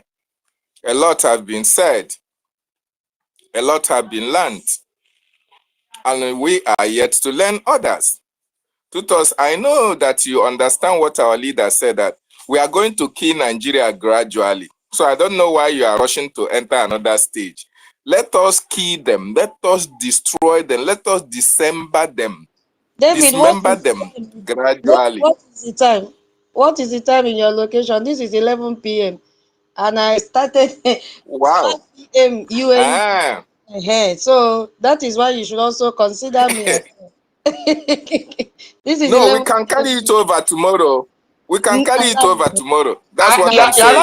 not going to school tomorrow now, Tutos. Now, Are I you? don't speak tomorrow. Uh-huh. I know they speak. So I don't want. You still do VG I now? don't want. You know, our leader say, and our PM say, we will first cut their hand, cut their leg, cut their finger before we go and chop off their head. So this one where you want chop off the head at the same time, Anyway, thank you so much. Thank you so much, my sister. You are doing wonderfully well. I welcome everybody who is on the anonymous section. Nigerians that are here, I welcome all of you. There's something that was said earlier that I just want us to reflect over it. You see, when we say that the Nigerian government is funding terrorism or funding insecurity, who are those at the receiving end? It is the poor masses. Did you see Tinubu being affected by the terrorism? Was any of his children kidnapped? Is it Obasanjo? Or is it Umahi? Or is it the Senate President Okpabio? All these politicians, or is this Malami? Did you hear any of their children as though, oh, they want to pay ransom for Umahi's or Malami children to be released because they are kidnapped? The answer is no. And when all this insecurity is going on, who are the beneficiaries? The same people that created it. Why do you think that there is insecurity? Toti said so much about it. Tutos, you have already said it. But I want to reflect the memories of some of our people who just joined us.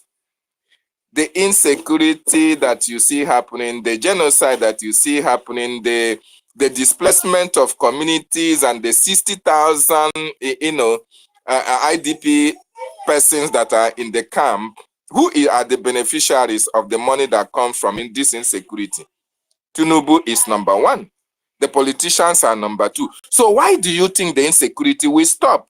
I'm talking to Nigerians anyway, not Biafrans, because Biafrans, we are already exiting. For those of you who 2027, you have already started jumping up for 2027. Oh, Obi this, Obi that. You have started trying to see what you can do, how to place yourself. The people that you are fighting to put in power are the people who are beneficiaries. Their children are in abroad, though. Their children are in abroad, in overseas, receiving studies. Why you that cannot rise up and speak, why you that cannot stand up and fight, are the ones who America is coming to help, are the ones who America is talking about, are the ones who are at the receiving end. So the people that are funding insecurity are the likes of Malami, Pantami, Gumi, Hope Uzodimma. All these politicians are the ones who are funding it. You know, when you see that they say Malami was arraigned, Malami was not arraigned. Malami was just a decoy to the US to think that, oh, Nigeria is arresting high profile politicians to face injustice, to face the law. No, it was just a decoy. And most of you think that Nigeria is going to work. Nigeria is not going to work for anything. So Nigerians, it is better you people rise up and challenge the status quo. It is better you people rise up like other countries have risen up to challenge those who have impoverished them, those who have held them down, those who are destroying their destinies, Those who never want their generation to progress or prosper or benefit anything from the government, it is better you people rise up, or else if you don't destroy Nigeria, Nigeria is going to destroy you. There is nothing that I'm going to add here now that has not been said. No, all of it has been said, even by our leader, NNAMDI KANU, since time immemorial. He has said it. You people didn't believe him. Our prime minister came and said it. You people didn't believe him. You even advocated that they jail them, they kidnap them, they do this, they do that. Now that they have kidnapped them, now that they have been jailed, are they at the receiving end of the atrocities of the Nigerian state? The answer is no. So, why are we here? We, the Biafran people, are in this platform to continue that education, that awareness creation that our leader, NNAMDI KANU, started years ago, 13 years ago. We are here as well to continue to remind you that he said it's so and so time, and it is happening at this particular time. And we are already using this opportunity to tell you that we are already going out of that evil contraption. If you don't rise up and go out with us, you are the one who are going to be killed. You are the one who are going to be displaced. You are the one who your property are going to be destroyed. Tinubu will run to another state.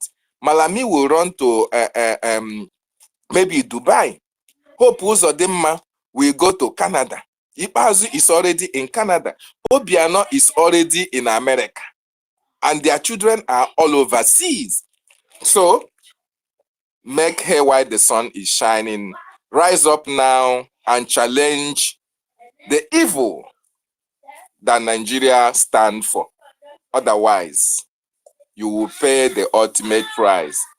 It is only the masses that are suffering all these things, abnormalities that the Nigerian government are causing. Not the elite, not them. Their own is to benefit. Their own is to create an enabling environment for them and their cronies. That is why they will continue to borrow and share the money among themselves. Okay? They will do that. So, but I want to speak to the Biafran people who are on this platform, who are on this space. On Sunday, the Biafran Republic government in exile, APM, the active APM, and the entourage will be coming back home, our continent. You are a Biafran. Every day you talk about, oh, you want Biafran to come. You want Biafra to come. How can Biafran come if you are not contributing towards that coming of Biafra? So on Sunday, it is an avenue for you to come and support Biafran coming. Let me tell you, there is one thing that our APM, active APM, have said, and that thing should ring a bell in everybody's ears. It is that Biafra emergence or Biafra total restoration depends on each and every one of us. Biafra restoration is depending on you and me. Because if it is Biafran coming, we are already in Biafra.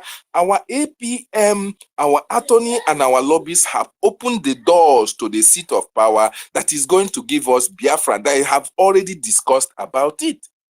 But there's something that is missing, that is because of your absence, is because of your non-contribution or non-compliance, is the reason why we are where we are today.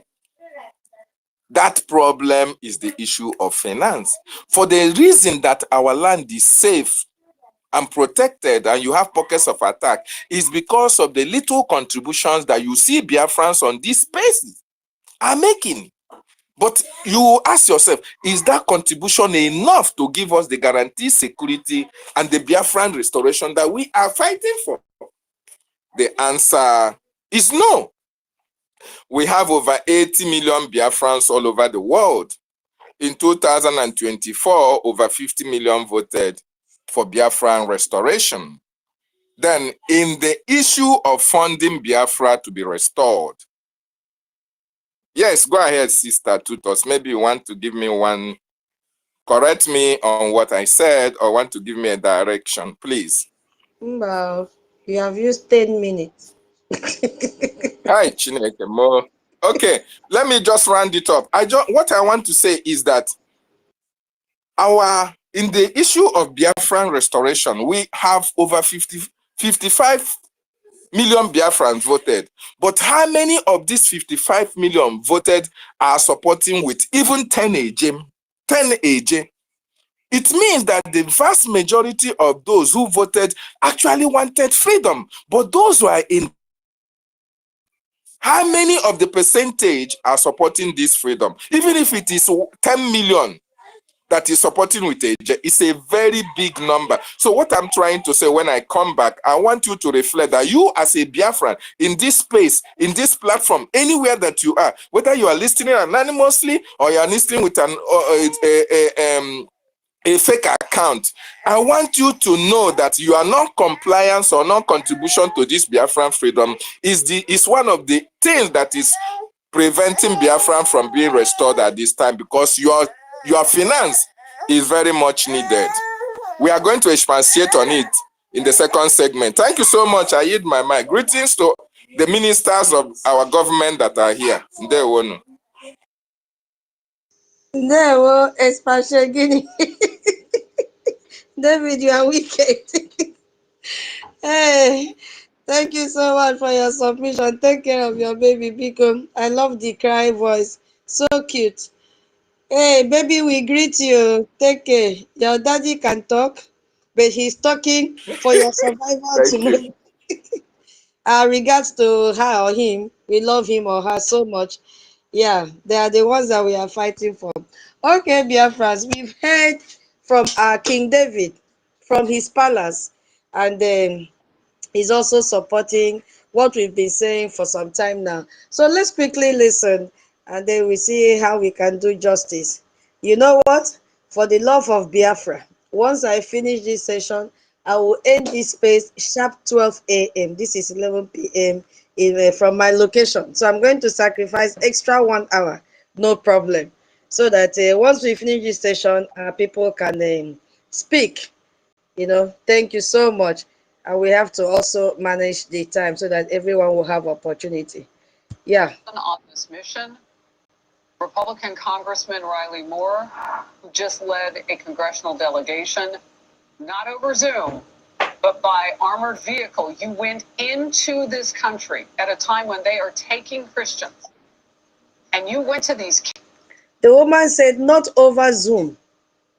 So the people that said, oh, they cooked the values. Oh, it was through Zoom. Oh, the person that made video and testified through the Zoom, the person was not really a victim. He really specified, not over Zoom.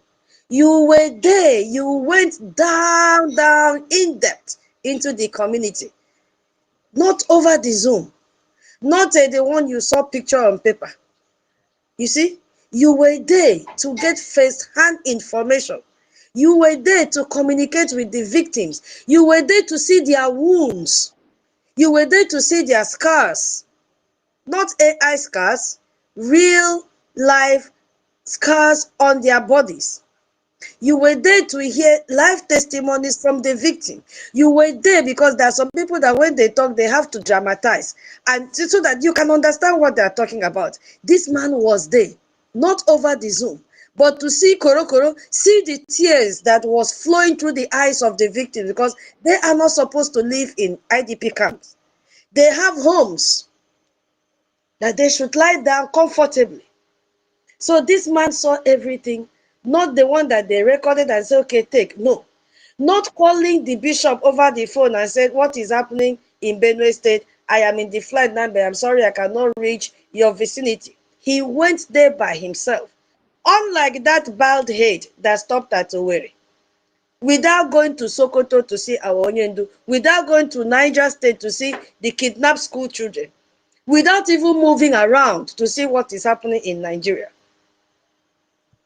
Camps of internally displaced people. First of all, welcome to the focus. Tell me what the people told you. Did you hear that?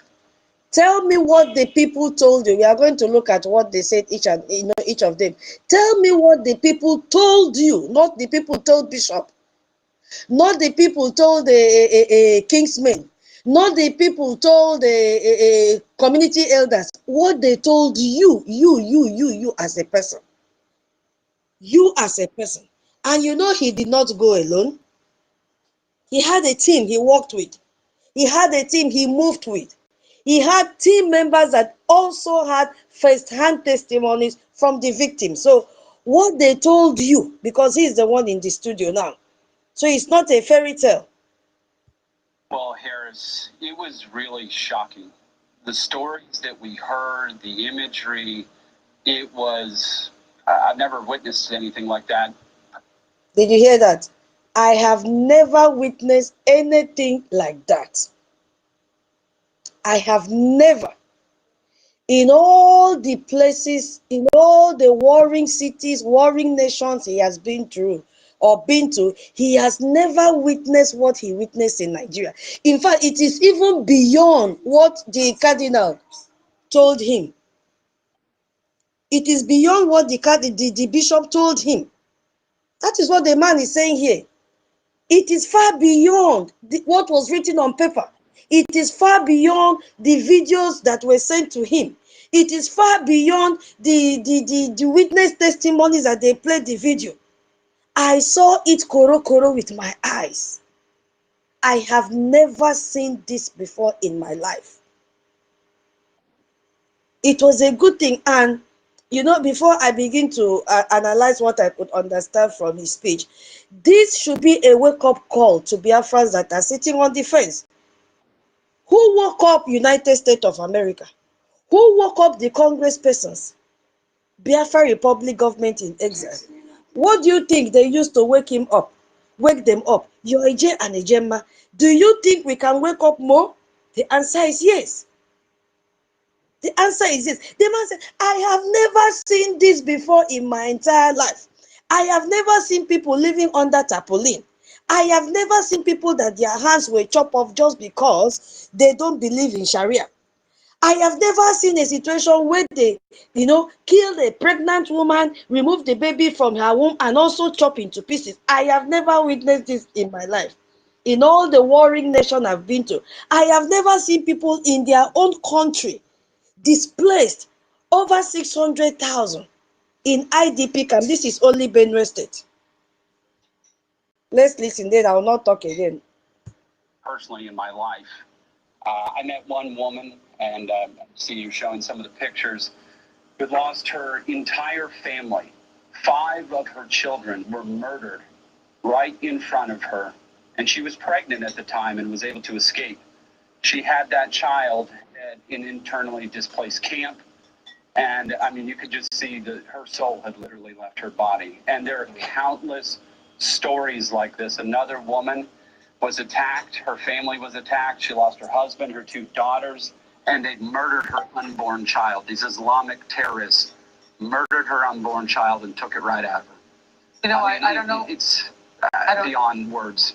I don't know if my team has it, but we do have a picture of one of those women with her baby in her lap, and you're standing with her. So I'll ask my team to kind of shuttle through these pictures so that we can show even more. Look, Congressman, the president right now is waiting to hear from you. You are preparing a report. Let's talk about the news. There she is. So beautiful. I mean, I can only imagine what it was like to have to leave that camp knowing that your mission ahead is for them.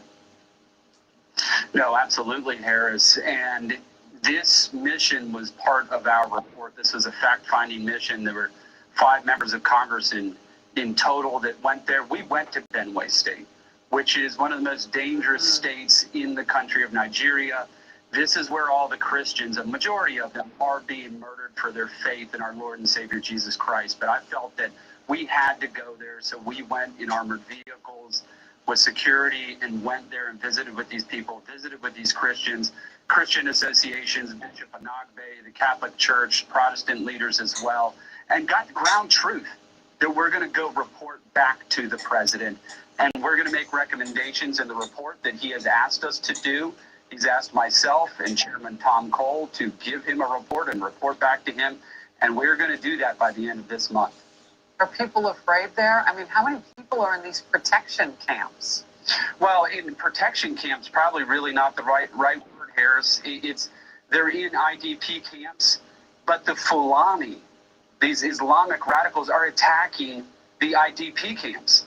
They're attacking them in the camps. And for those who say this is about climate change and land and things like that and economically driven, why would you burn down a church? Why would you attack an IDP camp?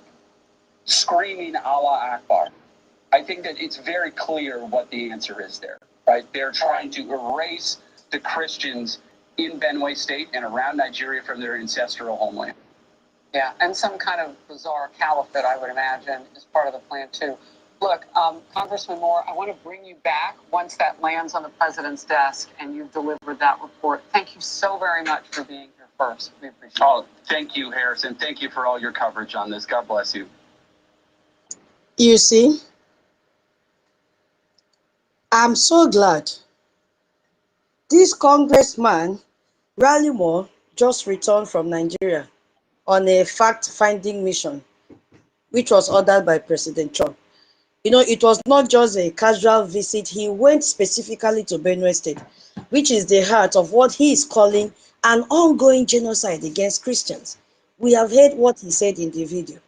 So what he found contradicts everything the Nigerian terrorist government has been saying. You know, so I just want to break down exactly what he discovered. You can add your own when you pick up the mic. Yes. So I will start by the people he met. He did not go to the palace of Sultan of Sokoto and cross his leg and then get a coffee, because you know they will quickly prepare coffee for him and say, oh, take, Beke has come, or take coffee. No.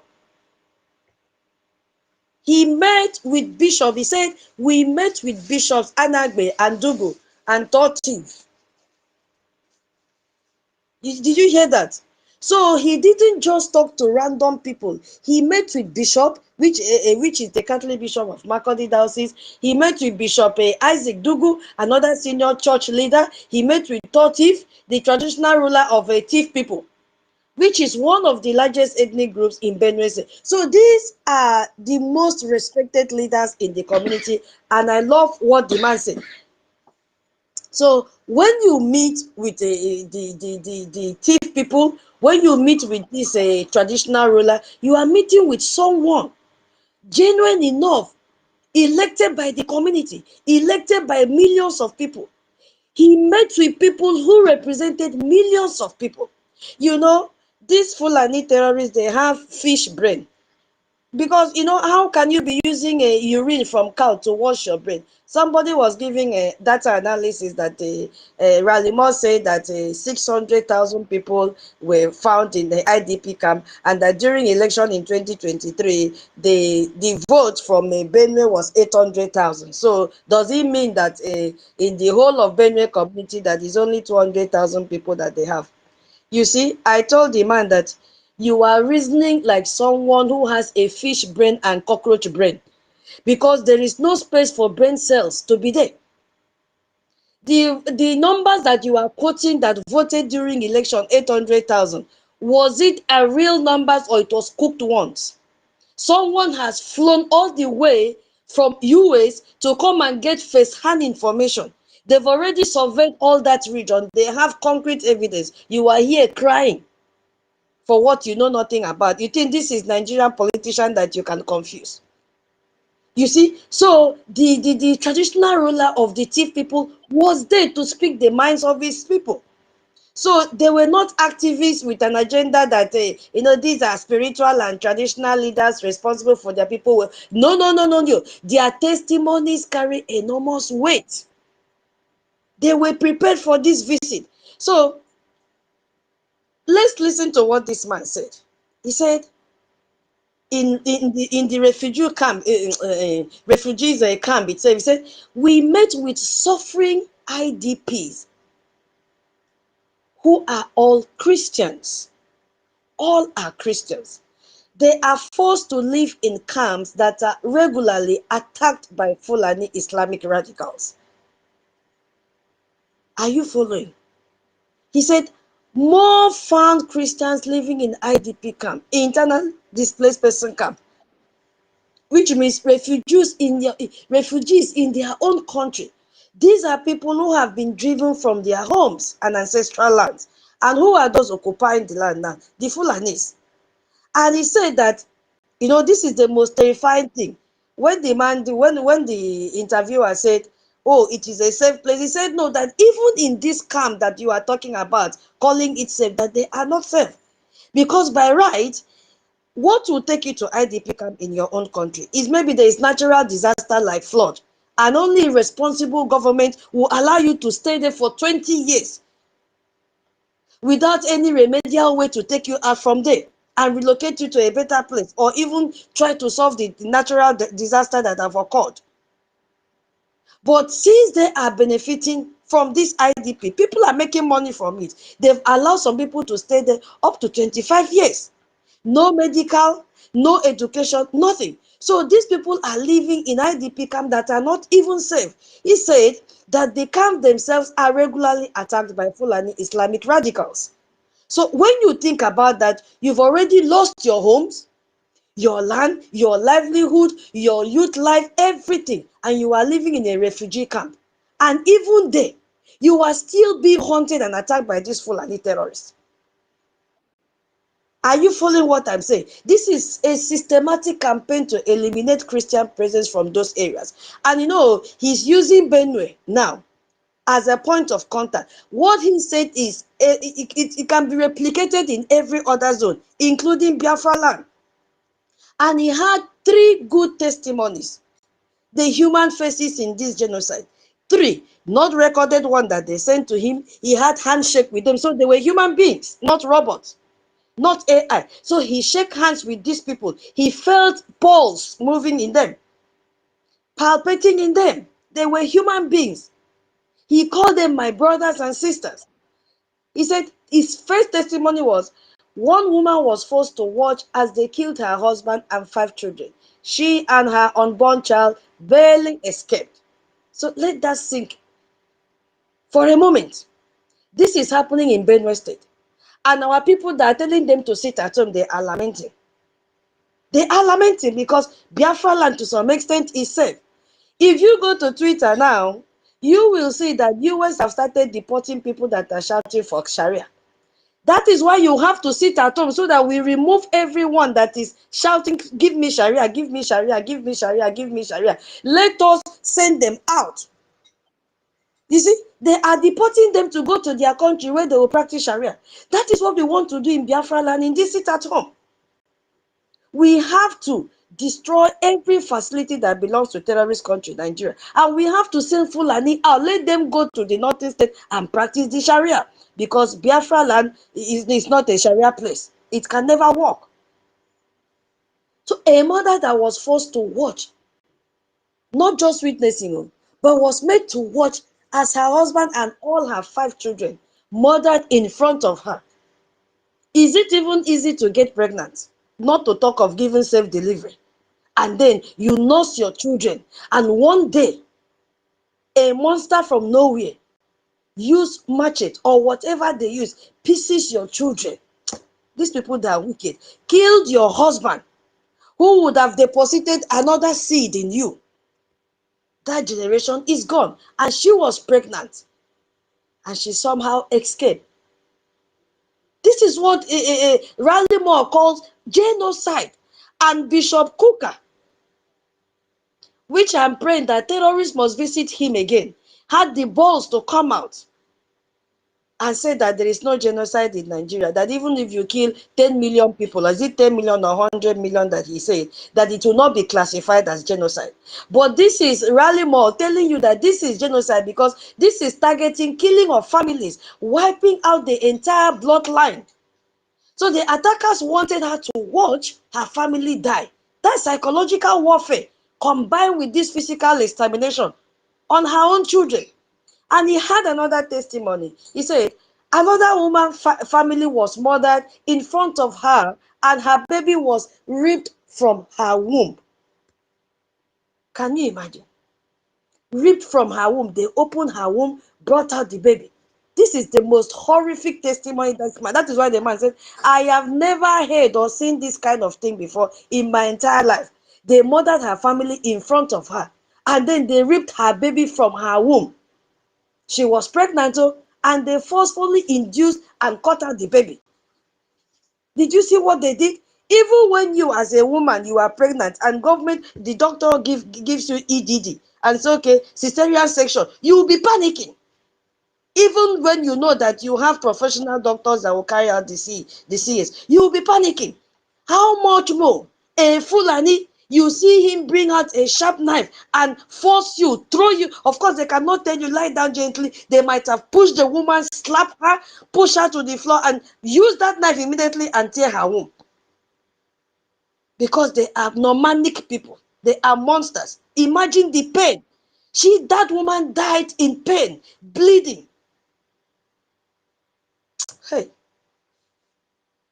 Okay.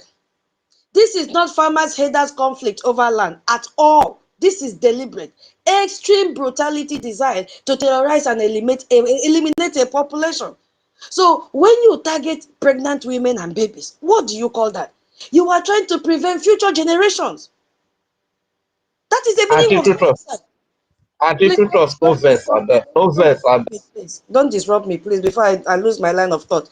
Hold on, your blood is hot. Hold it, I'm coming. So that is what you are trying to do.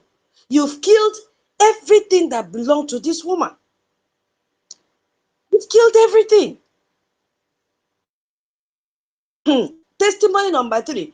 He said one man's family was hacked to death in front of his eyes, and his arm was permanently mangled. If you go to what is his name, Pastor Dakoma Twitter handle, you will see a picture of a man that he has posted that the man lost part of his body because he ran to escape genocide.